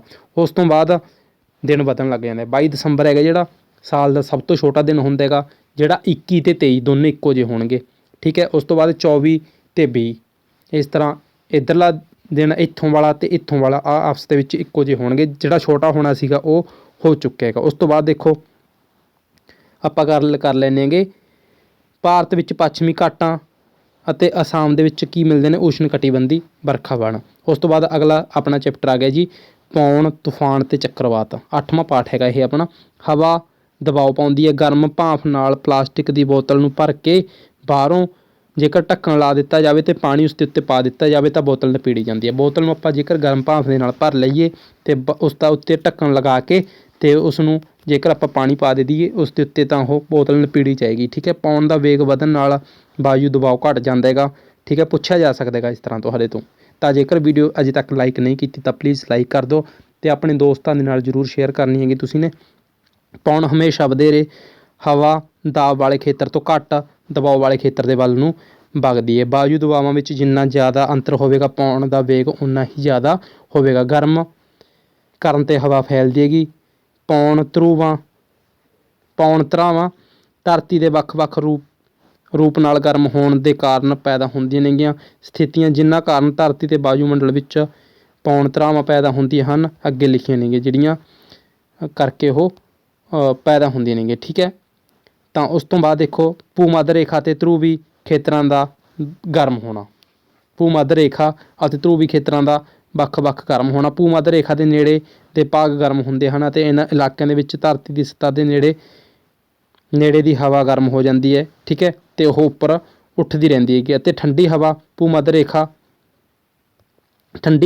ਰੇਖਾ ਦੇ ਦੋਵਾਂ ਪਾਸੇ ਸਥਿਤ 0 ਤੋਂ 30 ਡਿਗਰੀ ਅਕਸ਼ਾਂਸ਼ ਦੀ ਪੱਟੀ ਦੇ ਖੇਤਰਾਂ ਵਿੱਚ ਭੂ ਮੱਧ ਰੇਖਾ ਵੱਲ ਗਤੀ ਕਰਦੀ ਹੈਗੀ, ਠੀਕ ਹੈ। ਇਸੇ ਤਰ੍ਹਾਂ ਚੱਲਦਾ ਰਹਿੰਦਾ ਹੈਗਾ ਉਹ ਕਿ ਗਰਮ ਤੋਂ ਠੰਡੇ ਪਾਸੇ ਅਤੇ ਠੰਡੇ ਤੋਂ ਗਰਮ ਪਾਸੇ ਆਪਸ ਦੇ ਵਿੱਚ ਵਟਾਂਦਰਾ ਉਹ ਕਰਦੀਆਂ ਰਹਿੰਦੀਆਂ ਨੇਗੀਆਂ ਹਵਾਵਾਂ, ਠੀਕ ਹੈ। ਅਤੇ ਉਸ ਤੋਂ ਬਾਅਦ ਦੇਖੋ ਇਹ ਇੰਪੋਰਟੈਂਟ ਗੱਲ ਬਿਜਲੀ ਦੀ ਚਮਕ ਹੈਗੀ ਜਿਹੜੀ, ਠੀਕ ਹੈ, ਹਾਂਜੀ, ਬਿਜਲੀ ਦੀ ਜਿਹੜੀ ਆਪਣੀ ਚਮਕ ਹੋਏਗੀ, ਠੀਕ ਹੈ, ਤਾਂ ਉਹ 3 ਲੱਖ ਕਿਲੋਮੀਟਰ ਦੀ ਸਕਿੰਟ ਦੇ ਵੇਗ ਦੇ ਹਿਸਾਬ ਦੇ ਨਾਲ ਇਹ ਚੱਲਦੀ ਹੈਗੀ। ਤਾਂ ਤੁਸੀਂ ਇਹ ਯਾਦ ਰੱਖ ਲੈਣੇਗਾ, ਠੀਕ ਹੈ। ਇਹ ਇੰਪੋਰਟੈਂਟ ਗੱਲਾਂ ਬਾਤਾਂ ਆਪਾਂ ਨੇ ਉੱਪਰ ਲਿਖੀਆਂ ਹੋਈਆਂ ਸੀਗੀਆਂ। ਉਸ ਤੋਂ ਬਾਅਦ ਆਪਾਂ ਗੱਲ ਕਰ ਲੈਂਦੇ ਹੈਗੇ ਥਲ ਅਤੇ ਜਲ ਦਾ ਵੱਖ-ਵੱਖ ਰੂਪ ਦੇ ਵਿੱਚ ਗਰਮ ਹੋਣਾ, ਠੀਕ ਹੈ। ਜਿਵੇਂ ਕਿ ਦੇਖਿਆ ਹੋਏਗਾ ਕਿ ਗਰਮੀਆਂ ਦੇ ਵਿੱਚ ਥਲੀ ਖੇਤਰ ਵਧੇਰੇ ਤੇਜ਼ੀ ਦੇ ਨਾਲ ਗਰਮ ਹੁੰਦਾ ਹੈਗਾ, ਠੀਕ ਹੈ, ਅਤੇ ਵਧੇਰੇ ਵਧੇਰੇ ਸਮੇਂ ਥਲ ਦਾ ਤਾਪਮਾਨ ਸਮੁੰਦਰੀ ਜਲ ਦੇ ਨਾਲੋਂ ਵੱਧ ਰਹਿੰਦਾ ਹੈ। ਜਲ ਦੇ ਉੱਪਰ ਵਾਲੀ ਹਵਾ ਗਰਮ ਹੋ ਜਾਂਦੀ ਹੈ ਅਤੇ ਉੱਪਰ ਉੱਠਦੀ ਹੈ। ਇਸ ਦੇ ਨਾਲ ਪੌਣ ਸਮੁੰਦਰ ਤੋਂ ਥਲ ਵੱਲ ਨੂੰ ਚੱਲਦੀ ਹੈ ਅਤੇ ਮਾਨਸੂਨੀ ਪੌਣ ਹੁੰਦੀ ਹੈਗੀ ਇਹ।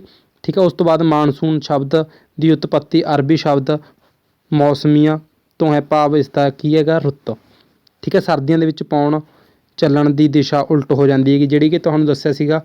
ਠੀਕ ਹੈ। ਜਿਵੇਂ ਕਿ ਮਤਲਬ ਕਿ ਇਸ ਤਰ੍ਹਾਂ ਪੌਣ ਆਉਂਦੀ ਹੈ, ਸਰਦੀ ਦੇ ਵਿੱਚ ਉਹ ਉਲਟ ਹੋ ਜਾਂਦੀ ਹੈਗੀ, ਜਿੱਥੋਂ ਆਈ ਸੀਗੀ ਪੌਣ ਉਸ ਤਰ੍ਹਾਂ ਆਪਣਾ ਰੁਖ ਚੇਂਜ ਕਰ ਲੈਂਦੀ ਹੈਗੀ। ਉਸ ਤੋਂ ਬਾਅਦ ਅੱਗੇ ਆ ਜਾਂਦਾ ਹੈਗਾ ਆਪਣਾ, ਹਾਂ ਇਹ ਸਾਰਾ ਕੁਛ ਆਪਣਾ ਹੋ ਚੁੱਕਿਆ ਹੈਗਾ। ਇਹ ਵੈਸੇ ਫੈਕਟ ਸੀਗੇ ਲਿਖੇ ਹੋਏ ਕੋਈ। ਤਾਂ ਉਸ ਤੋਂ ਬਾਅਦ ਆਪਣਾ ਚੈਪਟਰ ਆ ਜਾਏਗਾ 9ਵਾਂ ਚੈਪਟਰ। ਠੀਕ ਹੈ। ਮਿੱਟੀ, ਸੋਇਲ। ਮਿੱਟੀ ਵਿੱਚ ਮੌਜੂਦ ਗਲੇ ਸੜੇ ਜੈਵ ਪਦਾਰਥ ਹਿਊਮਸ ਜਾਂ ਮੱਲੜ ਉਹਨਾਂ ਨੂੰ ਕਿਹਾ ਜਾਂਦਾ ਹੈਗਾ। ਪੌਣ ਪਾਣੀ ਅਤੇ ਵਾਤਾਵਰਣੀ ਕਿਰਿਆਵਾਂ ਕਾਰਨ ਚਟਾਨਾਂ ਦੇ ਟੁੱਟਣ ਵਾਲੀ ਮਿੱਟੀ ਦਾ ਨਿਰਮਾਣ ਹੁੰਦਾ ਹੈ। ਇਸ ਵਿਧੀ ਨੂੰ ਖੁਰਨਾ ਕਹਿੰਦੇ ਨੇਗੇ। ਠੀਕ ਹੈ। ਇਸ ਮਿੱਟੀ ਦਾ ਸੁਭਾਅ ਚਟਾਨਾਂ 'ਤੇ ਨਿਰਭਰ ਕਰਦਾ ਹੈਗਾ, ਜਿਨ੍ਹਾਂ ਤੋਂ ਇਹ ਬਣੀ ਹੋਈ ਹੁੰਦੀ ਹੈਗੀ। ਠੀਕ ਹੈ। ਮਿੱਟੀ ਦੀਆਂ ਤਹਿਆਂ ਦੀ ਖੜੇ ਦਾ ਕਾਟ ਮਿੱਟੀ ਖਾਕਾ ਖਵਾਉਂਦੀ ਹੈਗੀ। ਠੀਕ ਹੈ। ਇਹ ਇੱਕ ਤੈਅ ਸ਼ੋ ਰੰਗ ਡੂੰਘਾਈ ਰਸਾਇਣਕ ਬਣਤਰ ਦੇ ਵਿੱਚ ਵੱਖ ਹੁੰਦੀਆਂ ਨੇਗੀਆਂ। ਠੀਕ ਹੈ। ਇਹਨਾਂ ਨੂੰ ਇਹਨਾਂ ਤਹਿਆਂ ਨੂੰ ਕੀ ਕਹਿੰਦੇ ਨੇਗੇ, ਹੱਦਾਂ, ਦਿਸ ਹੱਦਾਂ ਕਹਿੰਦੇ ਨੇਗੇ। ਠੀਕ ਹੈ। ਮੱਲੜ ਵਗੈਰਾ ਤੁਹਾਨੂੰ ਪਤਾ ਹੀ ਹੋਏਗਾ ਕਿ ਇਹ ਕਿਸ ਤਰ੍ਹਾਂ ਬਣਦੇ ਨੇਗੇ। ਠੀਕ ਹੈ। ਆਪਸ ਦੇ ਵਿੱਚ ਟੁੱਟ ਫੁੱਟ ਹੁੰਦੀ ਹੈਗੀ ਚਟਾਨ ਉਹਨਾਂ ਦੀ ਪੌਦਿਆਂ ਤੋਂ, ਜਿਵੇਂ ਕਿ ਆਪਣਾ ਪੱਤਿਆਂ ਤੋਂ ਜਾਂ ਠੀਕ ਹੈ ਕੋਈ ਵੀ ਮ੍ਰਿਤ ਜੀਵਾਂ ਤੋਂ। ਉਸ ਤੋਂ ਬਾਅਦ ਦੇਖੋ ਚਟਾਨਾਂ ਦੇ ਕਣ ਅਤੇ ਮੱਲੜ ਦਾ ਆਪਸੀ ਮਿਸ਼ਰਣ ਹੁੰਦਾ ਹੈਗਾ। ਜਿਹੜਾ ਚਟਾਨਾਂ ਦੇ ਕਣ ਅਤੇ ਮੱਲੜ ਦਾ ਮਿਸ਼ਰਣ ਉਹ ਹੁੰਦਾ ਹੈਗਾ ਮਿੱਟੀ ਕਹਿੰਦੇ ਨੇ ਉਸਨੂੰ। ਜੇ ਮਿੱਟੀ ਦੇ ਵਿੱਚ ਵੱਡੇ ਆਕਾਰ ਦੇ ਕਣ ਵਧੇਰੇ ਮਾਤਰਾ ਦੇ ਵਿੱਚ ਹੋਣ ਤਾਂ ਉਹ ਮਿੱਟੀ ਰੇਤਲੀ ਹੁੰਦੀ ਹੈ। ਜੇ ਬਰੀਕ ਕਣ ਦਾ ਅਨੁਪਾਤ ਵਧੇਰੇ ਹੋਵੇ ਤਾਂ ਉਹ ਮਿੱਟੀ ਚੀਕਣੀ ਹੁੰਦੀ ਹੈਗੀ। ਠੀਕ ਹੈ। ਜੇ ਮੋਟੇ ਅਤੇ ਬਰੀਕ ਦੋਨੋਂ ਕਣ ਬਰਾਬਰ ਹੋਣ ਤਾਂ ਉਹਨੂੰ ਮੈਰਾ ਮਿੱਟੀ ਕਹਿੰਦੇ ਨੇਗੇ। ਠੀਕ ਹੈ। ਲੋਮੀ ਸੋਇਲ ਕਹਿੰਦੇ ਨੇ ਇੰਗਲਿਸ਼ ਦੇ ਵਿੱਚ, ਤੁਸੀਂ ਨੇ ਦੇਖ ਲੈਣਾ ਹੈਗਾ। ਪੌਦਿਆਂ ਨੂੰ ਉਗਾਉਣ ਦੇ ਵਿੱਚ ਜਿਹੜੀ ਮਿੱਟੀ ਆਪਣੀ ਵਧੀਆ ਹੁੰਦੀ ਹੈਗੀ ਉਸਨੂੰ ਦੋਮਟ ਮਿੱਟੀ ਕਹਿੰਦੇ ਨੇ। ਦੋਮਟ ਮਿੱਟੀ ਦੇ ਵਿੱਚ ਰੇਤ, ਚੀਕਣੀ ਮਿੱਟੀ ਅਤੇ ਗਾਰ ਨਾਂ ਦੀਆਂ ਹੋਰ ਕਿਸਮਾਂ ਦੇ ਕਣਾਂ ਦਾ ਮਿਸ਼ਰਣ ਹੁੰਦਾ ਹੈਗਾ। ਇਸ ਦੇ ਵਿੱਚ ਗਾਰ ਨਦੀ ਤਲਾਂ ਦੇ ਵਿੱਚ ਜਮਾਤ ਦੇ ਰੂਪ ਦੇ ਵਿੱਚ ਮਿਲਦੀ ਹੈਗੀ। ਪਾਣੀ ਦੇ ਮਿੱਟੀ ਦੇ ਵਿੱਚ ਅੰਤਰ ਰਿਸਾਓ ਵਿੱਚ ਲੱਗਣ ਵਾਲੇ ਸਮੇਂ ਦੇ ਆਧਾਰ 'ਤੇ ਅੰਤਰ ਰਿਸਾਓ ਦਰ ਦੀ ਗਣਨਾ ਹੇਠ ਲਿਖੇ ਅਨੁਸਾਰ ਹੈਗੀ। ਦੇਖੋ ਇਹ ਤੁਸੀਂ ਅੰਤਰ ਰਿਸਾਓ ਦਾ ਫਾਰਮੂਲਾ ਇਹ ਲਿਖਿਆ ਹੋਏਗਾ, ਤੁਸੀਂ ਨੋਟ ਕਰ ਸਕਦੇ ਹੋਗੇ। ਠੀਕ ਹੈ। ਪਾਣੀ ਦੀ ਮਾਤਰਾ ਬਟਾ ਅੰਤਰ ਰਿਸਾਓ ਦੇ ਵਿੱਚ ਲੱਗਾ ਟਾਈਮ। ਠੀਕ ਹੈ। ਇਹ ਆਪਾਂ ਨੇ ਬਸ ਉਹੀ ਫਾਰਮੂਲਾ ਹੀ ਇਸ ਦੇ ਵਿੱਚ ਇੱਕ ਫੈਕਟ ਦੱਸੇ ਹੋਏ ਨੇ। ਉਸ ਤੋਂ ਬਾਅਦ ਆਪਣਾ ਅਗਲਾ ਚੈਪਟਰ ਆ ਜਾਂਦਾ ਹੈਗਾ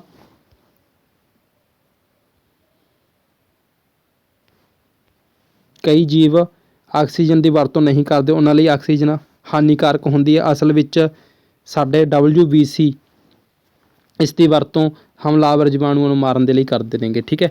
ਇਹ ਚੀਜ਼ ਤੁਸੀਂ ਨੇ ਦੇਖ ਲੈਣੀ ਹੈਗੀ। ਉਸ ਤੋਂ ਬਾਅਦ ਦੇਖੋ ਸਾਹ ਕਿਰਿਆ ਆ ਜਾਂਦੀ ਹੈਗੀ ਆਪਣੀ। ਠੀਕ ਹੈ। ਭੋਜਨ ਵਿੱਚ ਜਮ੍ਹਾਂ ਊਰਜਾ ਸਾਹ ਕਿਰਿਆ ਦੇ ਸਮੇਂ ਮੁਕਤ ਹੁੰਦੀ ਹੈ। ਇਸ ਲਈ ਸਾਰੇ ਜੀਵਾਂ ਨੂੰ ਭੋਜਨ ਤੋਂ ਊਰਜਾ ਪ੍ਰਾਪਤ ਕਰਨ ਦੇ ਸਮੇਂ ਸਾਹ ਕਿਰਿਆ ਦੀ ਜ਼ਰੂਰਤ ਹੁੰਦੀ ਹੈ। ਇਹ ਆਕਸੀਜਨ ਅਤੇ ਸੈੱਲਾਂ ਵਿੱਚ ਲਿਜਾਈ ਜਾਂਦੀ ਹੈ ਅਤੇ ਸੈੱਲਾਂ ਵਿੱਚ ਇਹ ਭੋਜਨ ਦੇ ਵਿਖੰਡਨ ਦੇ ਵਿੱਚ ਮਦਦ ਕਰਦੀ ਹੈ। ਸੈੱਲ ਵਿੱਚ ਭੋਜਨ ਦੇ ਵਿਖੰਡਨ ਦੀ ਪ੍ਰਕਿਰਿਆ ਵਿੱਚ ਊਰਜਾ ਮੁਕਤ ਹੁੰਦੀ ਹੈ। ਇਸ ਨੂੰ ਸੈੱਲਮਈ ਸਾਹ ਕਿਰਿਆ ਕਿਹਾ ਜਾਂਦਾ ਹੈਗਾ। ਸਾਰੇ ਜੀਵਾਂ ਦੇ ਵਿੱਚ ਸੈੱਲਾਂ ਵਿੱਚ ਸੈੱਲਮਈ ਸਾਹ ਕਿਰਿਆ ਹੁੰਦੀ ਹੈ। ਸੈੱਲ ਦੇ ਅੰਦਰ ਭੋਜਨ ਆਕਸੀਜਨ ਤੋਂ ਵਧੇਰੇ ਕਾਰਬਨ ਡਾਈਆਕਸਾਈਡ ਅਤੇ ਪਾਣੀ ਵਿੱਚ ਵਿਖੰਡਿਤ ਹੋ ਜਾਂਦੇ ਹਨ। ਠੀਕ ਹੈ। ਅਤੇ ਉਸ ਤੋਂ ਬਾਅਦ ਦੇਖੋ ਇਹ ਆਪਣਾ ਸੂਤਰ ਲਿਖੇ ਹੋਏ ਨੇਗੇ। ਅਣਆਕਸੀ ਜੀਵ ਅਜਿਹੇ ਜੀਵ ਜਿਹੜੇ ਹਵਾ ਦੀ ਗੈਰ ਮੌਜੂਦਗੀ ਦੇ ਵਿੱਚ ਵੀ ਜਿਉਂਦੇ ਰਹਿ ਸਕਦੇ ਨੇ। ਠੀਕ ਹੈ। ਅਤੇ ਉਸ ਤੋਂ ਬਾਅਦ ਜਿਹੜੇ ਆਕਸੀਜਨ ਦੀ ਮੌਜੂਦਗੀ ਵਿੱਚ ਗਲੂਕੋਜ਼, ਅਲਕੋਹਲ ਅਤੇ ਕਾਰਬਨ ਡਾਈਆਕਸਾਈਡ ਬਣਾਉਂਦੇ ਨੇਗੇ। ਠੀਕ ਹੈ। ਉਸ ਤੋਂ ਬਾਅਦ ਦੇਖੋ ਇਹ ਫਾਰਮੂਲੇ ਨੇਗੇ। ਉਸ ਤੋਂ ਬਾਅਦ ਇੱਕ ਬਾਲਗ ਵਿਅਕਤੀ 1 ਮਿੰਟ ਦੇ ਵਿੱਚ 15 ਤੋਂ 18 ਵਾਰ ਸਾਹ ਲੈਂਦਾ ਅਤੇ ਛੱਡਦਾ ਹੈਗਾ। ਠੀਕ ਹੈ। ਕਸਰਤ ਕਰਨ ਦੇ ਵਿੱਚ ਜਦੋਂ ਆਪਾਂ ਕਸਰਤ ਕਰਦੇ ਹਾਂ ਤਾਂ ਇਹ 25 ਵਾਰ ਪ੍ਰਤੀ ਮਿੰਟ ਤੱਕ ਚਲੀ ਜਾਂਦੀ ਹੈਗੀ ਆਪਣੀ ਦਰ ਹੈਗੀ ਜਿਹੜੀ ਸਾਹ ਲੈਣ ਦੀ। ਹਵਾ ਨਾਸਖੋੜ ਤੋਂ ਫੇਫੜਿਆਂ ਦੇ ਵਿੱਚ ਜਾਂਦੀ ਹੈ। ਫੇਫੜੇ ਛਾਤੀ ਖੋੜ ਵਿੱਚ ਸਥਿਤ ਹੁੰਦੇ ਹਨ। ਛਾਤੀ ਖੋੜ ਪਾਸਿਆਂ ਅਤੇ ਪਸਲੀਆਂ ਵਿੱਚ ਘਿਰੀ ਹੋਈ ਹੁੰਦੀ ਹੈਗੀ। ਇਹ ਇੱਕ ਵੱਡੀ ਪੇਸ਼ੀ ਹੈ, ਠੀਕ ਹੈ। ਪੇਸ਼ੀ ਅਧਾਰਤ ਹੈਗੀ ਇਹ, ਜੋ ਕਿ ਡਾਇਆਟਰਾਮ ਅਖਵਾਉਂਦੀ ਹੈ, ਡਾਇਆਟਰਾਸ, ਸੌਰੀ ਇੱਥੇ ਮਿਸਟੇਕ ਹੈਗੀ ਕੋਈ, ਅਖਵਾਉਂਦੀ ਹੈਗੀ। ਛਾਤੀ ਖੋੜ ਨੂੰ ਆਧਾਰ ਦਿੰਦੀ ਹੈਗੀ ਇਹ, ਠੀਕ ਹੈ। ਸਾਹ ਘੇਰਾ ਵਿੱਚ ਕਾਰਬਨ ਡਾਈਆਕਸਾਈਡ, ਸਾਹ ਘੇਰਿਆਂ ਵਿੱਚ ਡਾਇਆਫਰਾਮ, ਡਾਇਆਫਰਾਮ ਹੈਗਾ। ਸਾਹ ਘੇਰਿਆਂ ਵਿੱਚ ਡਾਇਆਫਰਾਮ ਅਤੇ ਪਸਲੀਆਂ ਤੋਂ ਬਣੇ ਪਿੰਜਰ ਦੀ ਗਤੀ, ਇਸ ਦੇ ਵਿੱਚ ਸਾਰਾ ਕੁਛ ਸ਼ਾਮਿਲ ਹੁੰਦਾ ਹੈਗਾ। ਉਸ ਤੋਂ ਬਾਅਦ ਦੇਖੋ ਤੁਸੀਂ ਇਹ ਦੇਖ ਲੈਣਾ ਹੈਗਾ, ਸਾਹ ਘੇਰਿਆ ਫੇਫੜੇ ਆ ਗਏ, ਠੀਕ ਹੈ। 21% ਆਕਸੀਜਨ ਜਦੋਂ ਆਪਾਂ ਸਾਹ ਅੰਦਰ ਲੈਂਦੇ ਹੈਗੇ ਉਸ ਦੇ ਵਿੱਚ 21% ਆਕਸੀਜਨ ਹੁੰਦੀ ਹੈਗੀ, ਠੀਕ ਹੈ। ਅਤੇ ਬਾਹਰ ਛੱਡੀ ਗਈ ਹਵਾ ਦੇ ਵਿੱਚ 16.4% ਆਕਸੀਜਨ ਹੁੰਦੀ ਹੈਗੀ। ਉਸ ਤੋਂ ਬਾਅਦ ਇਹ ਕਾਰਬਨ ਡਾਈਆਕਸਾਈਡ ਆ ਜਾਂਦੀ ਹੈਗੀ, ਠੀਕ ਹੈ। ਇਹ ਛੱਡੀ ਗਈ ਹੁੰਦੀ ਹੈਗੀ ਅਤੇ ਇਹ ਅੰਦਰ ਲੈਣ ਦੇ ਸਮੇਂ ਦੀ ਗੱਲਬਾਤ ਹੈਗੀ। ਉਸ ਤੋਂ ਬਾਅਦ ਆ ਜਾਂਦਾ ਹੈਗਾ ਆਪਣਾ ਹਾਥੀ, ਸ਼ੇਰ, ਗਾਂ, ਬੱਕਰੀ, ਡੱਡੂ, ਛਿਪਕਲੀ, ਸੱਪ ਅਤੇ ਮੱਛੀ ਆਦਿ ਦੀ ਛਾਤੀ ਖੋੜ ਦੇ ਵਿੱਚ ਮਨੁੱਖਾਂ ਵਾਂਗ ਫੇਫੜੇ ਹੁੰਦੇ ਨੇਗੇ। ਇਹਨਾਂ ਸਾਰੇ ਜੀਵਾਂ ਦੇ ਵਿੱਚ ਕਾਕਰੋਚ ਦੇ ਪਾਸਿਆਂ ਦੇ ਵਿੱਚ ਛੋਟੇ ਛੋਟੇ ਛੇਕ ਹੁੰਦੇ ਨੇਗੇ, ਠੀਕ ਹੈ। ਹੋਰ ਕੀਟਾਂ ਦੇ ਸਰੀਰ ਵਿੱਚ ਵੀ ਇਸ ਤਰ੍ਹਾਂ ਦੇ ਛੇਕ ਹੁੰਦੇ ਨੇਗੇ, ਠੀਕ ਹੈ। ਇਹ ਜਿਹੜੇ ਛੇਕ ਨੇਗੇ ਸਪਾਇਰੇਕਲ ਅਖਵਾਉਂਦੇ ਨੇਗੇ, ਠੀਕ ਹੈ। ਕੀਟਾਂ ਦੇ ਵਿੱਚ ਗੈਸ ਵਟਾਂਦਰੇ ਲਈ ਹਵਾ ਨਾਲੀਆਂ ਦਾ ਜਾਲ ਵਿਛਿਆ ਹੁੰਦਾ ਹੈਗਾ, ਜੋ ਕਿ ਸਾਹ ਨਲੀ ਜਾਂ ਟਰੈਕੀਆ ਅਖਵਾਉਂਦਾ ਹੈਗਾ। ਹਵਾ ਨਲੀਆਂ ਵਿੱਚ ਸਾਹ ਨਲੀਆਂ ਸਿਰਫ ਕੀਟਾਂ ਵਿੱਚ ਹੀ ਮਿਲਦੀਆਂ ਨੇਗੀਆਂ, ਜੰਤੂਆਂ ਦੇ ਵਿੱਚ ਨਹੀਂ ਮਿਲਦੀਆਂ। ਗੰਡੋਆ ਚਮੜੀ ਦੇ ਰਾਹੀਂ ਸਾਹ ਲੈਂਦਾ ਹੈਗਾ, ਠੀਕ ਹੈ। ਚਮੜੀ, ਚਿਪਚਿਪੀ ਅਤੇ ਸਿੱਲੀ ਗੈਸਾਂ ਦਾ ਵਟਾਂਦਰਾ ਇਹ ਆਸਾਨੀ ਦੇ ਨਾਲ ਹੋ ਜਾਂਦਾ ਹੈਗਾ। ਡੱਡੂ ਭਾਵੇਂ ਮਨੁੱਖ ਦੇ ਵਾਂਗ ਫੇਫੜਿਆਂ ਦੇ ਰਾਹੀਂ ਸਾਹ ਲੈਂਦਾ, ਫਿਰ ਵੀ ਇਹ ਆਪਣੀ ਚਮੜੀ ਰਾਹੀਂ ਸਾਹ ਲੈਂਦਾ ਹੈਗਾ, ਠੀਕ ਹੈ, ਜੋ ਕਿ ਸਿੱਲੀ ਅਤੇ ਚਿਪਚਿਪੀ ਹੁੰਦੀ ਹੈਗੀ। ਉਸ ਤੋਂ ਬਾਅਦ ਆ ਜਾਂਦਾ ਹੈਗਾ ਆਪਣਾ ਜੰਤੂਆਂ ਅਤੇ ਪੌਦਿਆਂ ਦੇ ਵਿੱਚ ਪਰਿਵਹਿਣ, 11ਵਾਂ ਪਾਠ ਹੈਗਾ ਆਪਣਾ ਇਹ, ਠੀਕ ਹੈ। ਖੂਨ ਖੂਨ ਦੀ ਗੱਲ ਕਰਦੇ ਹਾਂ ਆਪਾਂ।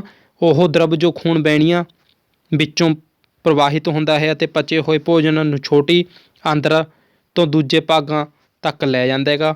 ਫੇਫੜਿਆਂ ਤੋਂ ਆਕਸੀਜਨ ਨੂੰ ਵੀ ਖੂਨ ਹੀ ਸਰੀਰ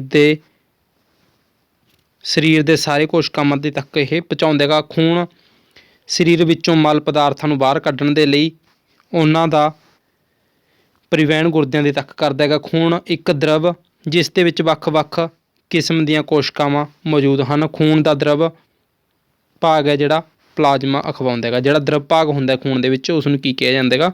ਪਲਾਜ਼ਮਾ। ਉਸ ਤੋਂ ਬਾਅਦ ਦੇਖੋ ਗੱਲ ਕਰ ਲੈਂਦੇ ਹੈਗੇ ਦਿਲ ਦਾ ਕੰਮ ਕੀ ਹੁੰਦਾ ਹੈਗਾ? ਪੰਪ ਕਰਨਾ। ਆਕਾਰ ਮੁੱਠੀ ਵਰਗਾ ਅਤੇ ਛਾਤੀ ਖੋੜ ਦੇ ਵਿੱਚ ਇਹ ਸਥਿਤ ਹੁੰਦਾ। ਦਿਲ ਦੇ 4 ਖਾਨੇ ਹੁੰਦੇ ਨੇਗੇ, ਠੀਕ ਹੈ। ਉੱਪਰਲੇ ਨੇਗੇ ਆਰੀਕਲ, ਨੀਚੇ ਨੇਗੇ ਵੈਂਟਰੀਕਲ, ਠੀਕ ਹੈ। ਲਹੂ ਗੇਟ ਦੀ ਖੋਜ ਕੀਤੀ ਵਿਲੀਅਮ ਹਾਰਵੇ ਨੇ, ਠੀਕ ਹੈ। 1578 ਤੋਂ 1662 ਇਸ ਦਾ ਕਾਲ ਸੀਗਾ। ਉਸ ਤੋਂ ਬਾਅਦ ਖੂਨ ਵਿੱਚ ਇੱਕ ਕਿਸਮ ਦੀਆਂ ਕੋਸ਼ਿਕਾਵਾਂ RBC, ਠੀਕ ਹੈ, ਜਿਹੜੀਆਂ ਰੈੱਡ ਬਲੱਡ ਕਾਰਪੂਸਲਸ ਹੁੰਦੀਆਂ ਨੇਗੀਆਂ, ਠੀਕ ਹੈ। ਇਹਨਾਂ ਦੇ ਵਿੱਚ ਲਾਲ ਵਰਨਕ ਹੁੰਦਾ ਜਿਸ ਨੂੰ ਕਿ ਹੀਮੋਗਲੋਬਿਨ ਕਹਿੰਦੇ ਨੇ। ਹੀਮੋਗਲੋਬਿਨ ਆਕਸੀਜਨ ਨੂੰ ਆਪਣੇ ਨਾਲ ਸੰਯੁਕਤ ਕਰਕੇ ਸਾਰੇ ਅੰਗਾਂ ਤੱਕ ਅਤੇ ਅੰਤ ਵਿੱਚ ਸਾਰੀਆਂ ਕੋਸ਼ਿਕਾਵਾਂ ਤੱਕ ਪਰਿਵਹਿਣ ਕਰਦਾ ਹੈਗਾ। ਹੀਮੋਗਲੋਬਿਨ ਦੀ ਮੌਜੂਦਗੀ ਦੇ ਕਾਰਨ ਹੀ ਖੂਨ ਦਾ ਰੰਗ ਲਾਲ ਹੁੰਦਾ ਹੈਗਾ। ਉਸ ਤੋਂ ਬਾਅਦ ਇਸ ਦੇ ਵਿੱਚ WBC ਹੁੰਦਾ, ਰੋਗਾਣੂਆਂ ਨੂੰ ਨਸ਼ਟ ਕਰ ਦੇਗਾ। WBC ਖੂਨ ਦਾ ਖਰਿੰਡ ਬਣ ਜਾਂਦਾ ਹੈਗਾ। ਉਸ ਵਿੱਚ ਇੱਕ ਕਿਸਮ ਦੀਆਂ ਕੋਸ਼ਿਕਾਵਾਂ ਦੀ ਮੌਜੂਦਗੀ ਦੇ ਕਾਰਨ ਬਣਦਾ ਹੈਗਾ, ਜਿਸ ਨੂੰ ਕਿ ਪਲੇਟਲੈਟਸ ਕਿਹਾ ਜਾਂਦਾ ਹੈਗਾ। ਖੂਨ ਵਹਿਣੀਆਂ ਇੱਕ ਥਾਂ ਤੋਂ ਦੂਜੀ ਜਗ੍ਹਾ 'ਤੇ ਤੱਕ ਖੂਨ ਪਹੁੰਚਾਉਂਦੀਆਂ ਨੇ। ਉਸ ਤੋਂ ਬਾਅਦ ਧਮਨੀਆਂ ਨੇਗੀਆਂ ਜਿਹੜੀਆਂ ਦਿਲ ਤੋਂ ਆਕਸੀਜਨ ਦੇ ਨਾਲ ਭਰਪੂਰ ਖੂਨ ਨੂੰ ਲੈ ਕੇ ਜਾਂਦੀਆਂ ਨੇਗੀਆਂ, ਠੀਕ ਹੈ। ਅਤੇ ਇਸ ਦੀਆਂ ਜਿਹੜੀਆਂ ਕੰਧਾਂ ਨੇਗੀਆਂ ਉਹ ਮੋਟੀਆਂ ਹੁੰਦੀਆਂ ਨੇ, ਕਿਉਂਕਿ ਦਿਲ ਹੁੰਦਾ ਹੈਗਾ ਜਿਹੜਾ ਜਦੋਂ ਪੰਪ ਕਰਦਾ ਹੈਗਾ, ਠੀਕ ਹੈ।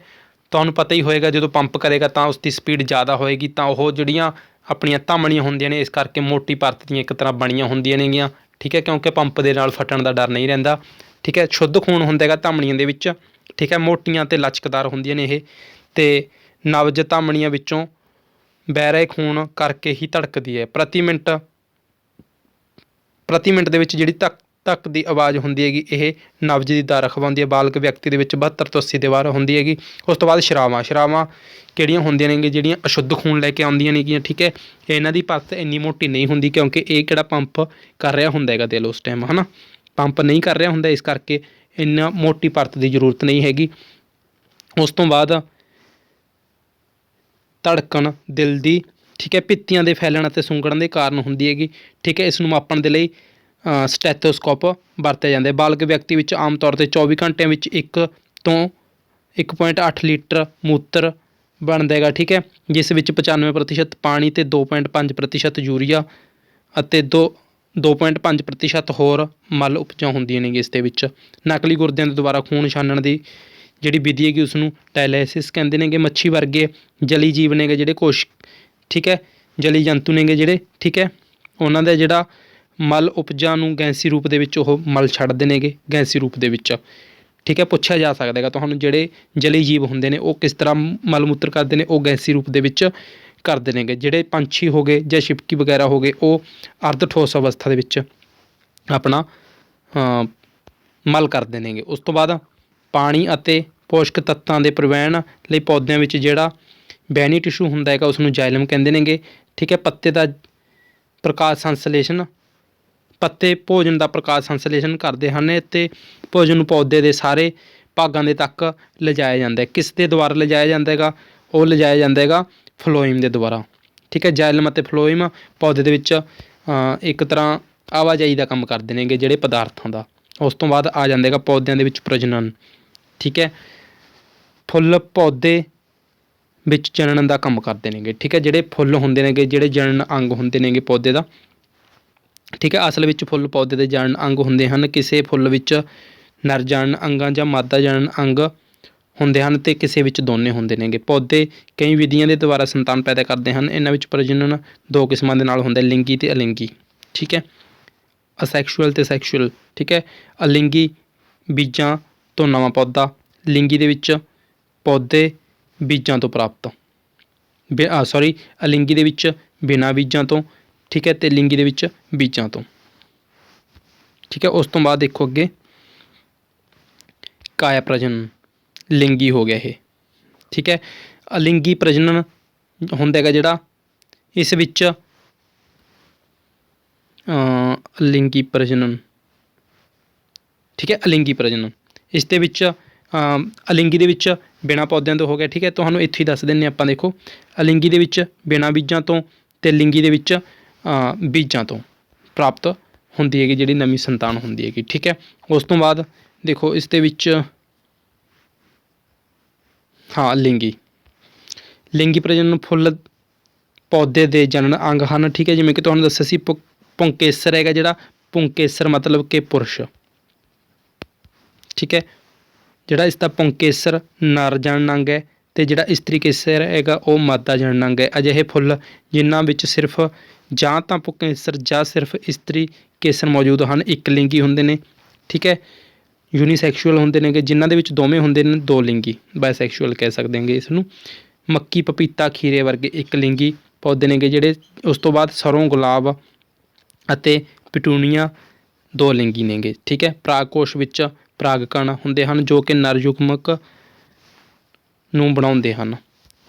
ਤਾਂ ਉਸ ਤੋਂ ਬਾਅਦ ਦੇਖੋ ਆਪਾਂ ਗੱਲ ਕਰ ਲੈਂਦੇ ਹੈਗੇ, ਬਸ ਇਹ ਚੀਜ਼ ਸੀਗਾ। ਦੇਖੋ ਆਪਾਂ ਨੂੰ ਲਿੰਗੀ ਦਾ ਪਤਾ ਲੱਗ ਗਿਆ ਅਤੇ ਉਸ ਤੋਂ ਬਾਅਦ ਅਲਿੰਗੀ ਦੇਖੋ ਆਪਣਾ ਉੱਪਰ ਹੀ ਰਹਿ ਗਿਆ ਸ਼ਾਇਦ, ਅਲਿੰਗੀ ਪ੍ਰਜਨਨ, ਇਸ ਵਿੱਚ ਪੌਦੇ ਦੀ ਜੜ, ਤਣੇ, ਪੱਤੇ ਜਾਂ ਕਲੀ ਵਰਗੇ ਕਿਸੇ ਅੰਗ ਦੇ ਦੁਆਰਾ ਪੌਦਾ ਪ੍ਰਾਪਤ ਕੀਤਾ ਜਾ ਸਕਦਾ ਹੈ, ਠੀਕ ਹੈ। ਅਲਿੰਗੀ ਦੇ ਵਿੱਚ ਕਿਸ ਤਰ੍ਹਾਂ ਹੋ ਗਿਆ, ਜਿਵੇਂ ਕਿ ਆਪਾਂ ਕਿਸੇ ਕੁਆਰ ਦਾ ਪੌਦਾ ਦੇਖਿਆ ਹੋਏਗਾ, ਕੁਮਾਰ, ਜਾਂ ਜਿਸ ਨੂੰ ਕਿ ਆਪਾਂ ਕਹਿ ਸਕਦੇ ਹਾਂ ਕਿ ਐਲੋਵੇਰਾ, ਉਹ ਪੌਦੇ ਦੇ ਜੜ ਦੇ ਵਿੱਚ ਨਵਾਂ ਪੌਦਾ ਹੋ ਜਾਂਦਾ ਹੈਗਾ, ਠੀਕ ਹੈ, ਬਿਨਾਂ ਬੀਜ ਤੋਂ। ਉਹ ਜਿਵੇਂ ਕਿ ਜਾਂ ਫਿਰ ਆਪਾਂ ਕਿਸੇ ਪੌਦੇ ਦੀ ਕਲਮ ਲਗਾ ਸਕਦੇ ਹਾਂ, ਉਹ ਹੋ ਗਿਆ ਅਲਿੰਗੀ। ਅਤੇ ਜਿਹੜਾ ਉਸ ਤੋਂ ਬਾਅਦ ਆਪਾਂ ਬੀਜ ਦਬਾਉਂਦੇ ਹਾਂ ਕਿਸੇ ਚੀਜ਼ ਦਾ, ਉਹ ਹੋ ਗਿਆ ਲਿੰਗੀ, ਠੀਕ ਹੈ। ਇਸ ਤਰ੍ਹਾਂ ਤੁਸੀਂ ਇਸ ਨੂੰ ਆਪਣਾ ਉਦਾਹਰਨ ਸਮਝ ਸਕਦੇ ਹੋ। ਅਲਿੰਗੀ ਹੈਗਾ ਜਿਹੜਾ, ਅਲਿੰਗੀ ਦੇ ਵਿੱਚ ਕਿਹੜੇ ਆ ਜਾਂਦੇ ਨੇ, ਕਲੀਆਂ ਦੇ ਰਾਹੀਂ ਜਾਂ ਬਡਿੰਗ ਕਹਿ ਸਕਦੇ ਹਾਂ, ਠੀਕ ਹੈ। ਅਤੇ ਜਾਂ ਫਿਰ ਇਸ ਨੂੰ ਕਿਸੇ ਵੀ ਤਰ੍ਹਾਂ ਆਪਾਂ ਇਸ ਨੂੰ ਪੌਦੇ ਦਾ ਜਿਹੜਾ ਖੰਡਨ ਕਰਕੇ ਆਪਾਂ ਇਸ ਨੂੰ ਤਿਆਰ ਕਰ ਸਕਦੇ ਹਾਂ, ਠੀਕ ਹੈ, ਕਲਮ ਵਗੈਰਾ ਚੜ੍ਹਾ ਕੇ, ਠੀਕ ਹੈ। ਤਾਂ ਇਸ ਦੇ ਵਿੱਚ ਸਿਰਫ ਇਹੀ ਸੀਗਾ, ਦੇਖੋ, ਠੀਕ ਹੈ। ਉਸ ਤੋਂ ਬਾਅਦ ਆ ਜਾਂਦਾ ਹੈਗਾ ਗਤੀ ਅਤੇ ਸਮਾਂ। 13ਵਾਂ ਪਾਠ ਹੈਗਾ ਇਹ, ਠੀਕ ਹੈ। ज़्यादा लंबी क्लास हो जाएगी, ज़्यादा डीपली ਆਪਾਂ नहीं जावांगे, ਜਿਹੜਾ ਇੰਪੋਰਟੈਂਟ ਹੈ ਬਸ ਸਿਰਫ ਉਹੀ ਕਰਾਂਗੇ ਆਪਾਂ। ਮੋਸ਼ਨ ਤੇ ਟਾਈਮ ਆ ਗਿਆ ਇਸ ਦੇ ਵਿੱਚ। ਕਿਸੇ ਵਸਤੂ ਦੁਆਰਾ ਇਕਾਈ ਸਮੇਂ ਦੇ ਵਿੱਚ ਤੈਅ ਕੀਤੀ ਗਈ ਦੂਰੀ ਉਸ ਵਸਤੂ ਦੀ ਚਾਲ ਅਖਵਾਉਂਦੀ ਹੈ। ਚਾਲ ਬਰਾਬਰ ਹੁੰਦਾ ਹੈਗਾ ਤੈਅ ਕੀਤੀ ਗਈ ਦੂਰੀ ਬਟਾ ਸਮਾਂ। ਜੇ ਸਰਲ ਰੇਖਾ ਦੇ ਵਿੱਚ ਗਤੀ ਕਰਨ ਵਾਲੀ ਵਸਤੂ ਦੀ ਚਾਲ ਪਰਿਵਰਤਿਤ ਹੁੰਦੀ ਹੈ ਤਾਂ ਉਸ ਵਸਤੂ ਦੀ ਚਾਲ ਅਸਮਾਨ ਆਖੀ ਜਾਂਦੀ ਹੈ। ਇਸ ਦੇ ਉਲਟ ਸਰਲ ਰੇਖਾ ਦੇ ਵਿੱਚ ਵਸਤੂ ਦੀ ਨਿਯਤ ਚਾਲ ਉਸ ਵਸਤੂ ਦੀ ਸਮਾਨ ਗਤੀ ਅਖਵਾਉਂਦੀ ਹੈਗੀ, ਠੀਕ ਹੈ। ਉਸ ਤੋਂ ਬਾਅਦ ਸਮੇਂ ਦਾ ਮਾਪ। ਸਾਡਾ ਭਾਵ ਕਾਲ ਅੰਤਰਾਲ ਦੇ ਮਾਪ ਤੋਂ ਆਏਗਾ। ਇਸ ਦੇ ਵਿੱਚ ਦੇਖਾ, ਇਸ ਦੇ ਵਿੱਚ ਇੰਪੋਰਟੈਂਟ ਦੇਖ ਲੈਂਦੇ ਹਾਂ ਕਿ ਕੀ ਚੀਜ਼ ਹੈਗੀ।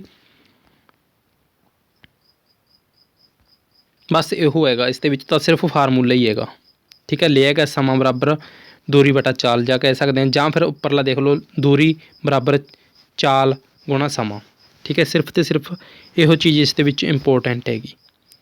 ਉਸ ਤੋਂ ਬਾਅਦ ਦੇਖੋ ਆਪਣਾ ਆ ਜਾਂਦਾ ਹੈਗਾ ਬਿਜਲੀ ਧਾਰਾ ਅਤੇ ਇਸ ਦੇ ਪ੍ਰਭਾਵ। ਕਈ ਪਾਠ ਇਸ ਤਰ੍ਹਾਂ ਦੇ ਹੁੰਦੇ ਨੇ ਕਿ ਛੋਟੀ ਕਲਾਸ ਹੋਣ ਕਰਕੇ ਇਸ ਦੇ ਵਿੱਚ ਇੰਨਾ ਆਪਾਂ ਨੂੰ ਡੀਪਲੀ ਨਹੀਂ ਦਿੱਤਾ ਹੋਇਆ। 8ਵੀਂ ਕਲਾਸ ਦੇ ਵਿੱਚ ਇਸ ਦਾ ਸਤਰ ਹੈਗਾ ਜਿਹੜਾ ਹੋਰ ਹਾਈ ਹੋ ਜਾਏਗਾ, ਠੀਕ ਹੈ। 8ਵੀਂ ਕਲਾਸ ਦੇ ਵਿੱਚ ਬਿਜਲੀ ਧਾਰਾ ਅਤੇ ਇਸ ਦੇ ਪ੍ਰਭਾਵ। ਇੱਕ ਸੈੱਲ ਦਾ ਧਨ ਟਰਮੀਨਲ ਦੂਜੇ ਸੈੱਲ ਦੇ ਰਿਣ ਟਰਮੀਨਲ ਦੇ ਨਾਲ ਜੋੜਿਆ ਜਾਂਦਾ ਹੈਗਾ, ਠੀਕ ਹੈ। 2 ਜਾਂ 2 ਤੋਂ ਵੱਧ ਜੇਕਰ ਆਪਾਂ ਸੈੱਲ ਜੋੜ ਦਈਏ ਤਾਂ ਉਸ ਨੂੰ ਬੈਟਰੀ ਕਹਿੰਦੇ ਨੇ। ਜਦੋਂ ਤਾਰ ਦੇ ਵਿੱਚੋਂ ਬਿਜਲੀ ਲੰਘਦੀ ਹੈ, ਠੀਕ ਹੈ, ਤਾਂ ਉਹ ਤਾਰ ਗਰਮ ਹੋ ਜਾਂਦੀ ਹੈ। ਇਸ ਨੂੰ ਬਿਜਲੀ ਤਾਰਾਂ ਦਾ ਤਾਪਣ ਕਹਿੰਦੇ ਨੇਗੇ। ਤਾਪਣ ਦਾ ਪ੍ਰਭਾਵ, ਠੀਕ ਹੈ। ਬਿਜਲੀ ਹੀਟਰ ਤਾਰਾਂ ਦੀ ਇੱਕ ਕੁੰਡਲੀ ਹੁੰਦੀ ਹੈਗੀ, ਇਹ ਐਲੀਮੈਂਟ ਅਖਵਾਉਂਦੀ ਹੈਗੀ। ਬਿਜਲੀ ਸਰਕਟਾਂ ਨੂੰ ਜੋੜਨ ਵਾਲੀਆਂ ਆਮ ਤੌਰ 'ਤੇ ਬਿਜਲੀ ਸਰਕਟਾਂ ਨੂੰ ਜੋੜਨ ਵਾਲੀਆਂ ਤਾਰਾਂ ਜਿਹੜੀਆਂ ਜੋੜਕ ਤਾਰਾਂ ਹੁੰਦੀਆਂ ਨੇ ਆਮ ਤੌਰ 'ਤੇ ਗਰਮ ਨਹੀਂ ਹੁੰਦੀਆਂ, ਅਤੇ ਬਿਜਲੀ ਸਾਧਨਾਂ ਦੇ ਐਲੀਮੈਂਟ ਇੰਨੇ ਗਰਮ ਹੋ ਜਾਂਦੇ ਹਨ ਕਿ ਵਿਖਾਈ ਦੇਣ ਲੱਗਦੇ ਨੇ। ਜਿਵੇਂ ਕਿ ਦੇਖੋ ਆਪਾਂ ਬਲਬ ਹੁੰਦਾ ਹੈਗਾ, ਠੀਕ ਹੈ, ਉਸ ਦੇ ਵਿੱਚ ਆਪਾਂ ਨੂੰ ਸਪਰਿੰਗ ਜਲਦਾ ਹੋਇਆ ਦਿਖਾਈ ਦਿੰਦਾ ਹੈਗਾ। ਉਸ ਤੋਂ ਬਾਅਦ ਦੁਰਘਟਨਾ ਕਾਰਨ, ਜੇਕਰ ਦੇਖੋ ਕਿਸੇ ਵਿਅਕਤੀ ਦੀ ਦੁਰਘਟਨਾ ਹੋ ਜਾਂਦੀ ਹੈ, ਅੱਖ ਦੇ ਵਿੱਚ ਲੋਹੇ ਦੇ ਪਦਾਰਥ ਚਲਾ ਜਾਂਦਾ ਹੈਗਾ, ਠੀਕ ਹੈ, ਤਾਂ ਉਸ ਨੂੰ ਕਿਸ ਦੇ ਦੁਆਰਾ ਬਿਜਲੀ ਚੁੰਬਕ ਦੇ ਦੁਆਰਾ ਕੱਢਿਆ ਜਾਂਦਾ ਹੈਗਾ। ਜਿਵੇਂ ਕਿ ਚੁੰਬਕ ਦੇ ਨਾਲ ਲੋਹੇ ਦੇ ਪਦਾਰਥਾਂ ਨੂੰ ਅੱਖ ਦੇ ਵਿੱਚੋਂ ਕੱਢਿਆ ਜਾਂਦਾ ਹੈਗਾ। ਉਸ ਤੋਂ ਅਗਲਾ 15ਵਾਂ ਪਾਠ ਆ ਗਿਆ ਆਪਣਾ ਪ੍ਰਕਾਸ਼ ਲਾਈਟ। ਜੇ ਕਿਸੇ ਗੋਲਾਕਾਰ ਦਰਪਣ ਦਾ ਪਰਾਵਰਤਕ ਤਲ ਅਵਤਲ ਹੈ ਤਾਂ ਉਸ ਨੂੰ ਅਵਤਲ ਦਰਪਣ ਕਹਿੰਦੇ ਹਨ। ਜੇ ਕਿਸੇ ਪਰਾਵਰਤਕ ਤਲ ਉੱਤਲ ਹੈ ਤਾਂ ਉਸ ਨੂੰ ਉੱਤਲ ਦਰਪਣ ਕਹਿੰਦੇ ਹਨ। ਜਿਵੇਂ ਕਿ ਦੇਖੋ ਚਮਚਾ ਦੇਖਿਆ ਹੋਏਗਾ, ਜਿਹੜਾ ਉਸ ਦਾ ਅੰਦਰਲਾ ਤਲ ਹੁੰਦਾ ਹੈਗਾ ਚਮਚੇ ਦਾ, ਉਹ ਤਾਂ ਹੁੰਦਾ ਅਵਤਲ। ਜਿਹੜਾ ਉਸ ਦਾ ਬਾਹਰੀ ਸਿਰਾ ਹੁੰਦਾ ਹੈਗਾ, ਠੀਕ ਹੈ, ਉਹ ਉੱਤਲ ਦਰਪਣ ਹੁੰਦਾ ਹੈਗਾ, ਠੀਕ ਹੈ।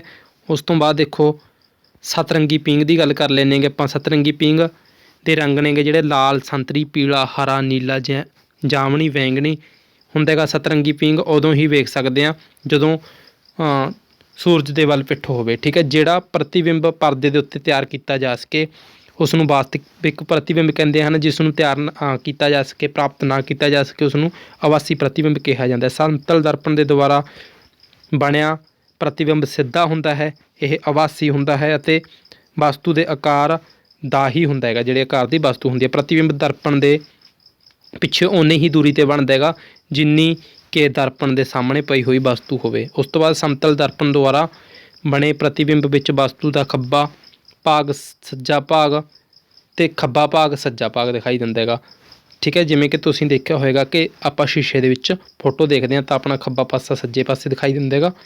ਉਸ ਤੋਂ ਬਾਅਦ ਅਵਤਲ ਦਰਪਣ ਵਾਸਤਵਿਕ ਅਤੇ ਉਲਟਾ ਪ੍ਰਤੀਬਿੰਬ ਬਣਾ ਸਕਦਾ ਹੈ। ਜਦੋਂ ਕਿ ਵਸਤੂ ਨੂੰ ਦਰਪਣ ਦੇ ਬਹੁਤ ਨੇੜੇ ਰੱਖਦੇ ਹਾਂ ਤਾਂ ਪ੍ਰਤੀਬਿੰਬ ਆਵਾਸੀ ਸਿੱਧਾ ਅਤੇ ਵੱਡ ਦਰਸ਼ਿਤ ਹੁੰਦਾ ਹੈਗਾ। ਉੱਤਲ ਦਰਪਣ ਦੇ ਦੁਆਰਾ ਸਿੱਧੀ ਆਵਾਸੀ ਆਕਾਰ ਦੇ ਵਿੱਚ ਵਸਤੂ ਦੇ ਨਾਲ ਛੋਟਾ ਉੱਤਲ ਦਰਪਣ ਵਾਸਤਵਿਕ ਅਤੇ ਉਲਟਾ ਪ੍ਰਤੀਬਿੰਬ ਬਣਾ ਸਕਦਾ ਹੈ। ਜਦ ਵਸਤੂ ਨੂੰ ਲੈਂਜ ਦੇ ਨੇੜੇ ਰੱਖਿਆ ਜਾਂਦਾ ਹੈ ਤਾਂ ਬਣਨ ਵਾਲਾ ਪ੍ਰਤੀਬਿੰਬ ਆਵਾਸੀ ਅਤੇ ਸਿੱਧਾ ਵੱਡ ਦਰਸ਼ਿਤ ਹੁੰਦਾ ਹੈਗਾ। ਜੰਗਲਾਂ ਨੂੰ ਹਰੇ ਫੇਫੜੇ ਕਿਹਾ ਜਾਂਦਾ ਹੈਗਾ, ਠੀਕ ਹੈ। ਇਹ ਚੀਜ਼ ਵੀ ਤੁਸੀਂ ਨੇ ਯਾਦ ਰੱਖਣੀ ਹੈਗੀ। ਜਦੋਂ ਉੱਤਲ ਲੈਂਜ ਨੂੰ ਵਸਤੂਆਂ ਨੂੰ ਵੱਡਾ ਦਰਸ਼ਿਤ ਕਰਕੇ ਦੇਖਣ ਦੇ ਲਈ ਵਰਤਿਆ ਜਾਂਦਾ ਹੈ ਤਾਂ ਉਸ ਨੂੰ ਵੱਡਦਰਸ਼ੀ ਲੈਂਜ ਕਹਿੰਦੇ ਨੇ। ਅਵਤਲ ਲੈਂਜ ਹਮੇਸ਼ਾ ਸਿੱਧਾ ਆਵਾਸੀ ਅਤੇ ਆਕਾਰ ਵਿੱਚ ਵਸਤੂ ਤੋਂ ਛੋਟਾ ਪ੍ਰਤੀਬਿੰਬ ਬਣਾਉਂਦਾ ਹੈਗਾ। ਸਫੈਦ ਪ੍ਰਕਾਸ਼ 7 ਰੰਗਾਂ ਦਾ ਮਿਸ਼ਰਣ ਹੁੰਦਾ ਹੈਗਾ, ਠੀਕ ਹੈ। ਉਸ ਤੋਂ ਬਾਅਦ ਆਪਣਾ ਚੈਪਟਰ ਆ ਗਿਆ 16ਵਾਂ, ਪਾਣੀ ਇੱਕ ਅਨਮੋਲ ਸਾਧਨ। ਵਾਟਰ ਵਾਟਰ ए प्रीसीਅस रिसोर्स।